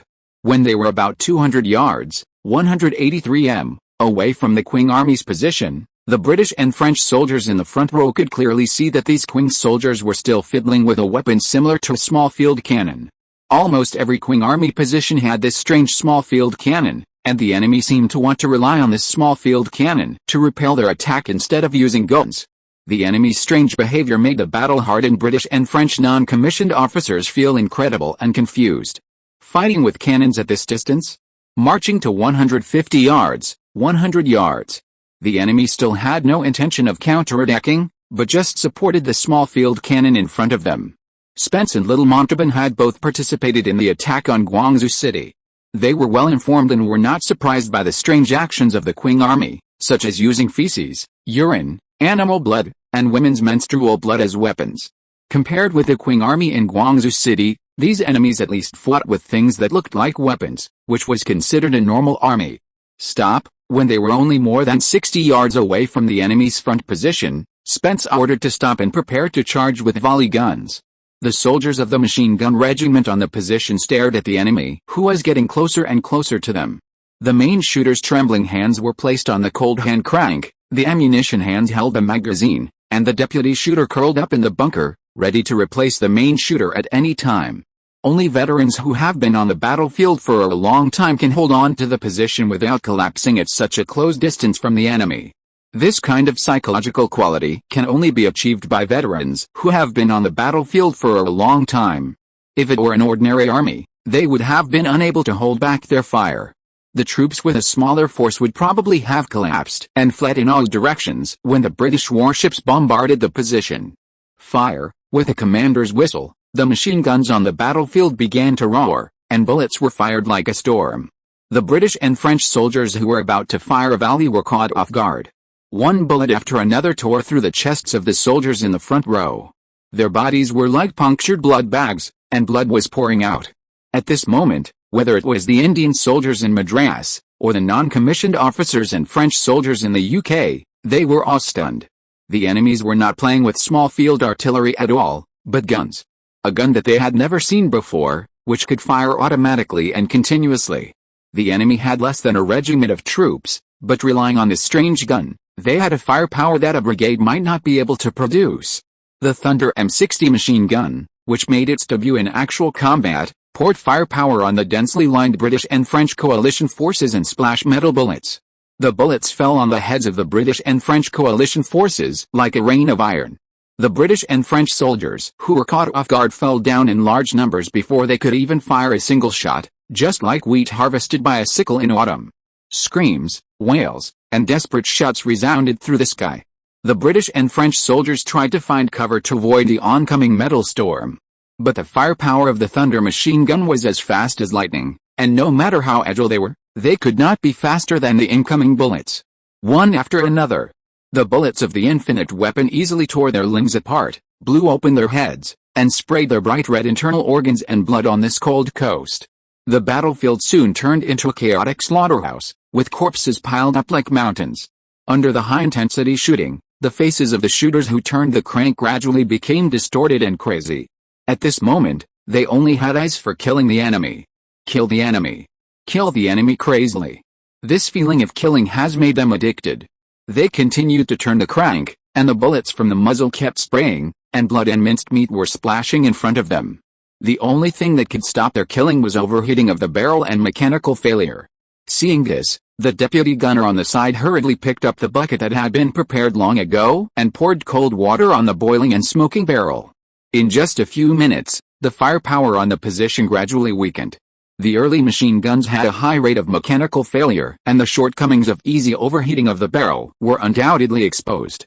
The machine gun team with mechanical failure could only push out the spare machine gun to continue shooting, and the machine gun team with overheated barrel could only be forced to reduce the rate of fire of the machine gun. The gunfire on the position gradually became sparse. Fortunately, the attacking British and French coalition forces were almost killed and wounded at this time, leaving only dozens of remnants who had already been frightened and fled in embarrassment. The machine gunners mercilessly turned the hand crank slowly and shot these remnants one by one. The battle was over, the battlefield was filled with the smell of blood, and the bodies of countless soldiers were scattered on the ground. In less than 5 minutes, more than 1,400 attacking British and French soldiers lay neatly in front of them. Wars in the industrial age harvest lived so efficiently and so ruthlessly. At this time, the machine gunners who had recovered from their shock stared blankly at the purgatory-like scene in front of them. Some of them couldn't believe it. Was this really their masterpiece? The British and French officers and soldiers watching the battle on the Tagu coast were also incredible. In less than 5 minutes, a regiment and 3 companies were gone, and there were only a few survivors. This scene can no longer be described as cruel and efficient.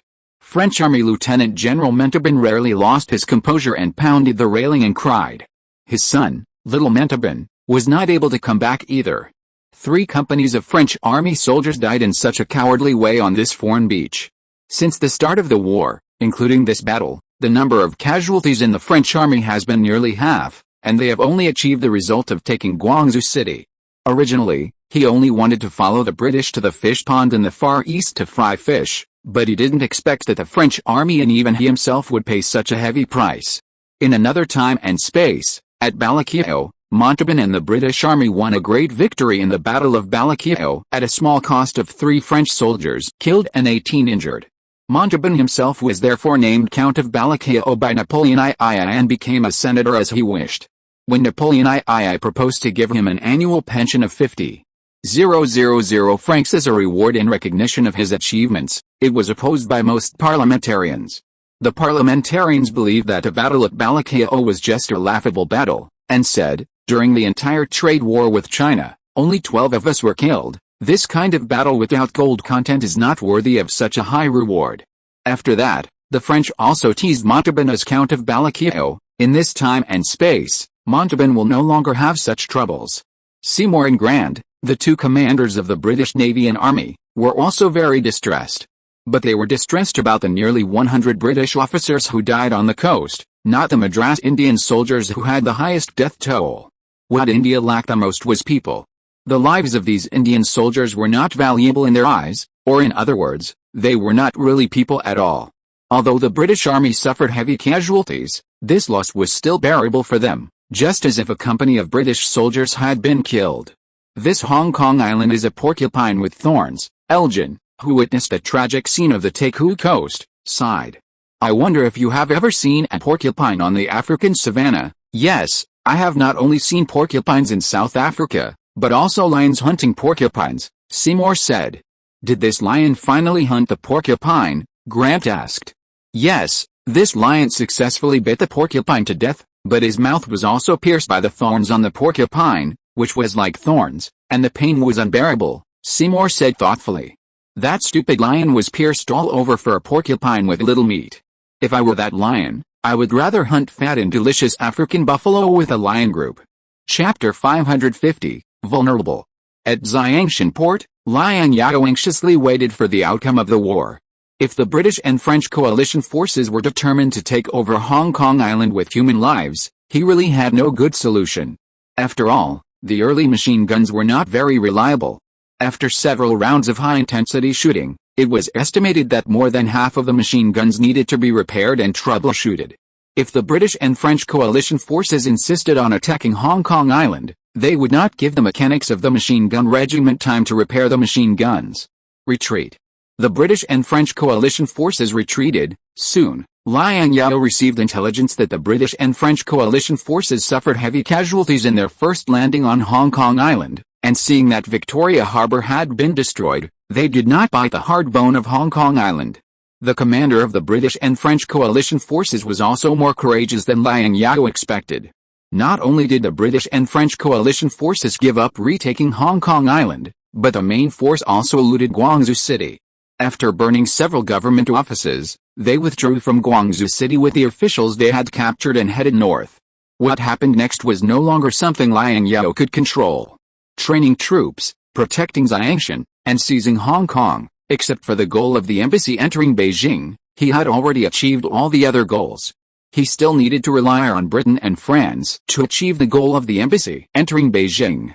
As for what kind of humiliating treaty the Qing court signed with Britain and France, as long as the land near Xiangshan was not ceded, it had little to do with him. On January 15, 1857, the British and French coalition forces once again captured Zhoushan and hired local civilians to rebuild the Zhoushan Wharf. Why is it called reconstruction? Because after the last Fashao War, the British Army occupied the Zhoushan Islands and built a port on the island to moor ships.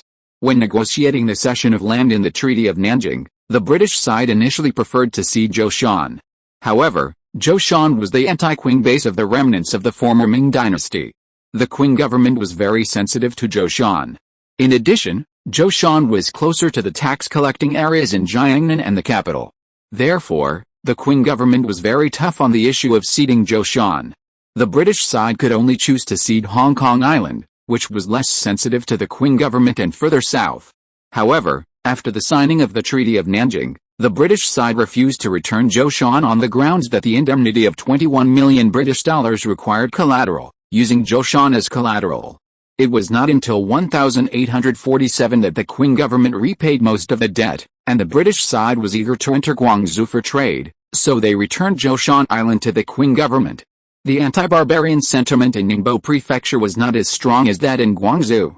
After the British Army landed in Ningbo Prefecture, they easily hired local people to build Zhoushan Port for them with the looted property from Guangzhou City. Because the wages paid by the British and French coalition forces were very high, the local people followed them like clouds and repaired Zhoushan Port for the British and French coalition forces. The diligence and self-consciousness of the local civilians even surprised the British and French soldiers, especially the British troops from the Indian colony. In India, they had to monitor the Indians when they hired them to work, and they would use whips and sticks to beat them from time to time to prevent them from being cunning and slippery. The British and French coalition forces only occupied Zhoushan, not the surrounding prefectures, which also made the local officials breathe a sigh of relief. They tacitly kept their distance from the British and French coalition forces. After all, they didn't have the ability to do so. After gaining a foothold in Zhoushan, the British envoy Earl Elgin and the French envoy Earl Gros sent the Chinese envoy Parkes to Shanghai to meet with He Giking, the governor of Liangjiang, and told He Giking that they had just occupied Guangzhou City and now occupied Zhoushan, and asked He Giking to represent the Qing government in peace talks with the British and French envoys. Unexpectedly, He Giking was also a piece of meat on the knife's edge. He made it clear that he was the governor of Liangjiang, and the affairs of Guangzhou City were not his responsibility, but the responsibility of Yi Mingzhen, the governor of Guangdong and Guangxi. Parkes told He Giking very seriously that Yi Mingzhen had been detained by them and was in Zhoushan. He Giking was even happier when he heard this, and told Parkes that you should have a candlelight talk with Yi Mingzhen all night, and I hope you can reach an agreement soon. Parkes told Elgin about this matter, and Elgin was so angry that he stamped his feet. He knew that He Giking was pretending to be confused. If I want to talk to Yi Mingzhen, do I need to come to you? Elgin sent Parkes to visit He Giking again, and told He Giking in a tough attitude that if He Giking was unwilling to negotiate on behalf of the Qing government, Zhoushan would not be returned. He Giking still looked indifferent, and told Parkes that Zhoushan's affairs were not his responsibility, but the responsibility of Wang Yide, the governor of Fujian and Zhejiang. If he wanted to talk about Zhoushan, He should go to Fuzhou to talk to Wang Yide, the governor of Fujian and Zhejiang. Elgin then asked Parks to visit Fuzhou and have a face-to-face meeting with Wang Yide. Who would have thought that Wang Yide would also kick the ball? Elgin and Guo, who were kicked around like a ball, finally lost their patience. In a rage, Elgin ordered the British and French forces to attack Shanghai. The Guangdong warriors originally stationed in Shanghai had already gone north in advance, and the local defenders had no intention of fighting. The British and French forces easily attacked Shanghai, captured He Giking, the governor of Liangjiang alive, and locked He Giking and Yu Mingchen in the same room. The two frontier officials of the Qing dynasty looked at each other in the room. Now He Giking can not only talk with Parks and Elgin by candlelight at night, but also have a long talk with Yu Mingchen. As for Wang Yide, the governor of Fujian and Zhejiang, he was lucky to escape because the British and French forces were not on the way. After discussion, Elgin, Guo and others decided not to waste time dealing with these governors who were in office but doing nothing, and went directly north to attack Dagakao and talk to Emperor Xianfeng in the capital city. After the logistics ships of the British and French coalition forces could be moored in Zhoushan port, the British and French coalition forces left a regiment of troops to guard Zhoushan, and the main force went north to Dagu. On April 20, 1857, the British and French coalition warships arrived at Dagakao and bombarded Dagakao. After losing 3 shallow-water heavy gunboats and 186 soldiers, a British and French coalition Marine Corps with only more than 100 people successfully landed at Dagakao. The resistance intensity of the Qing army on the Dagakao fort was far less than that of the Guangdong Navy at the Human fort, which was unexpected by the British and French. This is the gateway to the capital of the Qing dynasty. The resistance intensity is not as good as that of a group of forts protecting the Guangdong provincial capital.